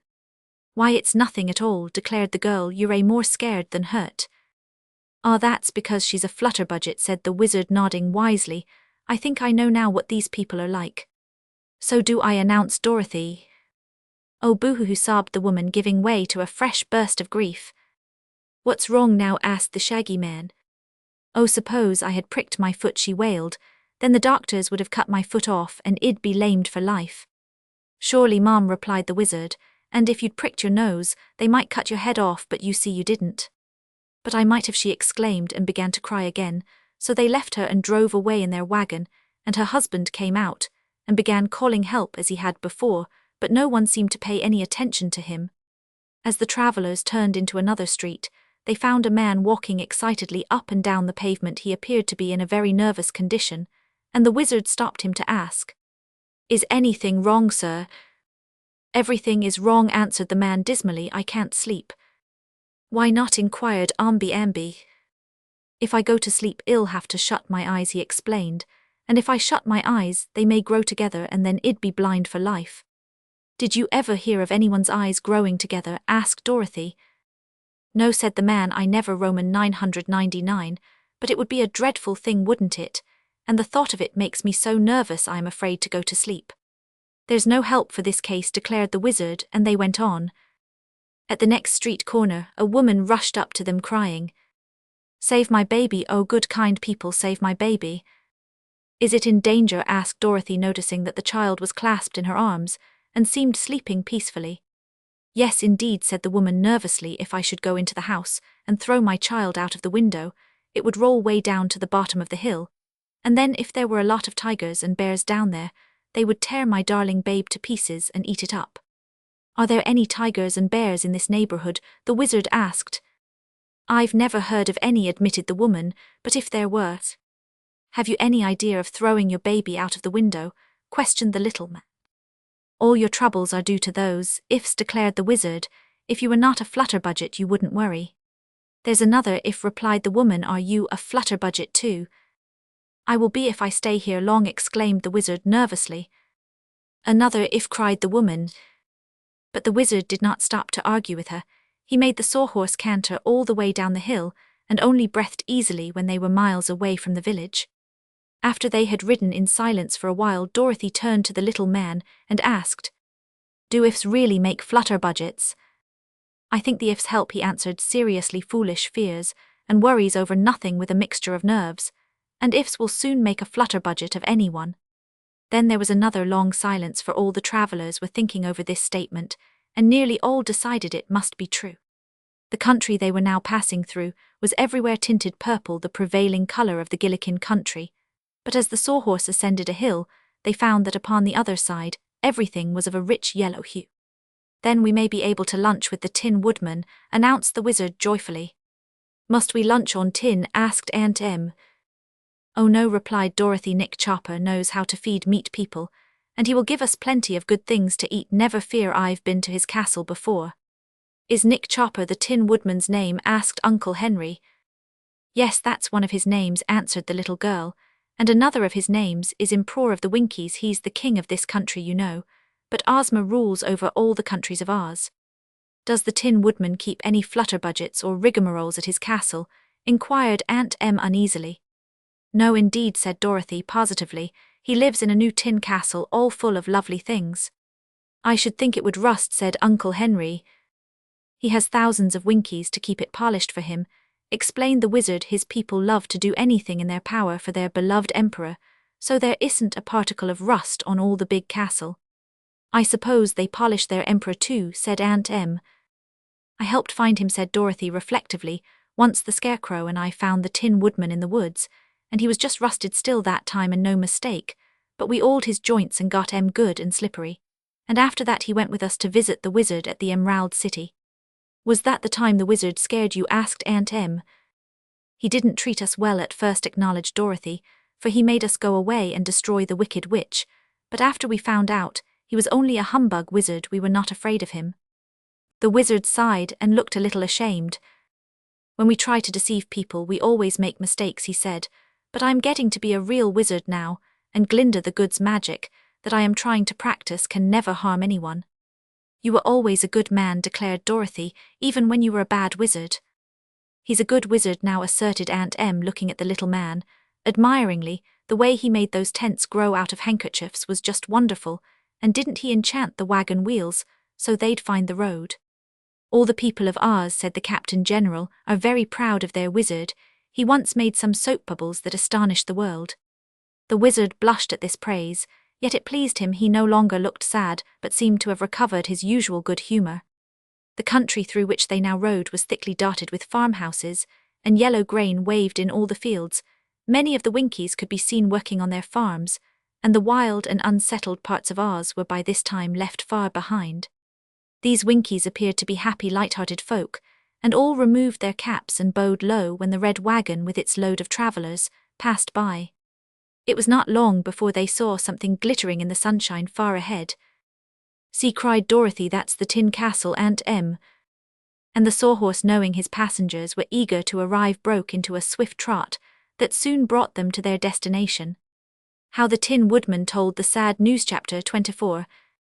The Tin Woodman received Princess Dorothy's party with much grace and cordiality, yet the little girl decided that something must be worrying her old friend, because he was not so merry as usual.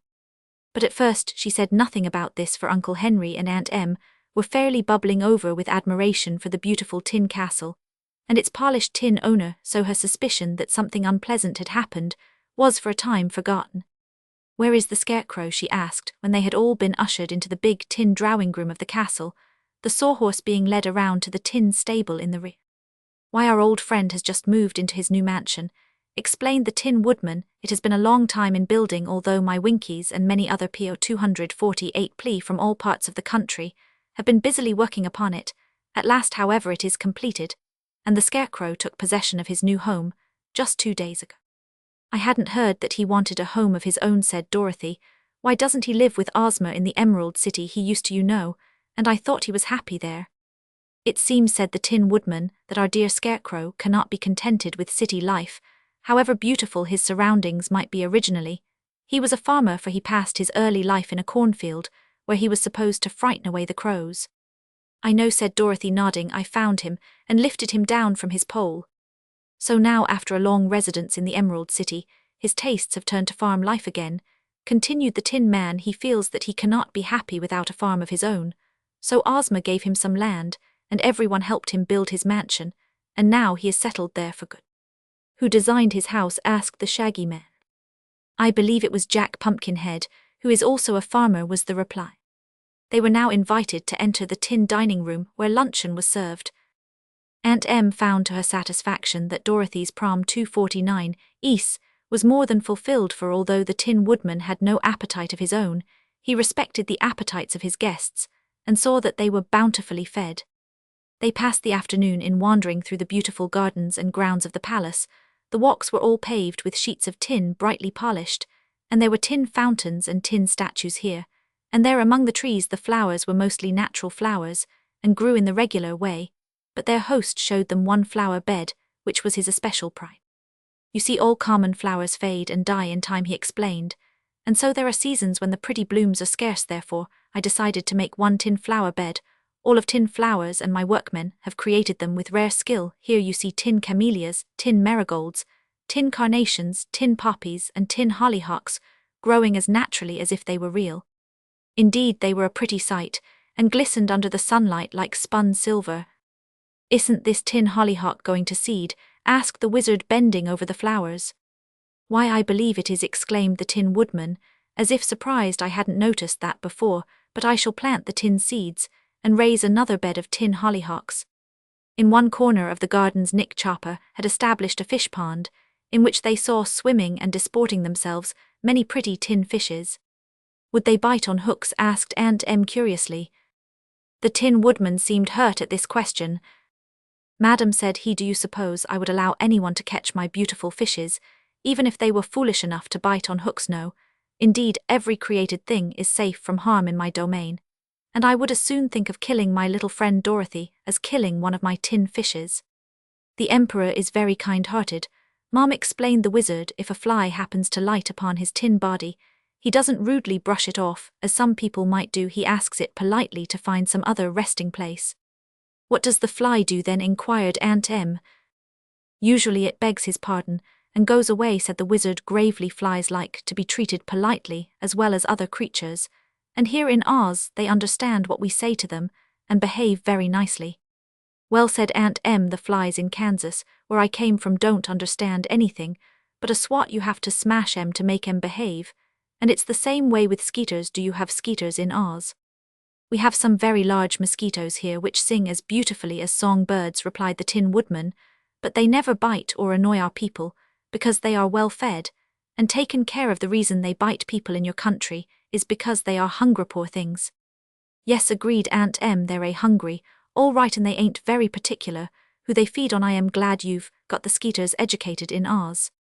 That evening after dinner, they were entertained by the Emperor's tin cornet band, which played for them several sweet melodies.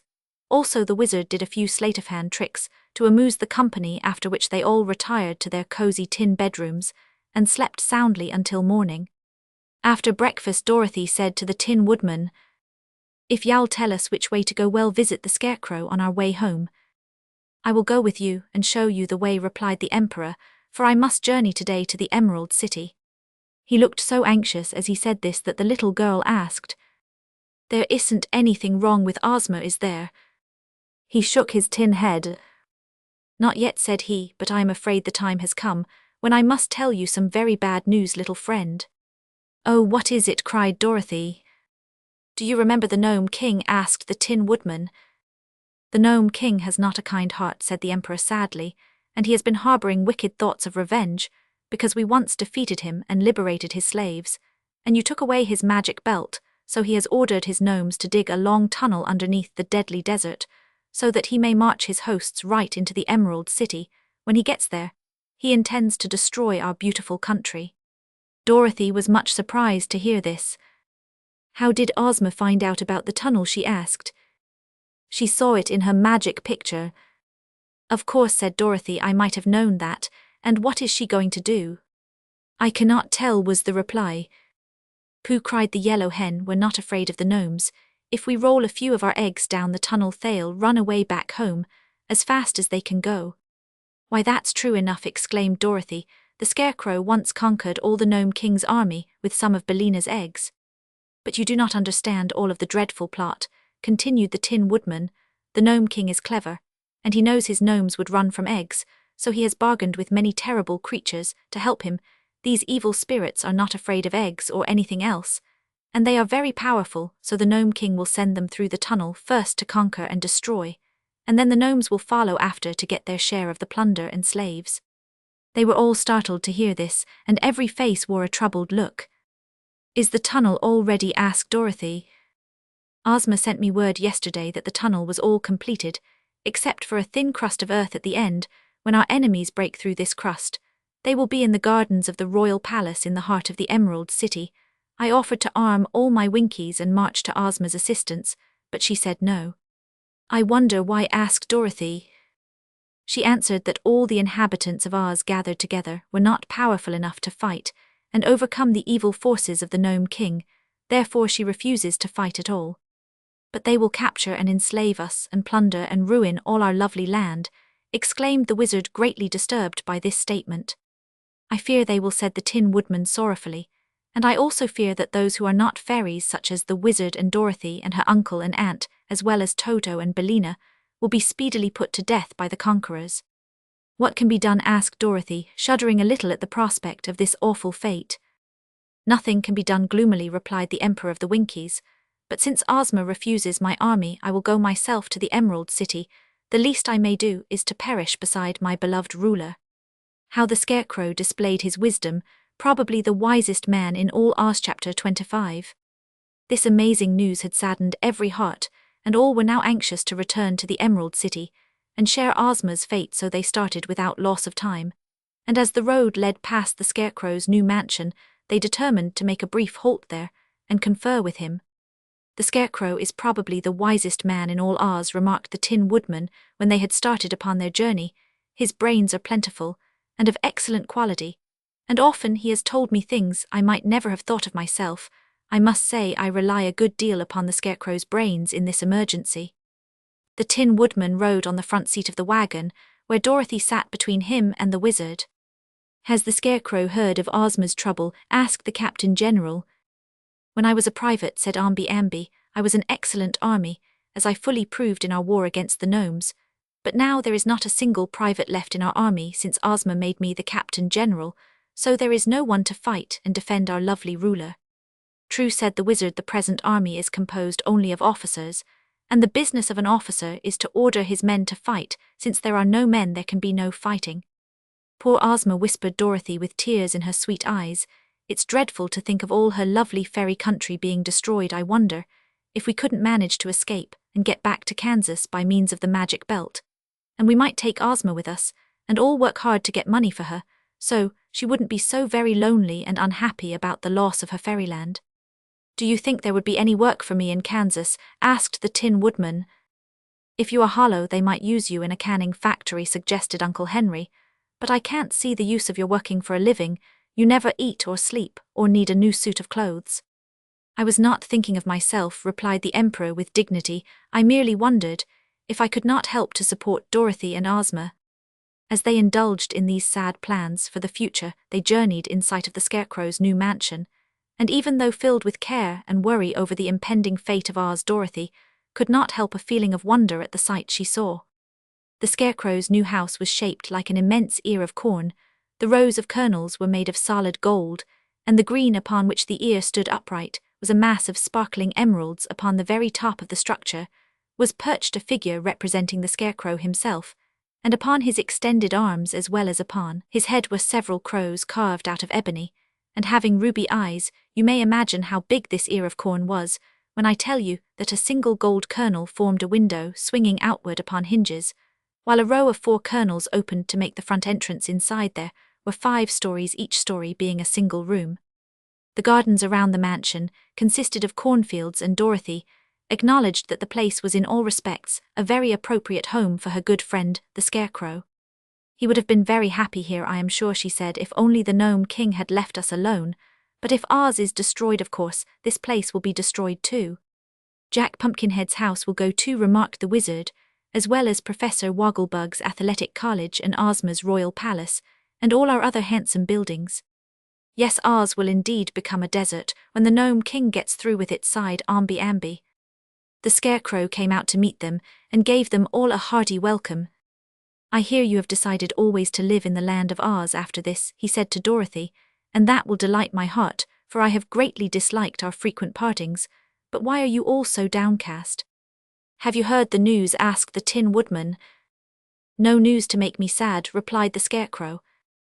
Then Nick Chopper told his friend of the Gnome King's tunnel, and how the evil creatures of the north had allied themselves with the underground monarch for the purpose of conquering and destroying Oz. Well, said the Scarecrow, it certainly looks bad for Ozma and all of us, but I believe it is wrong to worry over anything before it happens. It is surely time enough to be sad, when our country is 259 spoiled, and our people made slaves, so let us not deprive ourselves of the few happy hours remaining to us.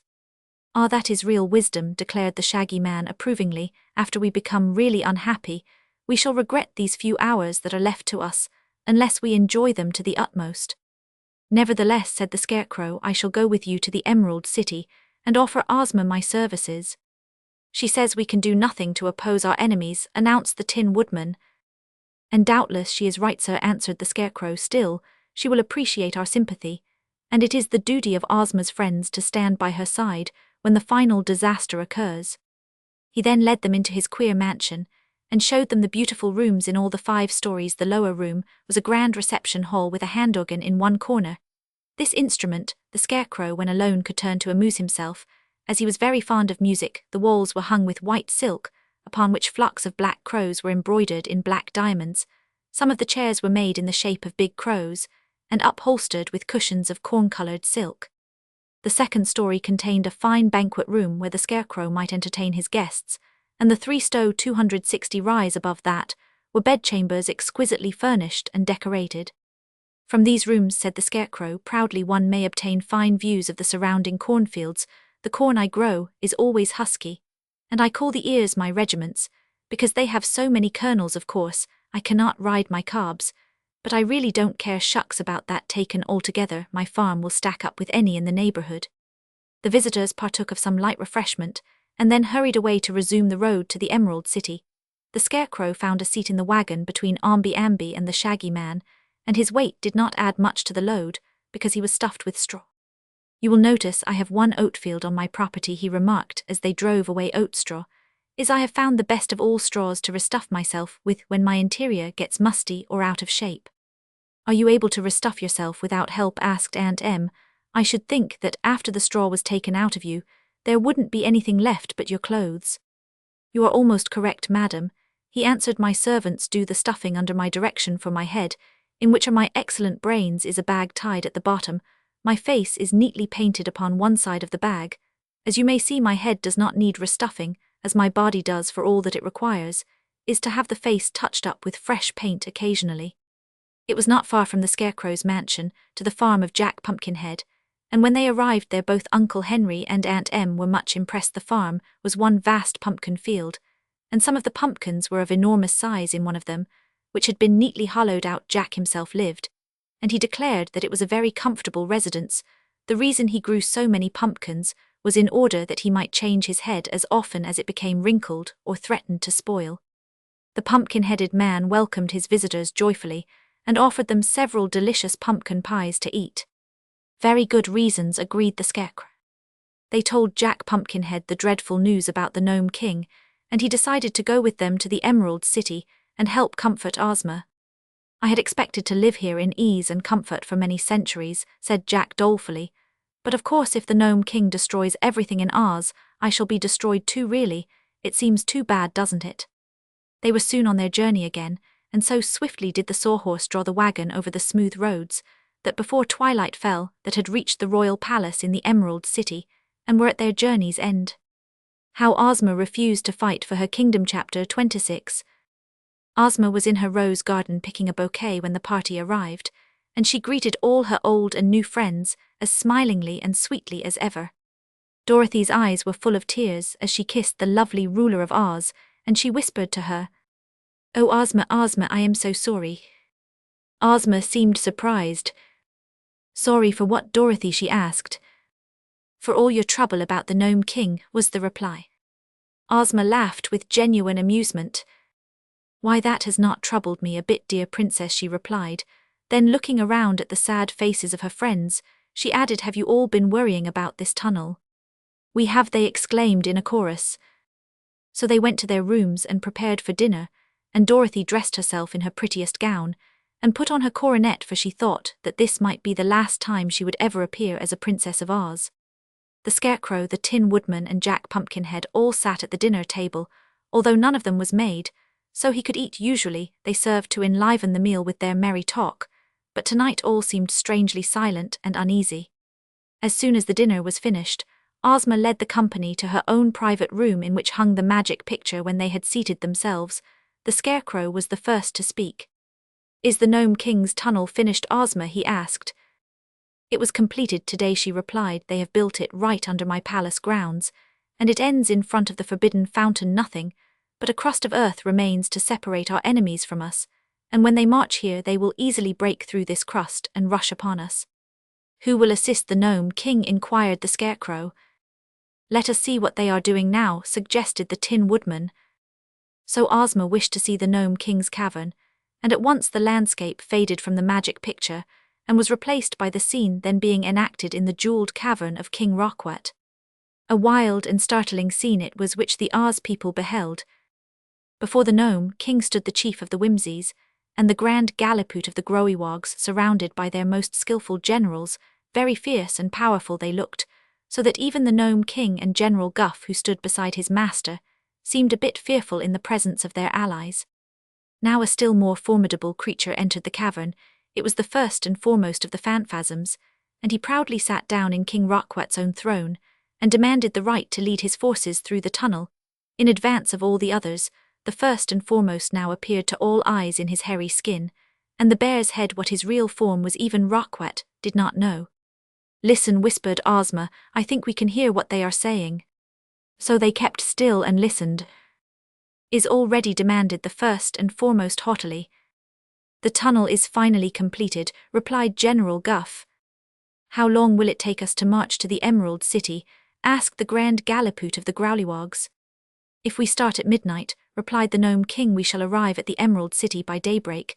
Then, while all the Oz people are sleeping, we will capture them and make them our slaves. After that we will destroy the city itself and march through the land of Oz, burning and devastating as we go." "Good," cried the first and foremost. "When we get through with Oz it will be a desert wilderness. Ozma shall be my slave." "She shall be my slave," shouted the Grand Gallipoot angrily. The first and foremost smiled wickedly, but he only said, "I and my Phanfasms go first, for nothing on earth can oppose our power." They all agreed to that, knowing the Phanfasms to be the mightiest of the combined forces. King Roquet now invited them to attend a banquet he had prepared, where they might occupy themselves in eating and drinking until midnight arrived. As they had now seen and heard all of the plot against them that they cared to, Ozma allowed her magic picture to fade away. Then she turned to her friends and said, "Our enemies will be here sooner than I expected. What do you advise me to do?" "It is now too late to assemble our people," said the Tin Woodman despondently. "If you had allowed me to arm and drill my Winkies, we might have put up a good fight and destroyed many of our enemies before we were conquered." "The Munchkins are good fighters too," said Ambi Ambi, "and so are the Gillikins." "The Gnome King is not so particular," remarked the Scarecrow. "He intends to destroy us all and ruin our beautiful country." "Because the Gnome King intends to do evil is no excuse for my doing the same," replied Ozma. "Self-preservation is the first law of nature," quoted the Shaggy Man. "True," she said readily. "I would like to discover a plan to save ourselves without fighting." That seemed a hopeless task to them, but realizing that Ozma was determined not to fight, they tried to think of some means that might promise escape. "Couldn't we bribe our enemies by giving them a lot of emeralds and gold?" asked Jack Pumpkinhead. "No, because they believe they are able to take everything we have," replied the ruler. "I have thought of something," said Dorothy. "What is it, dear?" asked Ozma. "Let us use the magic belt to wish all of us in Kansas. We will put some emeralds in our pockets and can sell them in Topeka for enough to pay off the mortgage on Uncle Henry's farm. Then we can all live together and be happy." "A clever idea," exclaimed the Scarecrow. "Kansas is a very good country. I've been there," said the Shaggy Man. "That seems to me an excellent plan," approved the Tin Woodman. "No," said Ozma decidedly, "never will I desert my people and leave them to so cruel a fate. I will use the magic belt to send the rest of you to Kansas if you wish, but if my beloved country must be destroyed, and my people enslaved I will remain and share their fate. Quite right, asserted the Scarecrow, sighing, I will remain with you. And so will I, declared the Tin Woodman and the Shaggy Man and Jack Pumpkinhead in turn. Tick-tock. The Machine Man also said he intended to stand by Ozma, for said he I should be of no use at all in Kansas. For my part, announced Dorothy gravely, if the ruler of Oz must not desert her people, a princess of Oz has no right to run away either. I am willing to become a slave with the rest of you, so all we can do with the magic belt is to use it to send Uncle Henry and Aunt Em back to Kansas. I've been a slave all my life, Aunt Em replied with considerable cheerfulness, and so has Henry. I guess we won't go back to Kansas anyway. I'd rather take my chances with the rest of you. Ozma smiled upon them all gratefully. There is no need to despair just yet, she said. I'll get up early tomorrow morning and be at the Forbidden Fountain. When the fierce warriors break through the crust of earth, I will speak to them pleasantly, and perhaps they won't be so very bad after all. Why do they call it the Forbidden Fountain? Asked Dorothy thoughtfully. Don't you know, dear? Returned Ozma, surprised. No, said Dorothy, of course I've seen the fountain in the palace grounds ever since I first came to Oz, and I've read the sign, which says all persons are forbidden to drink at this fountain. But I never knew why they were forbidden. The water seems clear and sparkling, and it bubbles up in a golden basin all the time. That water, declared Ozma gravely, is the most dangerous thing in all the land of Oz. It is the water of oblivion. What does that mean? Asked Dorothy. Whoever drinks at the Forbidden Fountain at once forgets everything he has ever known, Ozma asserted. It wouldn't be a bad way to forget our troubles, suggested Uncle Henry. Does it make one crazy? Asked Dorothy. No, it only makes one forget, replied the girl ruler. It is said that long ago a wicked king ruled Oz and made himself and all his people very miserable and unhappy, so Glinda, the good sorceress, placed this fountain here, and the king drank of its water and forgot all his wickedness. His mind became innocent and vacant, and when he learned the things of life again, they were all good things, but the people remembered how wicked their king had been and were still afraid of him. Therefore, he made them all drink of the water of oblivion and forget everything they had known, so that they became as simple and innocent as their king. After that they all grew wise together, and their wisdom was good, so that peace and happiness reigned in the land, but for fear someone might drink of the water again, and in an instant forget all he had learned, the king put that sign upon the fountain, where it has remained for many centuries up to this very day. They had all listened intently to Ozma's story, and when she finished speaking, there was a long period of silence while all thought upon the curious magical power of the water of oblivion. Finally, the Scarecrow's painted face took on a broad smile that stretched the cloth as far as it would go. How thankful I am, he said, that I have such an excellent assortment of brains. I gave you the best brains I ever mixed, declared the wizard with an air of pride. You did indeed, agreed the Scarecrow, and they work so splendidly that they have found a way to save us all. I am glad to hear that, said the wizard. We never needed saving more than we do just now. Do you mean to say you can save us from those awful phantasms and growlywogs and whimsies? Asked Dorothy eagerly. I am sure of it, my dear, asserted the Scarecrow, still smiling genially. Tell us how, cried the Tin Woodman. Not now, said the Scarecrow. You may all go to bed, and I advise you to forget your worries just as completely as if you had drunk of the water of oblivion in the Forbidden Fountain. I am going to stay here and tell my plan to Ozma alone. But if you will all be at the Forbidden Fountain at daybreak, you'll see how easily we will save the kingdom when our enemies break through the crust of earth and come from the tunnel. So they went away and left the Scarecrow and Ozma alone, but Dorothy could not sleep a wink all night. He is only a scarecrow, she said to herself, and I am not sure that his mixed brains are as clever as he thinks they are. But she knew that if the Scarecrow's plan failed, they were all lost, so she tried to have faith in him. How the Fierce Warriors Invaded Oz. Chapter 27. The Gnome King and his terrible allies sat at the banquet table.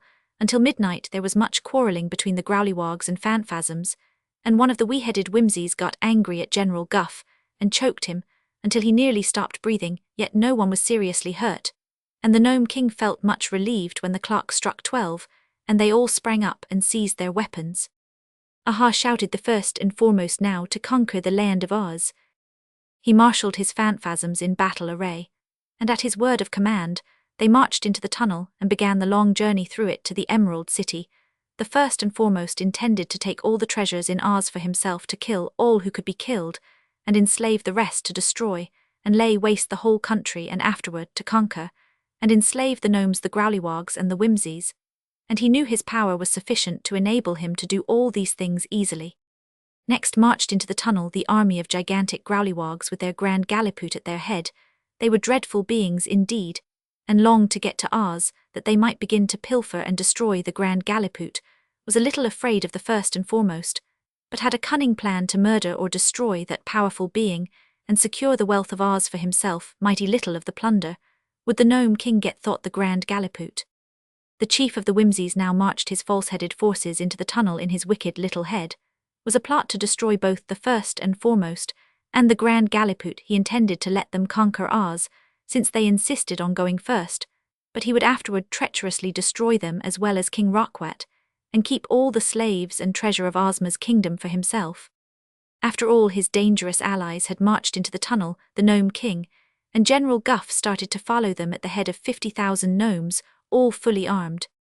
Guff said, "The king, those creatures ahead of us mean mischief. They intend to get everything for themselves and leave us nothing." "Good," cried the king, "an excellent plan, Guff. I'll do it. While they are conquering Oz, I'll get the magic belt, and then only the gnomes will remain to ravage the country." So you see, there was only one thing that all were agreed upon, that Oz should be destroyed. On the vast ranks of invaders marched, filling the tunnel from side to side. With a steady tramp, they advanced every step, taking them nearer to the beautiful Emerald City. "Nothing can save the land of Oz," thought the first and foremost, scowling, until his bare face was as black as the tunnel. "The Emerald City is as good as destroyed," already muttered the grand galliput, shaking his war club fiercely. "In a few hours Oz will be a desert," said the chief of the whimsies, with an evil laugh. "My dear Guff," remarked the Gnome King to his general, "at last my vengeance upon Ozma of Oz and her people is about to be accomplished."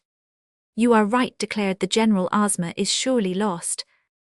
And now the first and foremost, who was in advance and nearing the Emerald City, began to cough and to sneeze. "This tunnel is terribly dusty," he growled angrily. "Ill punish that Gnome King for not having it swept clean. My throat and eyes are getting full of dust, and I am as thirsty as a fish." The grand galliput was coughing too, and his throat was parched and dry. "What a dusty place," he cried. "I'll be glad when we reach Oz where we can get a drink."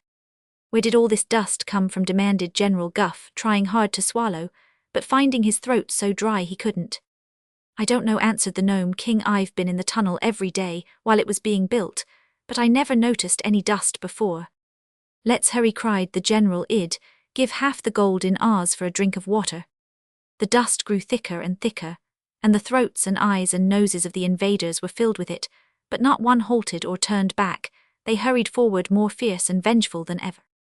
How they drank at the Forbidden Fountain. Chapter 28. The Scarecrow had no need to sleep, neither had the Tin Woodman or Tick-Tock or Jack Pumpkinhead, so they all wandered out into the palace grounds and stood beside the sparkling water of the Forbidden Fountain until daybreak. During this time, they indulged in occasional conversation.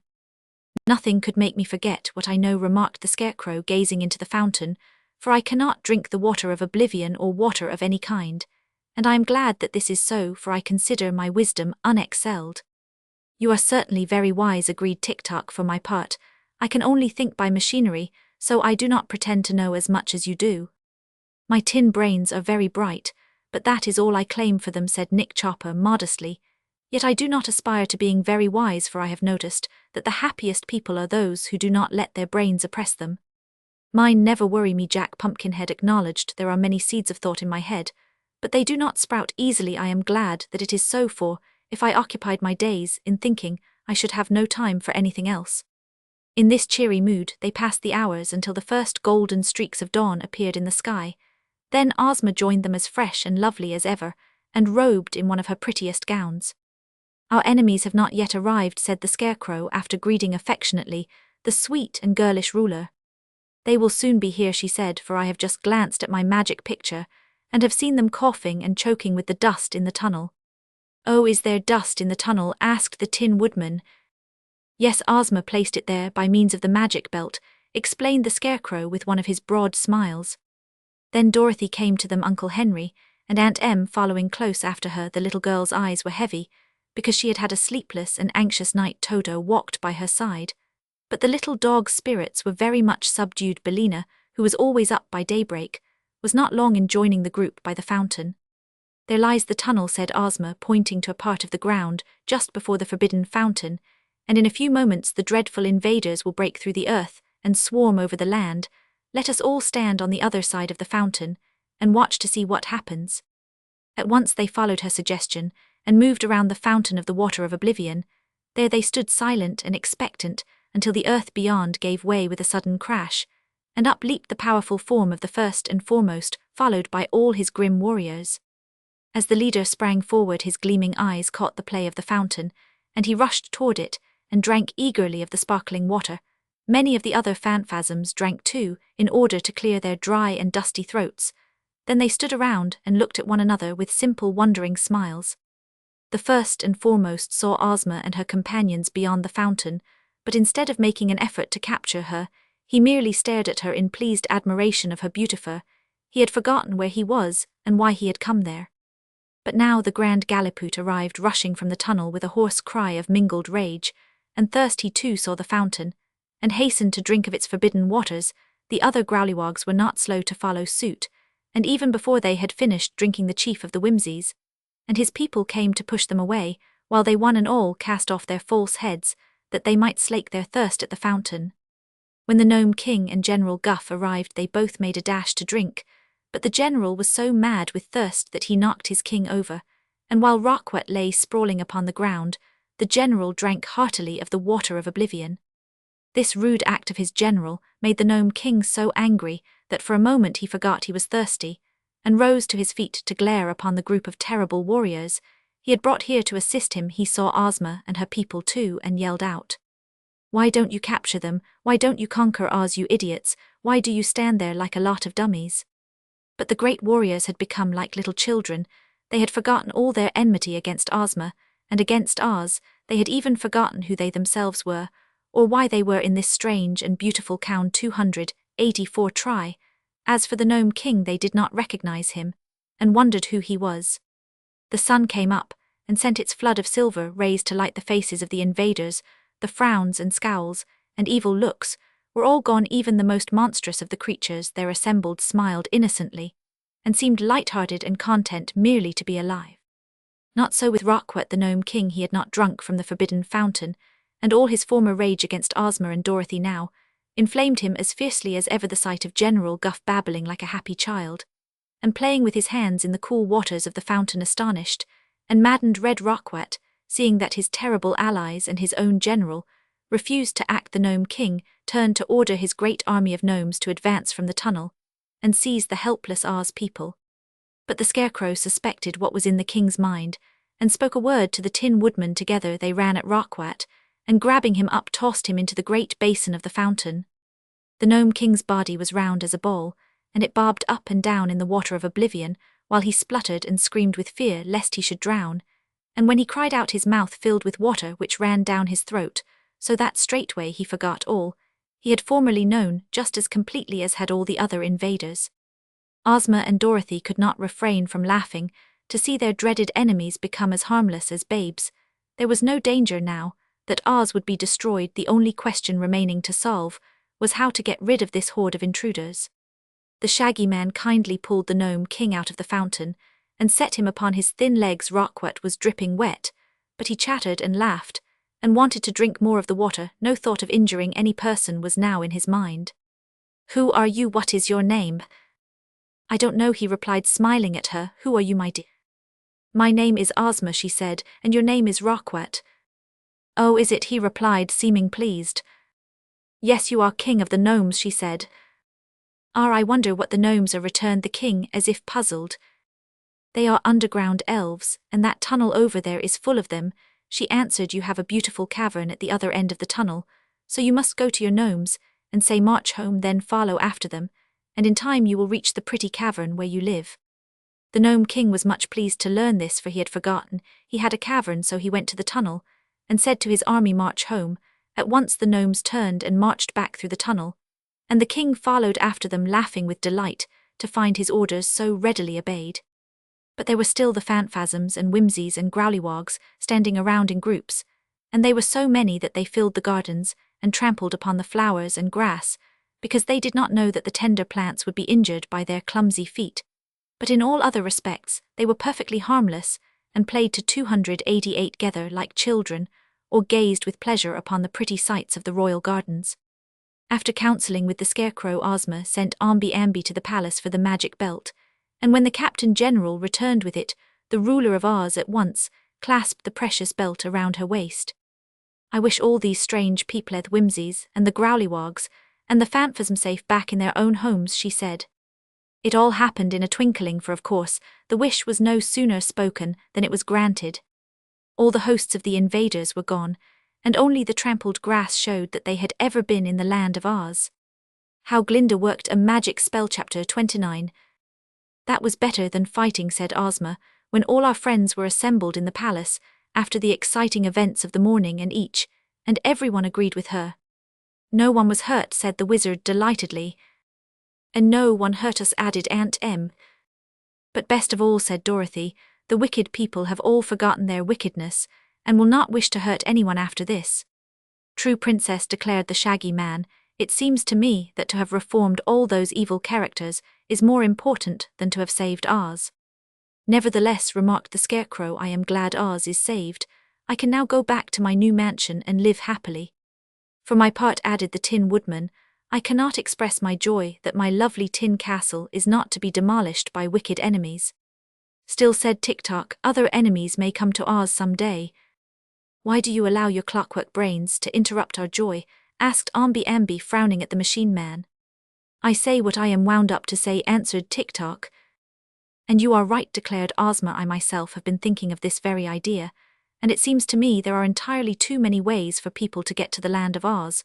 We used to think the deadly desert that surrounds us was enough protection, but that is no longer the case. The wizard and Dorothy have both come here through the air, and I am told the Earth people have invented airships that can fly anywhere they wish them to go. Why, sometimes they do, and sometimes they don't, asserted Dorothy. But in time the airships may cause us trouble, continued Ozma, for if the Earth folk learn how to manage them, we would be overrun with visitors who would ruin our lovely secluded fairyland. That is true enough, agreed the wizard. How will you do that? Asked the Scarecrow. I do not know, but in some way I am sure it can be accomplished tomorrow. I will make a journey to the castle of Glinda the Good, and ask her advice. May I go with you? Asked Dorothy eagerly. Of course, my dear princess, and also I invite any of our friends here who would like to undertake the journey. They all declared they wished to accompany their girl ruler, for this was indeed an important mission, since the future of the land of Oz, to a great extent, depended upon it. So Ozma gave orders to her servants to prepare for the journey on the morrow. That day she watched her magic picture, and when it showed her that all the gnomes had returned through the tunnel to their underground caverns, Ozma used the magic belt to close up the tunnel, so that the earth underneath the desert sands became as solid as it was before the gnomes began to dig. Early the following morning, a gay cavalcade set out to visit the famous sorceress Glinda the Good. Ozma and Dorothy rode in a chariot drawn by the Cowardly Lion and the Hungry Tiger, while the Sawhorse drew the red wagon in which rode the rest of the party. With hearts light and free from care, they travelled merrily along through the lovely and fascinating land of Oz, and in good season reached the stately castle in which resided the sorceress. Glinda knew that they were coming. I have been reading about you in my magic book, she said as she greeted them in her gracious way. What is your magic book like? Inquired Aunt Em curiously. It is a record of everything that happens, replied the sorceress. As soon as an event takes place anywhere in the world, it is immediately found printed in my magic book, so when I read its pages I am well informed. Did it tell how our enemies drank the water of oblivion? Asked Dorothy. Yes, my dear, it told all about it, and also it told me you were all coming to my castle, and why. Then said Ozma, I suppose you know what is in my mind, and that I am seeking a way to prevent anyone in the future from discovering the land of Oz. Yes, I know that, and while you were on your jour 293 nay, I have thought of a way to accomplish your desire, for it seems to me unwise to allow too many outside people to come here. Dorothy with her uncle and aunt has now returned to Oz to live always, and there is no reason why we should leave any way open for others to travel uninvited to our fairyland. Let us make it impossible for anyone ever to communicate with us in any way after this, then we may live peacefully and contentedly. Your advice is wise, returned Ozma. I thank you, Glinda, for your promise to assist me. But how can you do it? Asked Dorothy. How can you keep everyone from ever finding Oz? By making our country invisible to all eyes. But our own, replied the sorceress, smiling. I have a magic charm powerful enough to accomplish that wonderful feat, and now that we have been warned of our danger by the Gnome King's invasion, I believe we must not hesitate to separate ourselves forever from all the rest of the world. I agree with you, said the ruler of Oz. Won't it make any difference to us? Asked Dorothy doubtfully.